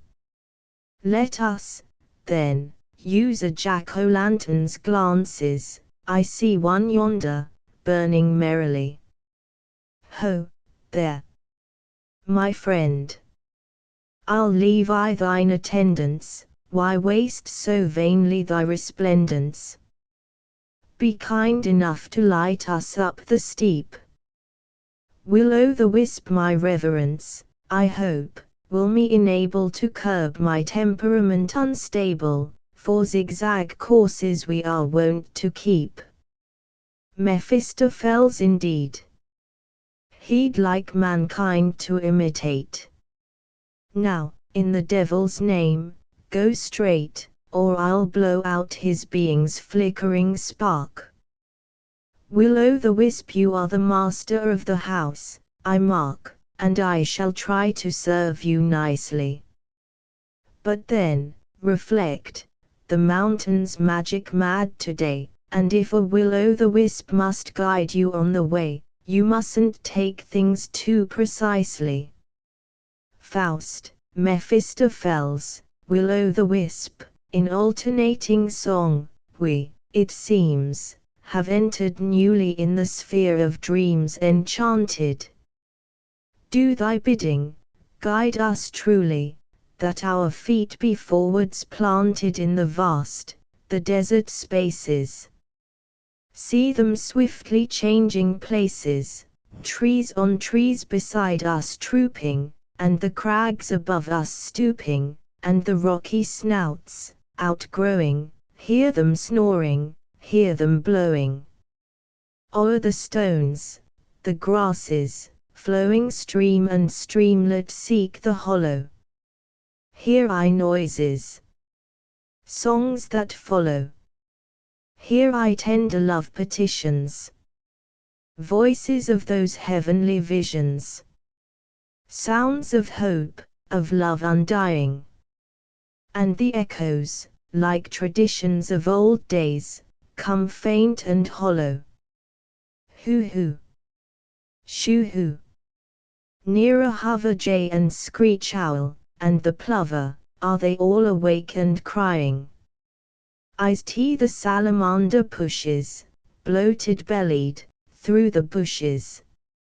And the roots, like serpents twisted, through the sand and boulders toiling, fright us, weirdest links uncoiling to entrap us, unresisted, living knots and gnarls uncanny feel with polypus antennae for the wanderer. Mice are flying, thousand-coloured, herd-wise hieing through the moss and through the heather. And the fireflies wink and darkle, crowded swarms that soar and sparkle, and in wildering escort gather. Tell me, if we still are standing, or if further we're ascending. All is turning, whirling, blending, trees and rocks with grinning faces, wandering lights that spin in mazes, still increasing and expanding. Mephistopheles grasp my skirt with heart undaunted. Here a middle peak is planted, whence one seeth, with amaze, Mammon in the mountain blaze. Faust, how strangely glimmers through the hollows a dreary light, like that of dawn. Its exhalation tracks and follows the deepest gorges, faint and wan. Here steam, the rolling vapour sweepeth, here burns the glow through film and haze, now like a tender thread it creepeth, now like a fountain leaps and plays. Here winds away, and in 100 divided veins the valley braids, there, in a corner pressed and sundered, itself detaches, spreads and fades. Here gush the sparkles incandescent like scattered showers of golden sand, but, see, in all their height, at present, the rocky ramparts blazing stand. Illustration: under the old ribs of the rock retreating Mephistopheles has not Sir Mammon grandly lighted his palace for this festal night. 'Tis lucky thou hast seen the sight, the boisterous guests approach that were invited. Faust, how raves the tempest through the air! With what fierce blows upon my neck 'tis beating! Mephistopheles, under the old ribs of the rock retreating, hold fast, lest thou be hurled down the abysses there. The night with the mist is black, hark! How the forests grind and crack! Frightened, the owlets are scattered, hearken!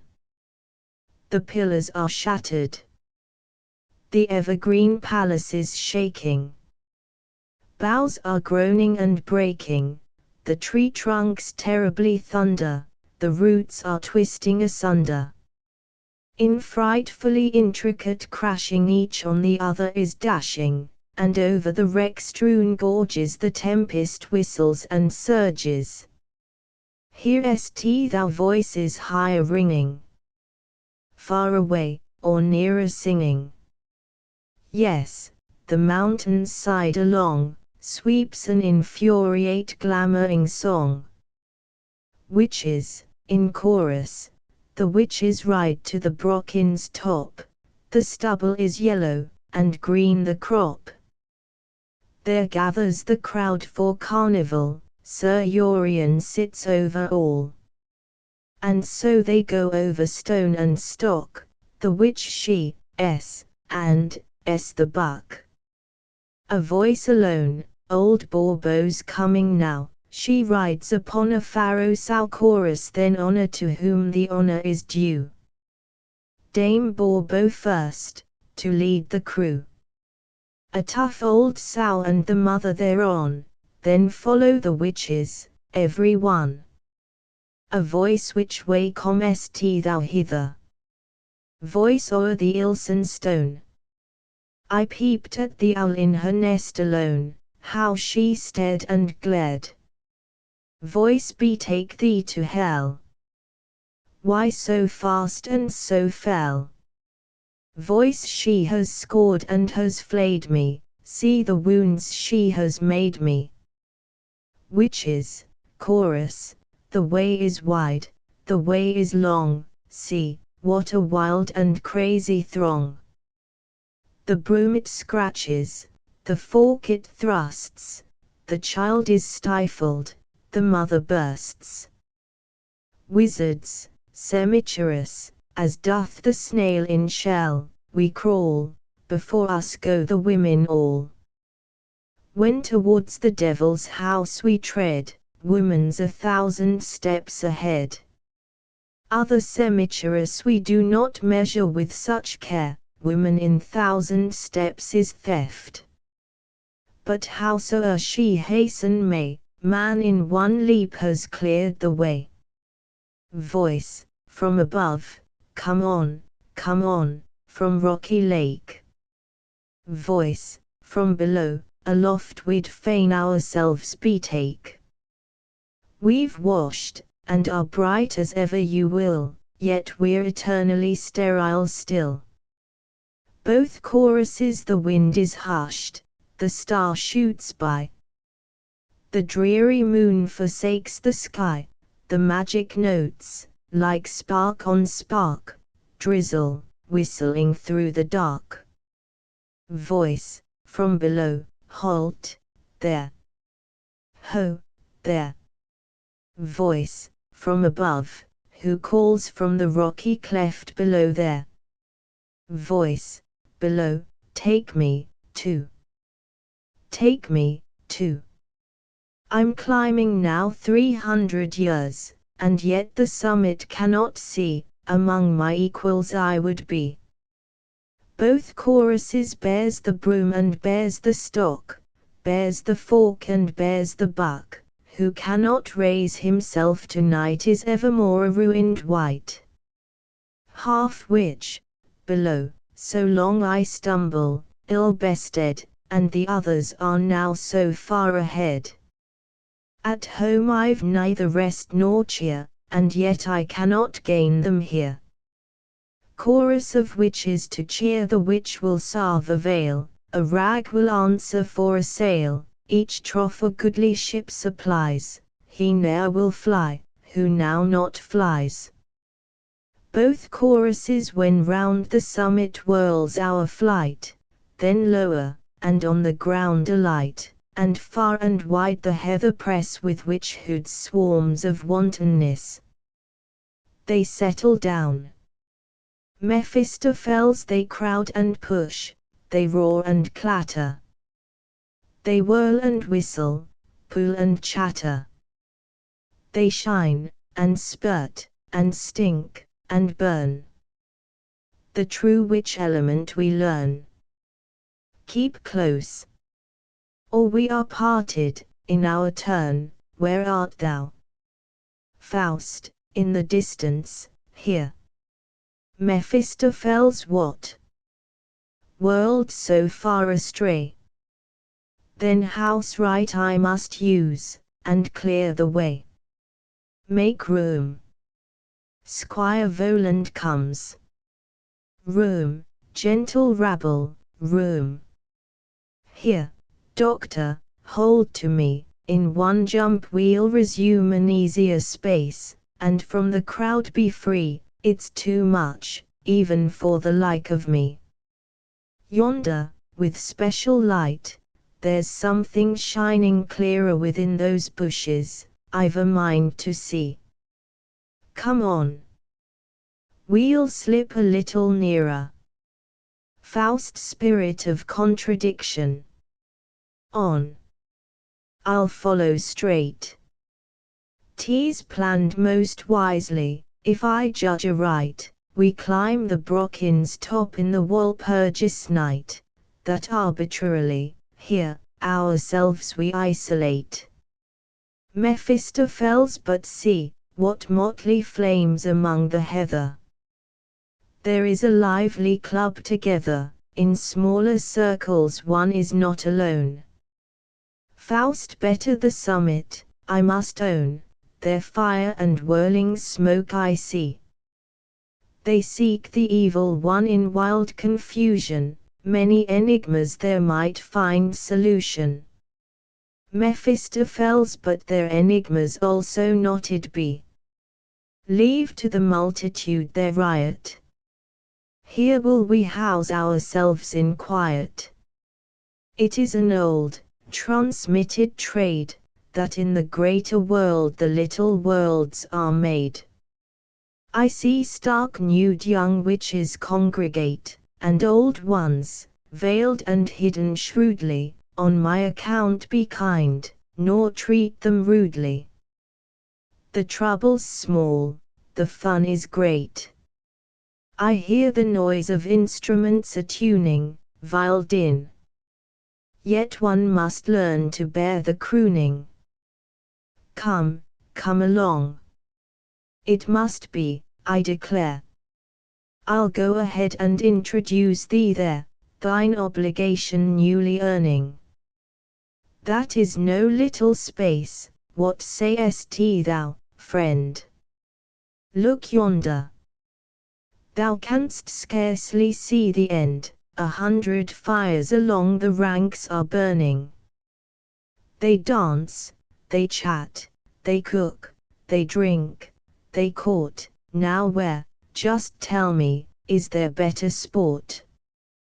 Faust, wilt thou, to introduce us to the revel, assume the part of wizard or of devil? Mephistopheles I'm mostly used, 'tis true, to go incognito, but on a gala day one may his orders show. The garter does not deck my suit, but honored and at home is here the cloven foot.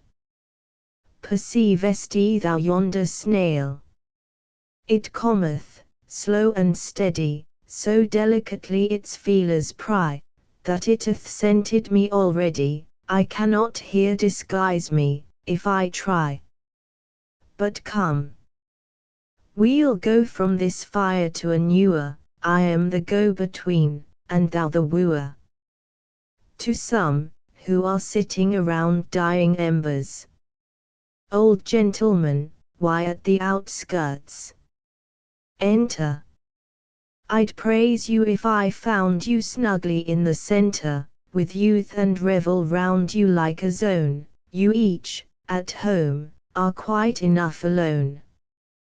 Generals say, who would put his trust in nations, how for them one may have worked and planned. For with the people, as with women, youth always has the upper hand. Minister there now too far from what is just and sage. I praise the old ones, not unduly, when we were all in all, then, truly, then was the real golden age. Parvenu we also were not stupid, either, and what we should not, often did, but now all things have from their bases slid, just as we meant to hold them fast together. Author who, now, a work of moderate sense will read. Such works are held as antiquate and mossy, and as regards the younger folk, indeed, they never yet have been so pert and saucy. Mephistopheles, who all at once appears very old, I feel that men are ripe for judgment day, now for the last time I've the witches' hill ascended, since to the lees my cask is drained away, the world's, as well, must soon be ended. Huckster which ye gentlemen, don't pass me thus. Let not the chance neglected be. Behold my wares attentively, the stock is rare and various.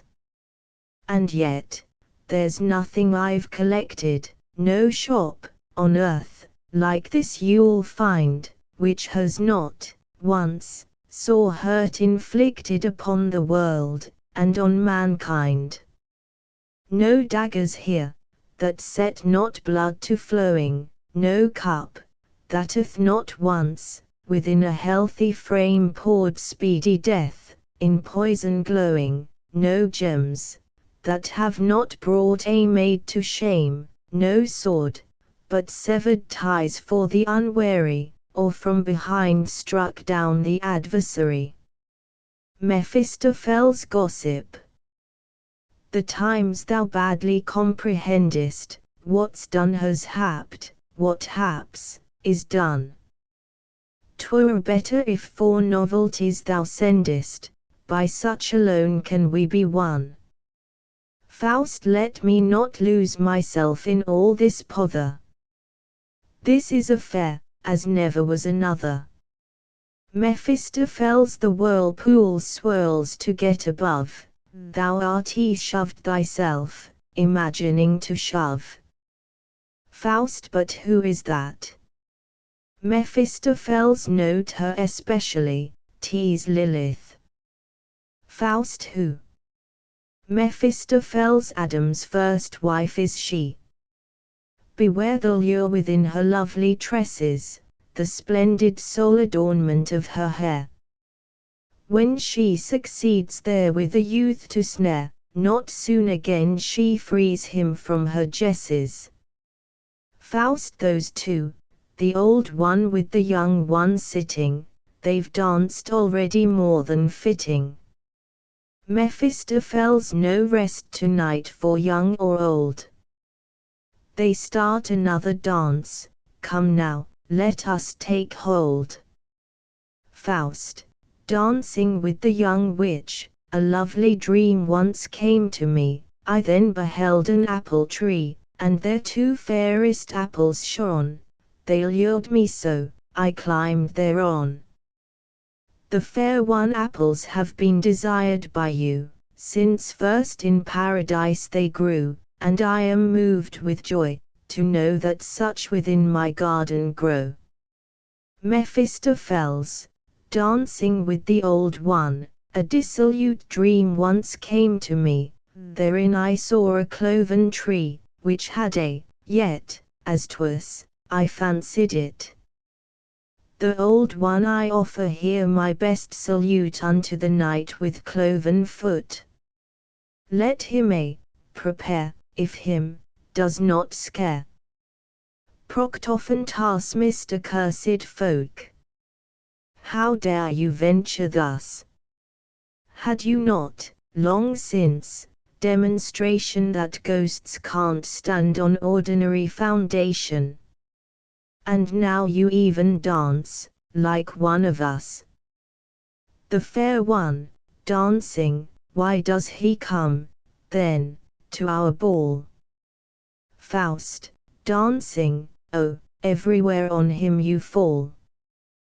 When others dance, he weighs the matter, if he can't every step but chatter, then 'tis the same as were the step not made, but if you forwards go, his ire is most displayed.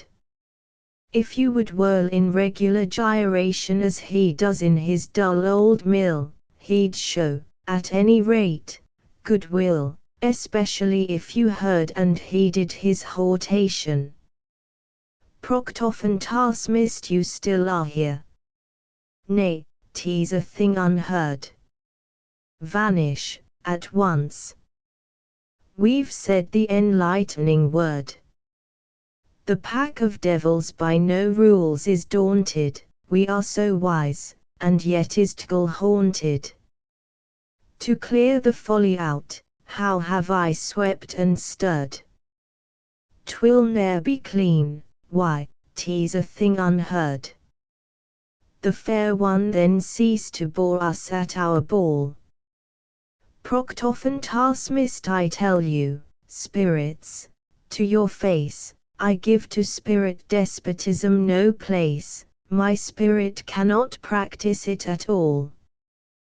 The dance continues, naught will succeed, I see, amid such revels, yet something from a tour I always save, and hope, before my last step to the grave, to overcome the poets and the devils. Mephistopheles, he now will seat him in the nearest puddle, the solace this, whereof he's most assured, and when upon his rump the leeches hang and fuddle, he'll be of spirits and of spirit cured. To Faust, who has left the dance. Wherefore forsakest thou the lovely maiden, that in the dance so sweetly sang? Faust, ah! In the midst of it there sprang a red mouse from her mouth, sufficient reason. Mephistopheles, that's nothing. One must not so squeamish be, so the mouse was not grey enough for thee. Who'd think of that in love's selected season? Faust then saw I. Mephistopheles what? Faust Mephisto, seest thou there, alone and far, a girl most pale and fair? She falters on, her way scarce knowing, as if with fettered feet that stay her going. I must confess, it seems to me as if my kindly Margaret were she. Mephistopheles, let the thing be. All thence have evil drawn, it is a magic shape, a lifeless eidolon. Such to encounter is not good, their blank, set stare benumbs the human blood, and one is almost turned to stone. Medusa's tale to thee is known. Faust forsooth, the eyes they are of one whom, dying, no hand with loving pressure closed, that is the breast whereon I once was lying, the body sweet, beside which I reposed. Mephistopheles, 'tis magic all, thou fool, seduced so easily. Unto each man his love she seems to be. Faust, the woe, the rapture, so ensnare me, that from her gaze I cannot tear me. And, strange, around her fairest throat a single scarlet band is gleaming, no broader than a knife blade seeming. Mephistopheles quite right. The mark I also note. Her head beneath her arm she'll sometimes carry, 'twas Perseus lopped it, her old adversary. Thou cravest the same illusion still.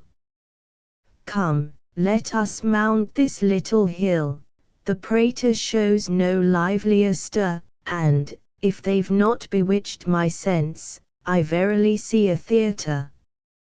What's going on? Servibilis, 'twill shortly recommence, a new performance, 'tis the last of 7. To give that number is the custom here, 'twas by a dilettante written, and dilettanti in the parts appear.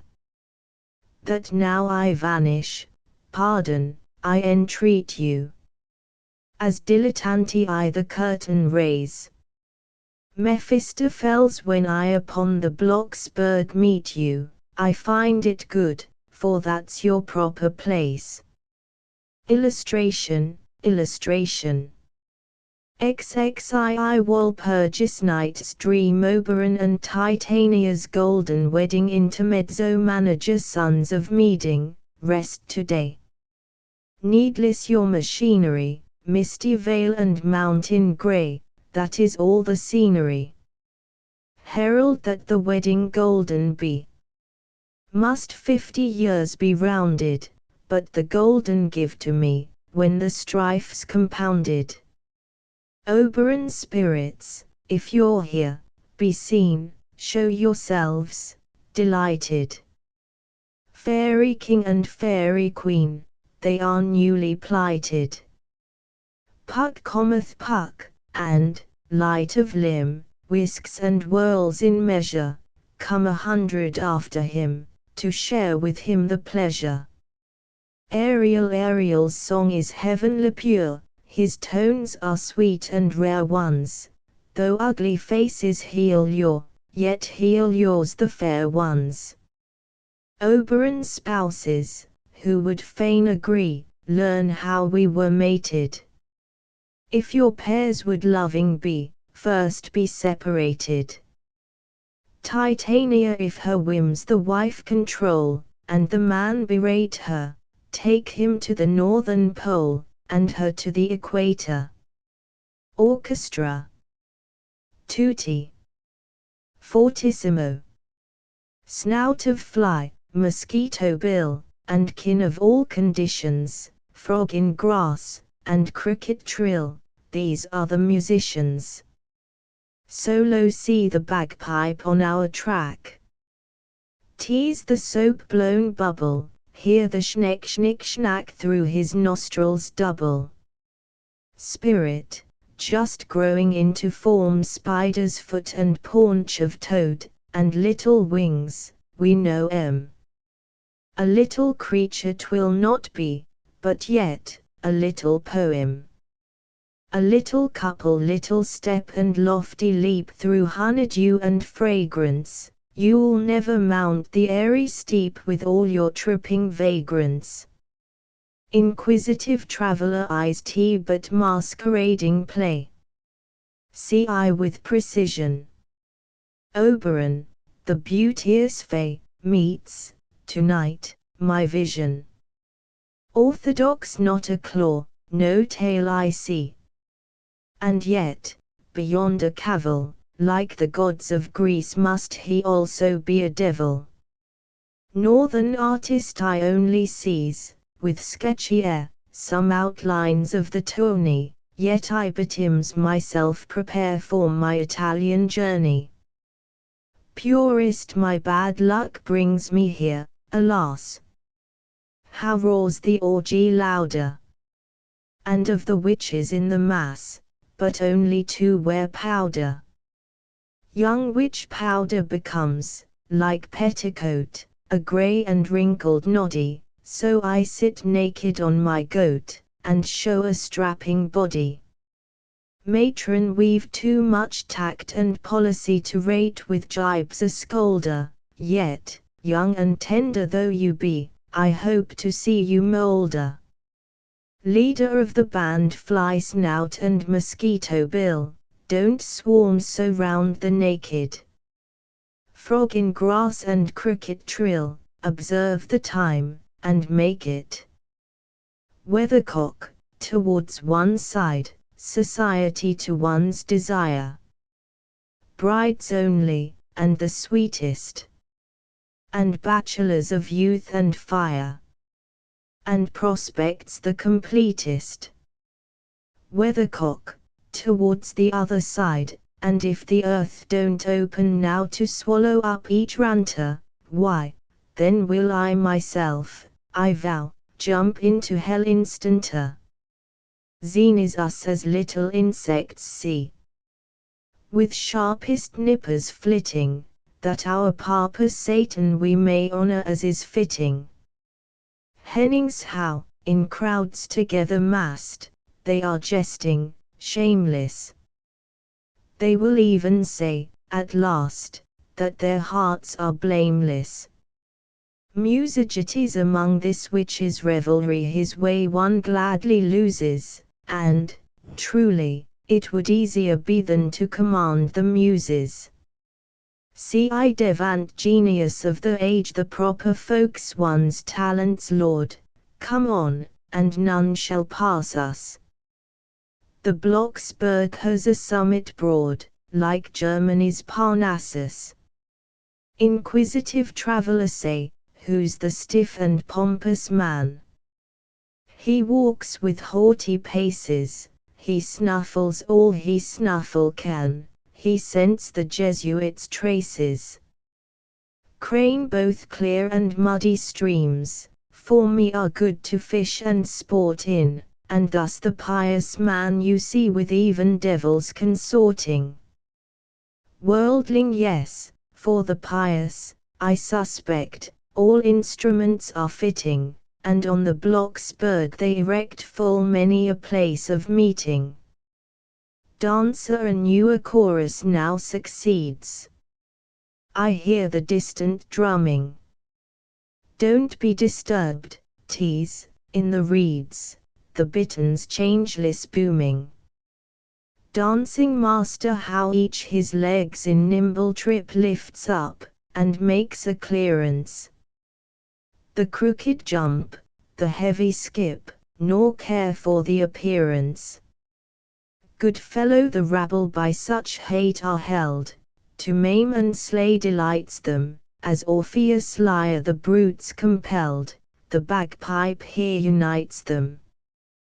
Dogmatist, I'll not be led by any lure of doubts or critic cavils, the devil must be something, sure, or how should there be devils? Idealist this once, the fancy wrought in me is really too despotic, forsooth, if I am all I see, I must be idiotic. Realist this racking fuss on every hand, it gives me great vexation, and, for the first time, here I stand on insecure foundation. Supernaturalist with much delight I see the play, and grant to these their merits, since from the devils I also may infer the better spirits. Skeptic the flame they follow, on, and think they are near the treasure, but devil rhymes with doubt alone, so I am here with pleasure. Leader of the band frog in green, and cricket trill. Such dilettants, perdition. Fly snout and mosquito bill, each one's a fine musician.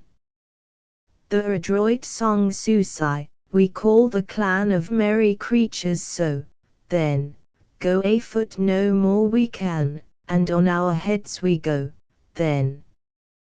The awkward once many a bit we sponged, but now, God help us, that is done with, our shoes are all danced out, we trow, we've but naked souls to run with. Will-o'-the-wisps from the marshes we appear, where we originated, yet in the ranks, at once, we're here as glittering gallants rated. Shooting star darting hither from the sky, in star and firelight shooting, crosswise now in grass I lie, who'll help me to my footing? The heavy fellows roam, and round about us, room. Trodden are the grasses, spirits also, spirits come, and they are bulky masses. Puck enter not so stall-fed quite, like elephant calves about one. And the heaviest weight tonight be Puck, himself, the stout one. Aerial if loving nature at your back, or mind, the wings uncloses, follow up my airy track to the Mount of Roses. Orchestra pianissimo cloud and trailing mist o'erhead are now illuminated, air in leaves, and wind in reed, and all is dissipated. Illustration 23 Dreary day afield Faust Mephistopheles Faust in misery, in despair, long wretchedly astray on the face of the earth, and now imprisoned. That gracious, ill-starred creature shut in a dungeon as a criminal, and given up to fearful torments. To this has it come. To this, treacherous, contemptible spirit, and thou hast concealed it from me, stand, then, stand.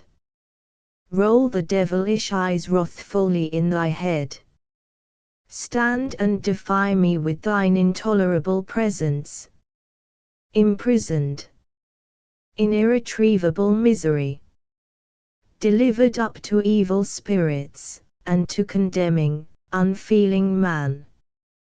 And thou hast lulled me, meanwhile, with the most insipid dissipations, hast concealed from me her increasing wretchedness, and suffered her to go helplessly to ruin. Illustration, roll the devilish eyes wrathfully in thy head Mephistopheles she is not the first. Faust dog. Abominable monster. Transform him, thou infinite spirit. Transform the reptile again into his dog shape, in which it pleased him often at night to scamper on before me, to roll himself at the feet of the unsuspecting wanderer, and hang upon his shoulders when he fell. Transform him again into his favorite likeness, that he may crawl upon his belly in the dust before me, that I may trample him, the outlawed, underfoot. Not the first. O woe! woe which no human soul can grasp, that more than one being should sink into the depths of this misery, that the first, in its writhing death agony under the eyes of the eternal Forgiver, did not expiate the guilt of all others. The misery of this single one pierces to the very marrow of my life, and thou art calmly grinning at the fate of thousands. Mephistopheles, now we are already again at the end of our wits, where the understanding of you men runs wild. Why didst thou enter into fellowship with us, if thou canst not carry it out? Wilt fly, and art not secure against dizziness? Did we thrust ourselves upon thee, or thou thyself upon us? Faust, gnash not thus thy devouring teeth at me. It fills me with horrible disgust. Mighty, glorious Spirit, who hast vouchsafed to me thine apparition, who knowest my heart and my soul, why fetter me to the felon Cumrid, who feeds on mischief and gluts himself with ruin? Mephistopheles, hast thou done? Faust, rescue her, or woe to thee! The fearfullest curse be upon thee for thousands of ages. Mephistopheles, I cannot loosen the bonds of the Avenger, nor undo his bolts. Rescue her. Who was it that plunged her into ruin? I, or thou? Faust looks around wildly. Wilt thou grasp the thunder? Well that it has not been given to you, miserable mortals, to crush to pieces the innocent respondent.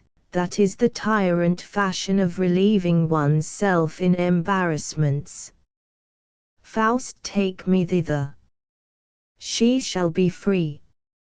Mephistopheles, and the danger to which thou wilt expose thyself.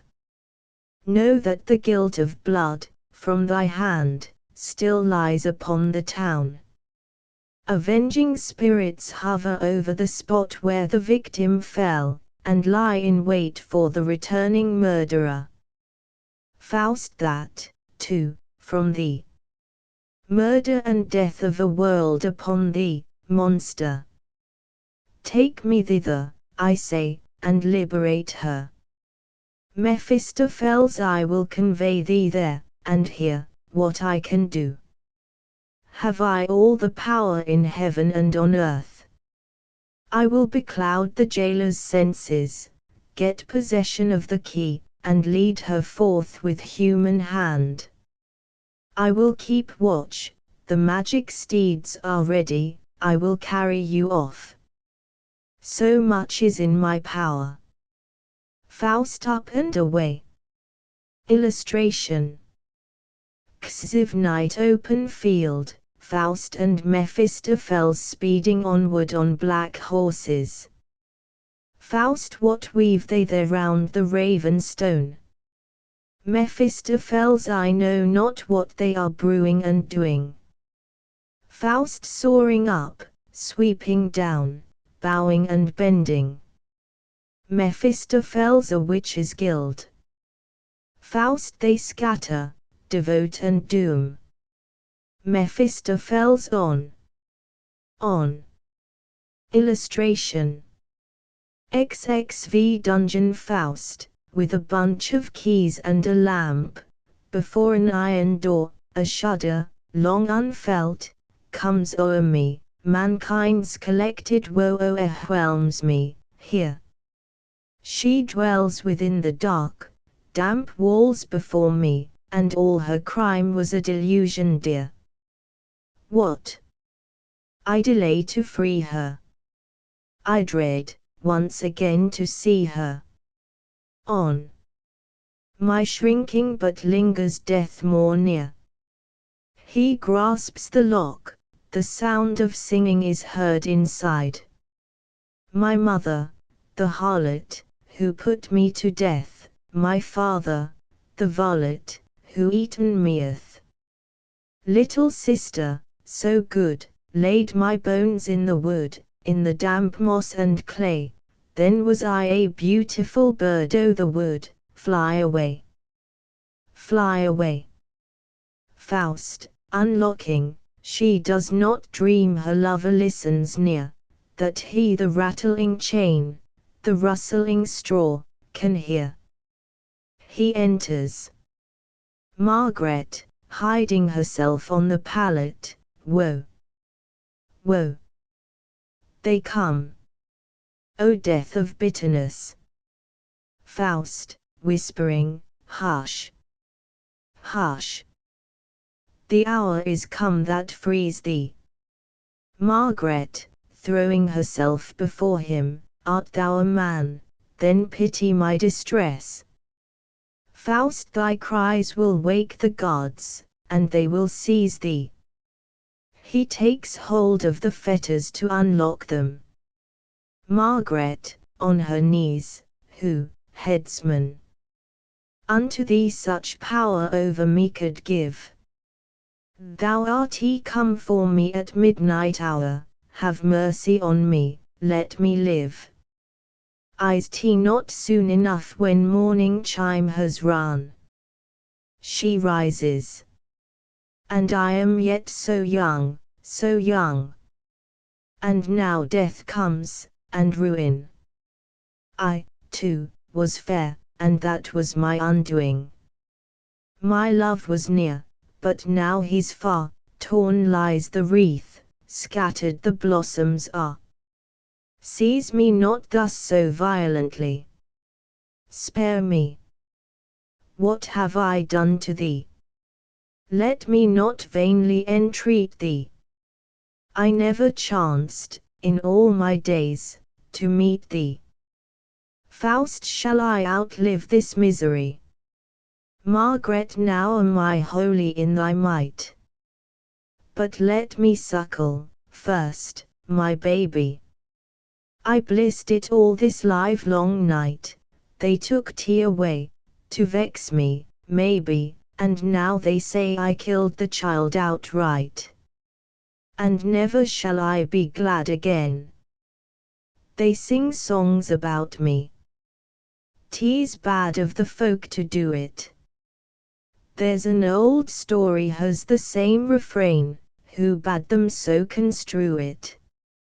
Faust, falling upon his knees, here lieth one who loves thee ever, the thraldom of thy woe to sever. Margaret, flinging herself beside him, O let us kneel, and call the saints to hide us. Under the steps beside us, the threshold under, hell heaves in thunder. The evil one with terrible wrath seeketh a path his prey to discover. Faust, aloud, Margaret. Margaret. Margaret, attentively listening, that was the voice of my lover. She springs to her feet, the fetters fall off.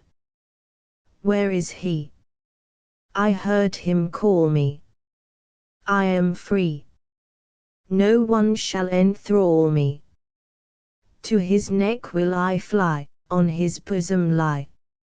On the threshold he stood, and Margaret, calling, midst of hell's howling and noises appalling, midst of the wrathful, infernal derision, I knew the sweet sound of the voice of the vision. Faust, tease I. Margaret, tease thou. Oh, say it once again. Clasping him. Tease he. Tease he. Where now is all my pain? The anguish of the dungeon, and the chain. Tease thou. Thou comest to save me, and I am saved. Again the street I see where first I looked on thee, and the garden, brightly blooming, where I and Martha wait thy coming. Faust, struggling to leave, come. Come with me. Margaret, delay, now. So fain I stay, when thou delayest caressing him. Faust, away, now. If longer here thou stayest, we shall be made to dearly rue it. Margaret, kiss me, canst no longer do it. My friend, so short a time thou art missing, and dost unlearn thy kissing. Why is my heart so anxious, on thy breast? Where once a heaven thy glances did create me, a heaven thy loving words expressed, and thou didst kiss, as thou wouldst suffocate me, kiss me, or I'll kiss thee.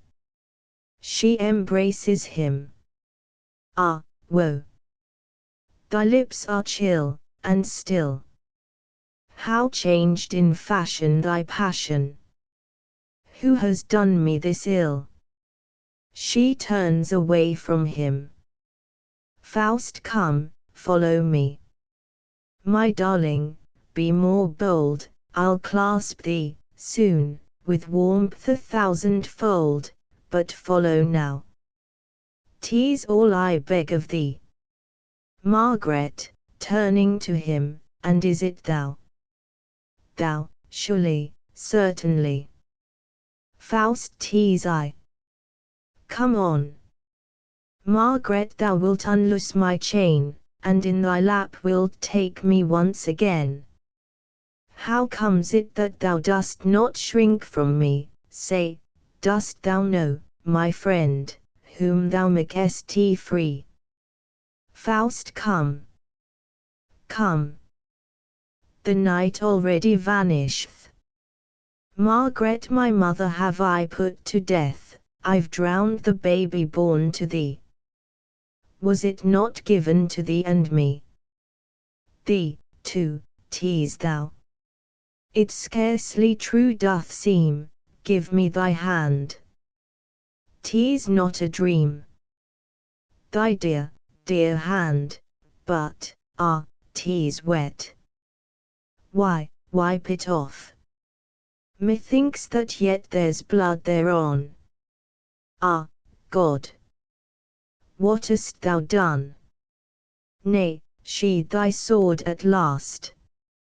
Do not affray me. Fausto, let the past be past. Thy words will slay me. Margaret, no, no. Thou must outlive us. Now I'll tell thee the graves to give us, thou must begin tomorrow the work of sorrow. The best place give to my mother, then close at her side my brother, and me a little away, but not too very far, I pray. And here, on my right breast, my baby lay. Nobody else will lie beside me, ah, within thine arms to hide me. That was a sweet and a gracious bliss, but no more can I attain it. I would force myself on thee and constrain it, and it seems thou repellest my kiss, and yet 'tis thou, so good, so kind to see. Faust, if thou feelest it is I, then come with me. Margaret, out yonder. Faust, to freedom. Margaret, if the grave is there, death lying in wait, then come. From here to eternal rest, no further step, no, no. Thou goest away. O Henry, if I could go. Faust, thou canst. Just will it. Open stands the door. Margaret, I dare not go, there's no hope any more. Why should I fly? They'll still my steps waylay. It is so wretched, forced to beg my living, and a bad conscience sharper misery giving. It is so wretched, to be strange, forsaken, and I'd still be followed and taken.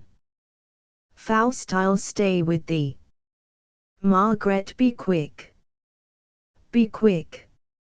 Save thy perishing child. Away.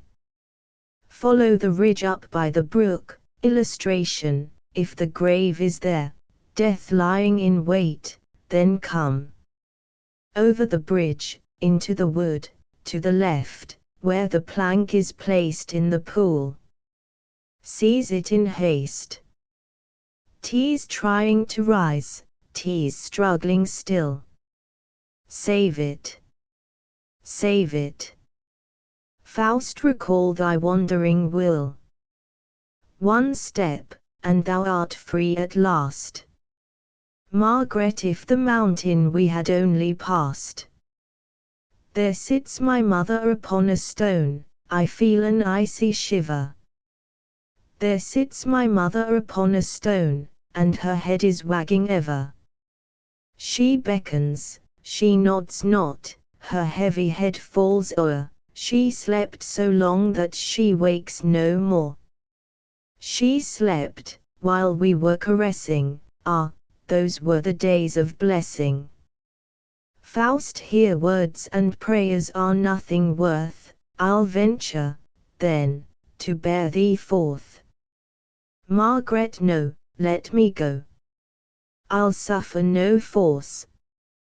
Grasp me not so murderously. I've done, else, all things for the love of thee. Faust, the day dawns, dearest. Dearest. Margaret, day.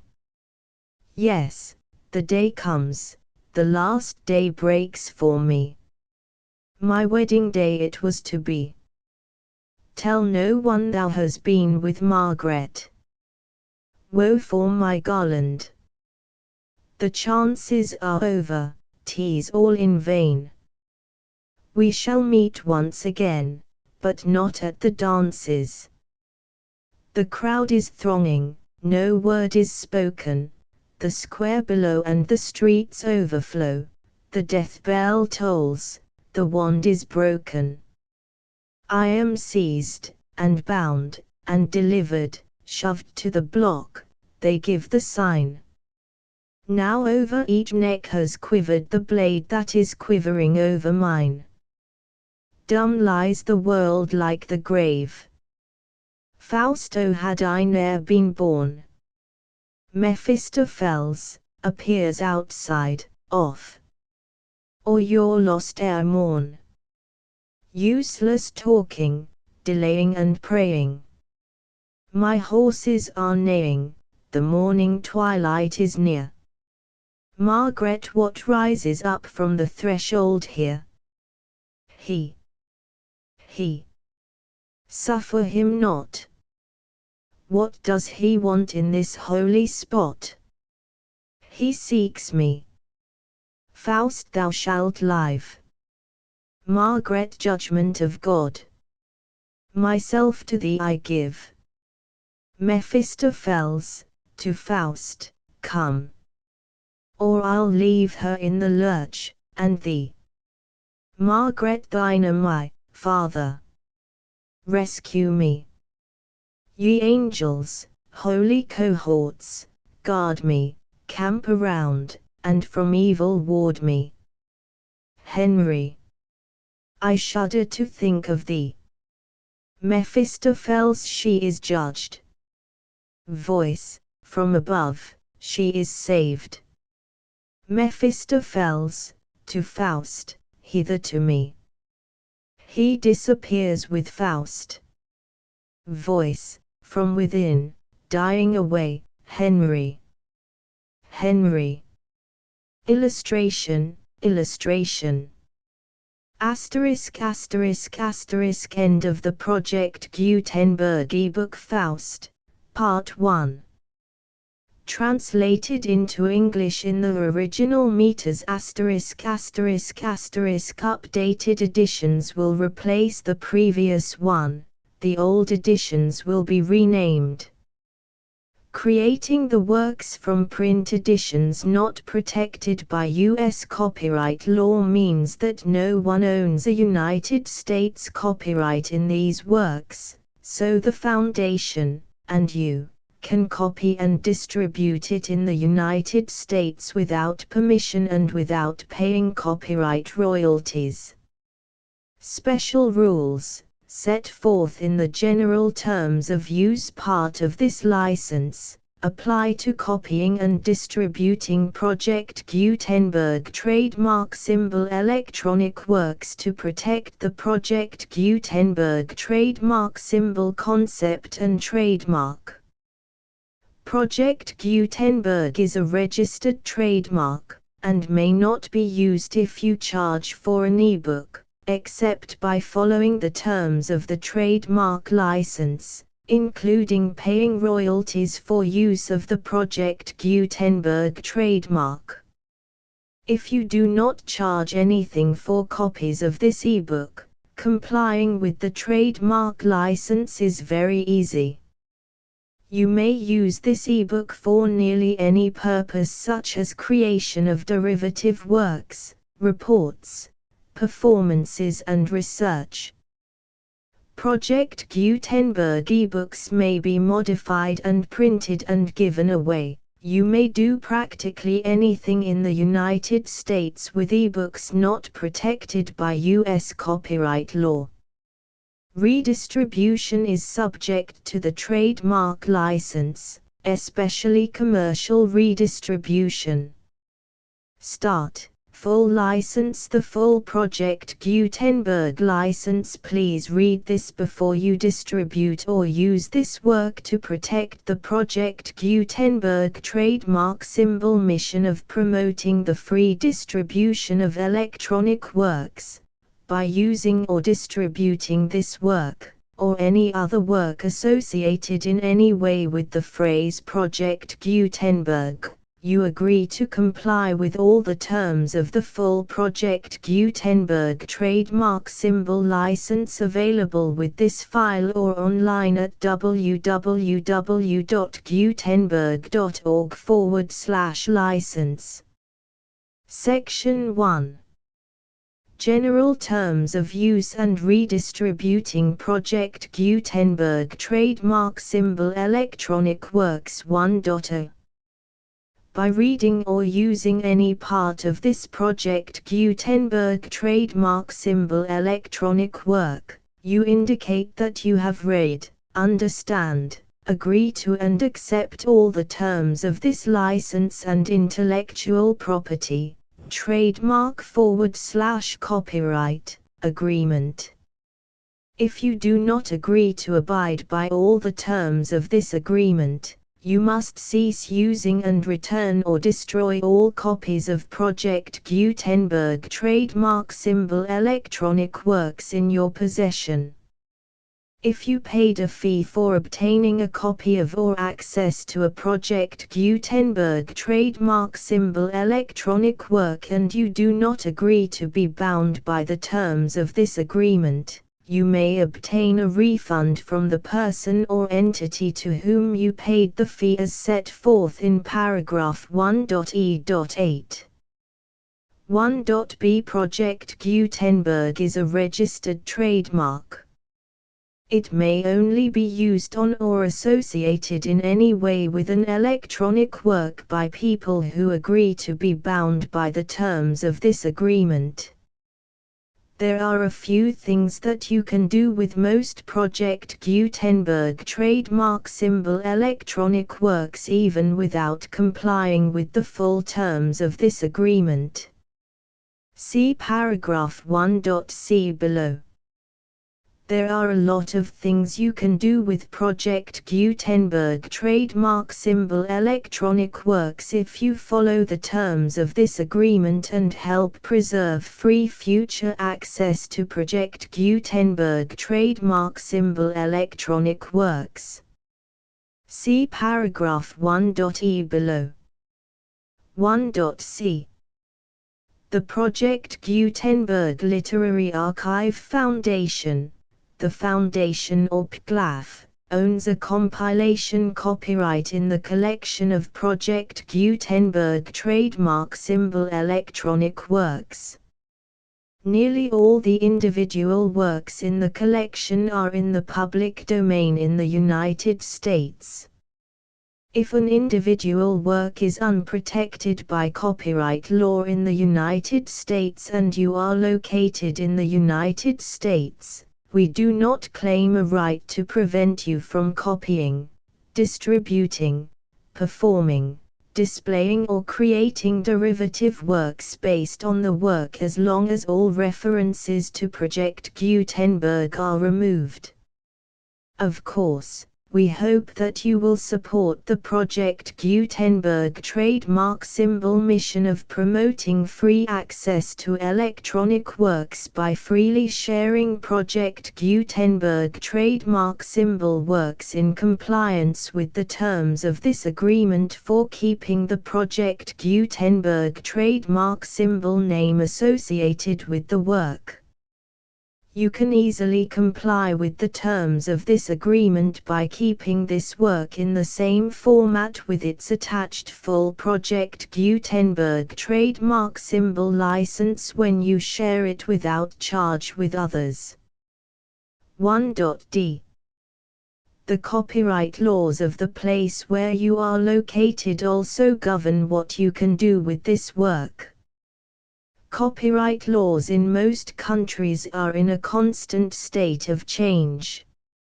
If you are outside the United States, check the laws of your country in addition to the terms of this agreement before downloading, copying, displaying, performing, distributing or creating derivative works based on this work or any other Project Gutenberg trademark symbol work.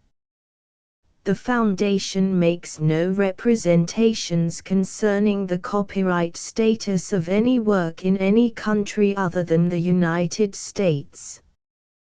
1.e. Unless you have removed all references to Project Gutenberg, 1.e.1. The following sentence, with active links to, or other immediate access to, the full Project Gutenberg trademark symbol license must appear prominently whenever any copy of a Project Gutenberg trademark symbol work, any work on which the phrase Project Gutenberg appears, or with which the phrase Project Gutenberg is associated, is accessed, displayed, performed, viewed, copied or distributed. This ebook is for the use of anyone anywhere in the United States and most other parts of the world at no cost and with almost no restrictions whatsoever.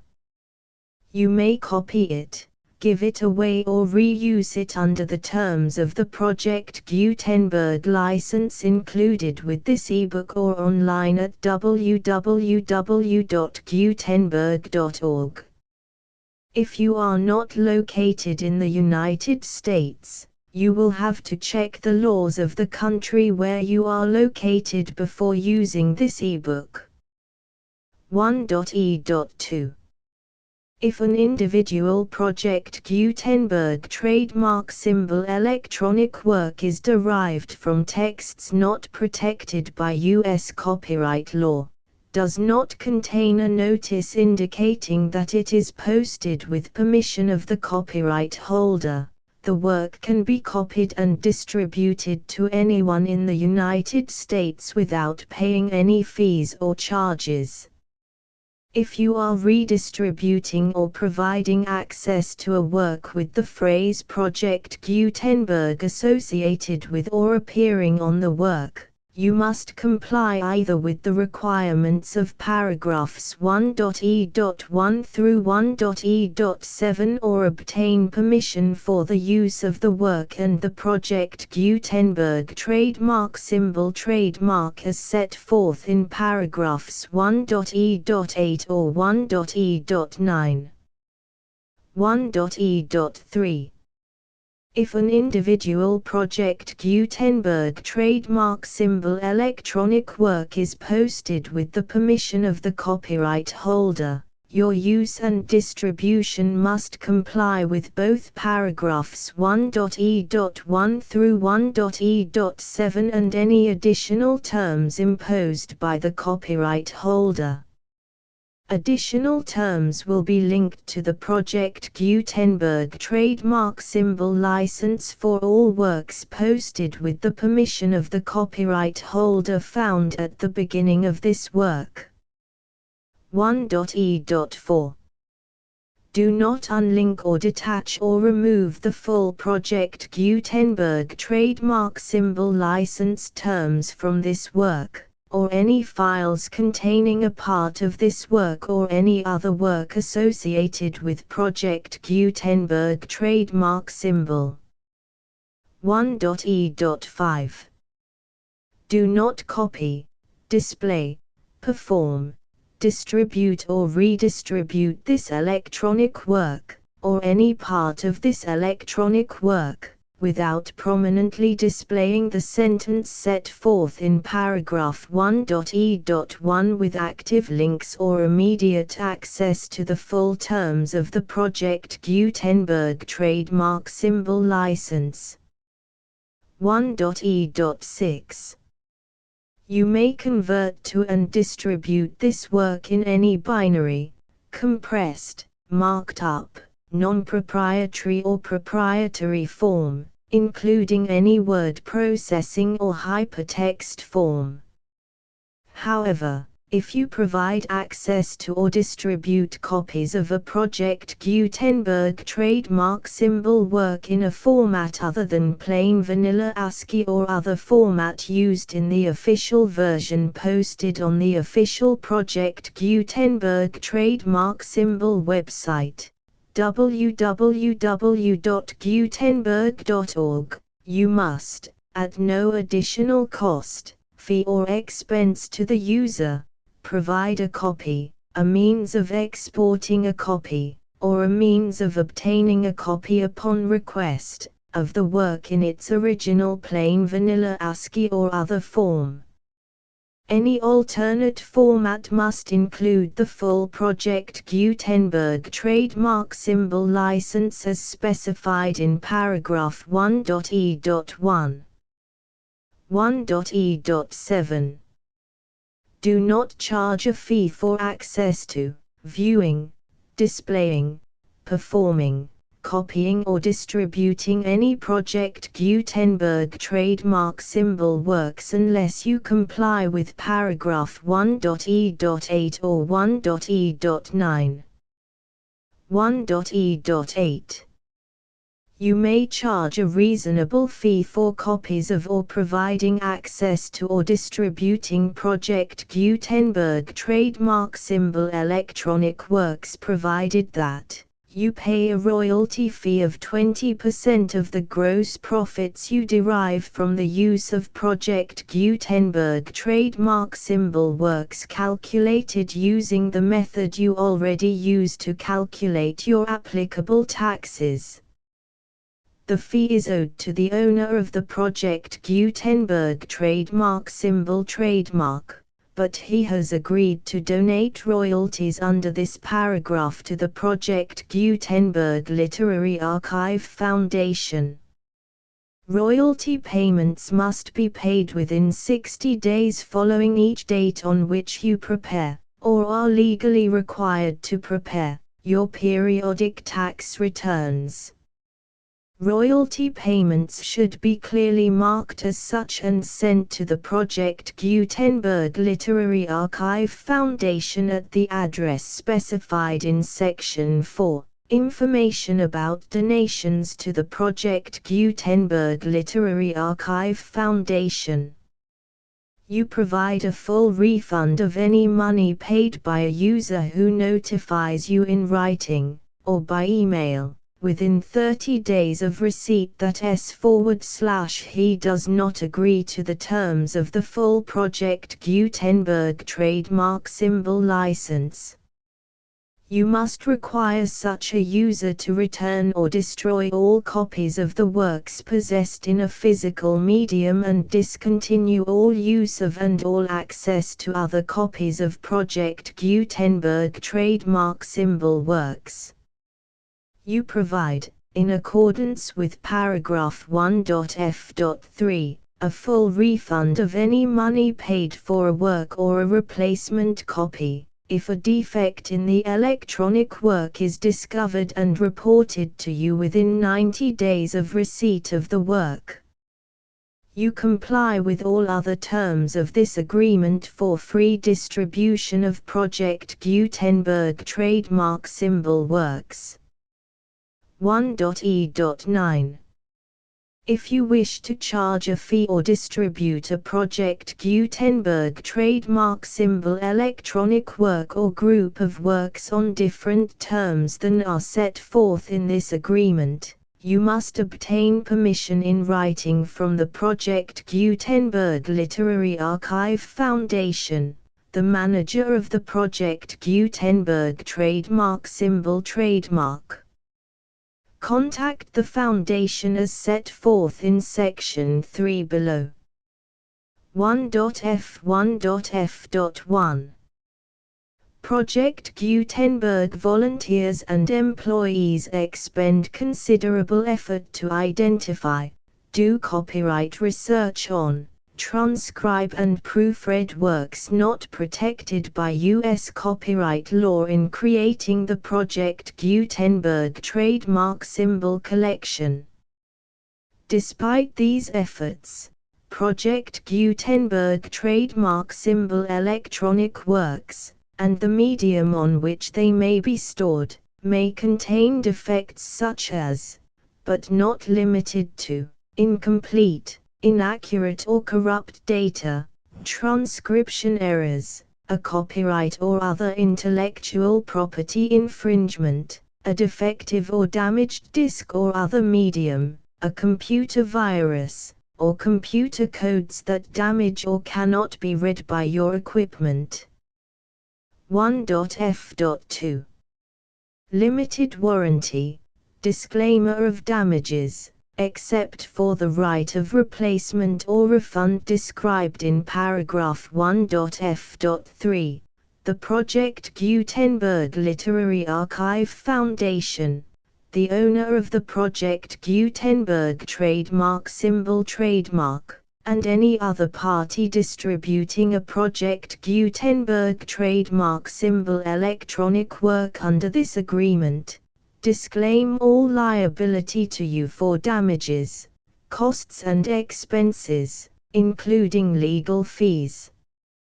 You agree that you have no remedies for negligence, strict liability, breach of warranty or breach of contract except those provided in paragraph 1.f.3. You agree that the Foundation, the trademark owner, and any distributor under this agreement will not be liable to you for actual, direct, indirect, consequential, punitive or incidental damages even if you give notice of the possibility of such damage.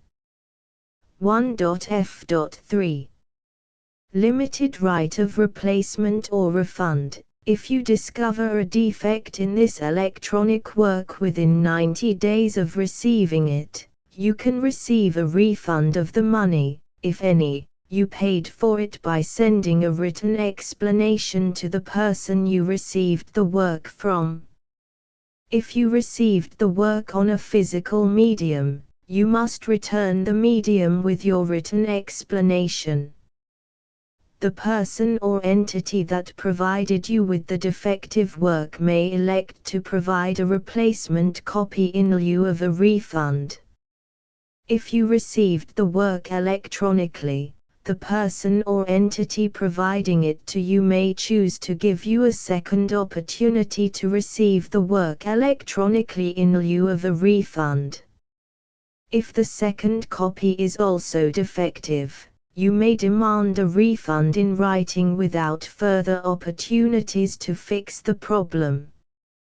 1.f.4 Except for the limited right of replacement or refund set forth in paragraph 1.f.3, this work is provided to you as is, with no other warranties of any kind, express or implied, including but not limited to warranties of merchantability or fitness for any purpose. 1.f.5 Some states do not allow disclaimers of certain implied warranties or the exclusion or limitation of certain types of damages. If any disclaimer or limitation set forth in this agreement violates the law of the state applicable to this agreement, the agreement shall be interpreted to make the maximum disclaimer or limitation permitted by the applicable state law. The invalidity or unenforceability of any provision of this agreement shall not void the remaining provisions. 1.f.6 Indemnity. You agree to indemnify and hold the foundation, the trademark owner, any agent or employee of the foundation, anyone providing copies of Project Gutenberg trademark symbol electronic works in accordance with this agreement, and any volunteers associated with the production, promotion and distribution of Project Gutenberg trademark symbol electronic works, harmless from all liability, costs and expenses, including legal fees, that arise directly or indirectly from any of the following which you do or cause to occur. A.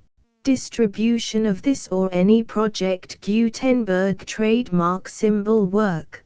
B. Alteration, modification, or additions or deletions to any Project Gutenberg trademark symbol work, and c. Any defect you cause. Section 2.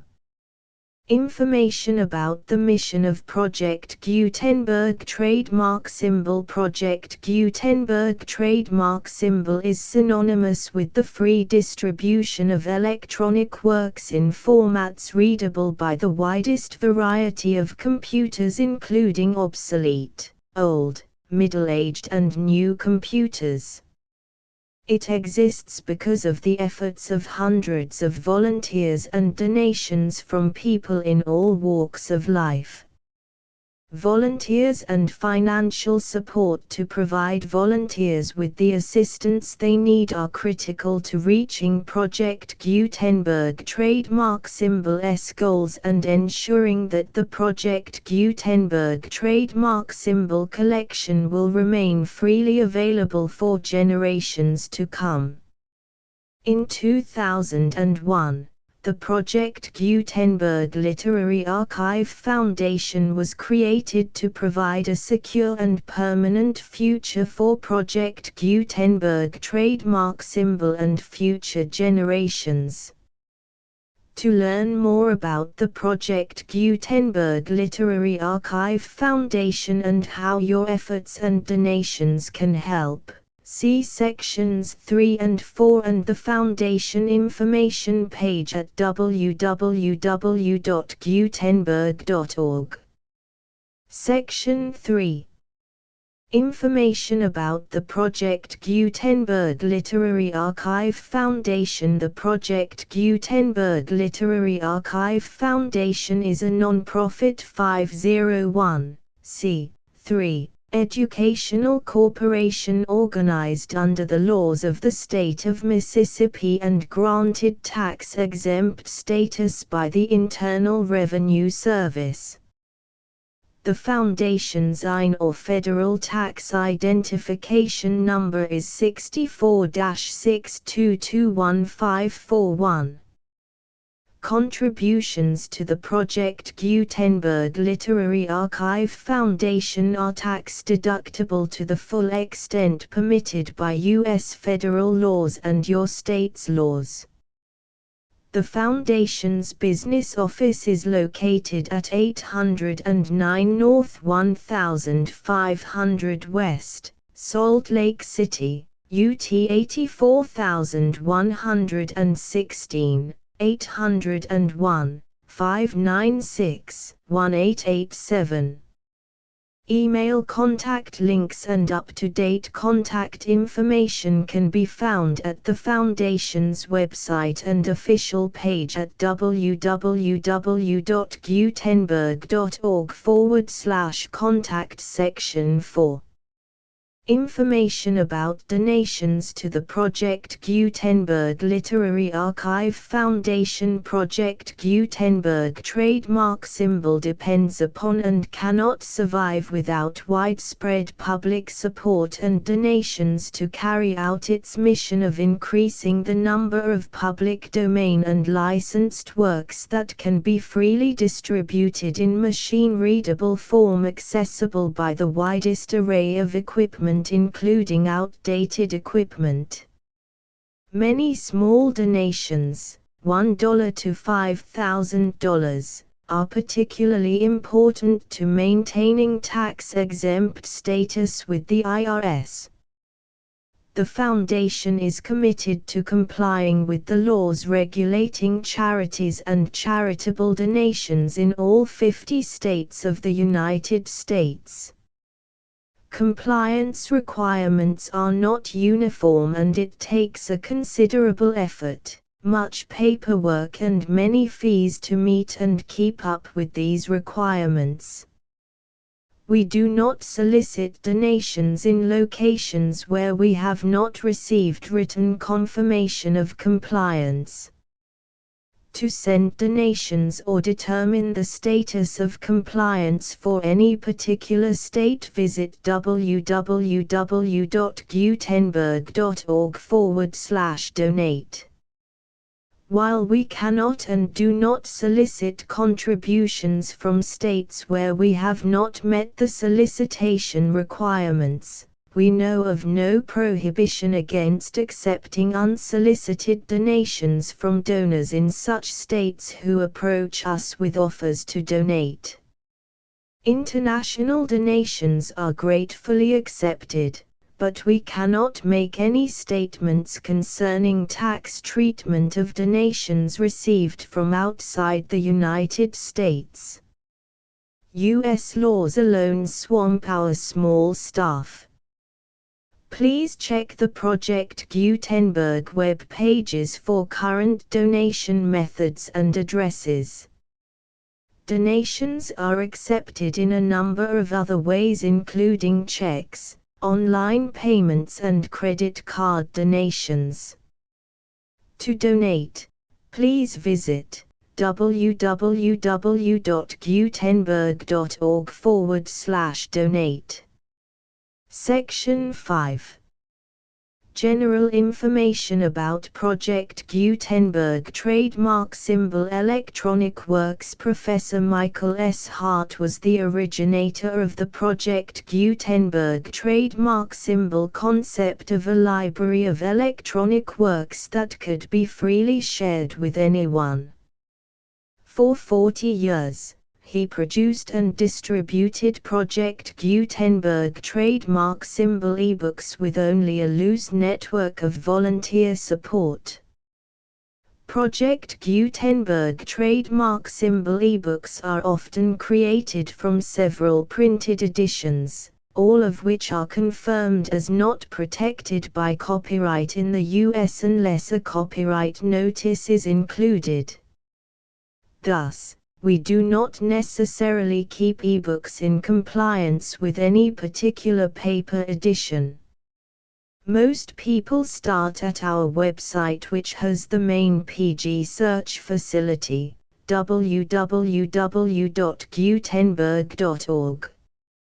This website includes information about Project Gutenberg trademark symbol, including how to make donations to the Project Gutenberg Literary Archive Foundation, how to help produce our new ebooks, and how to subscribe to our email newsletter to hear about new ebooks.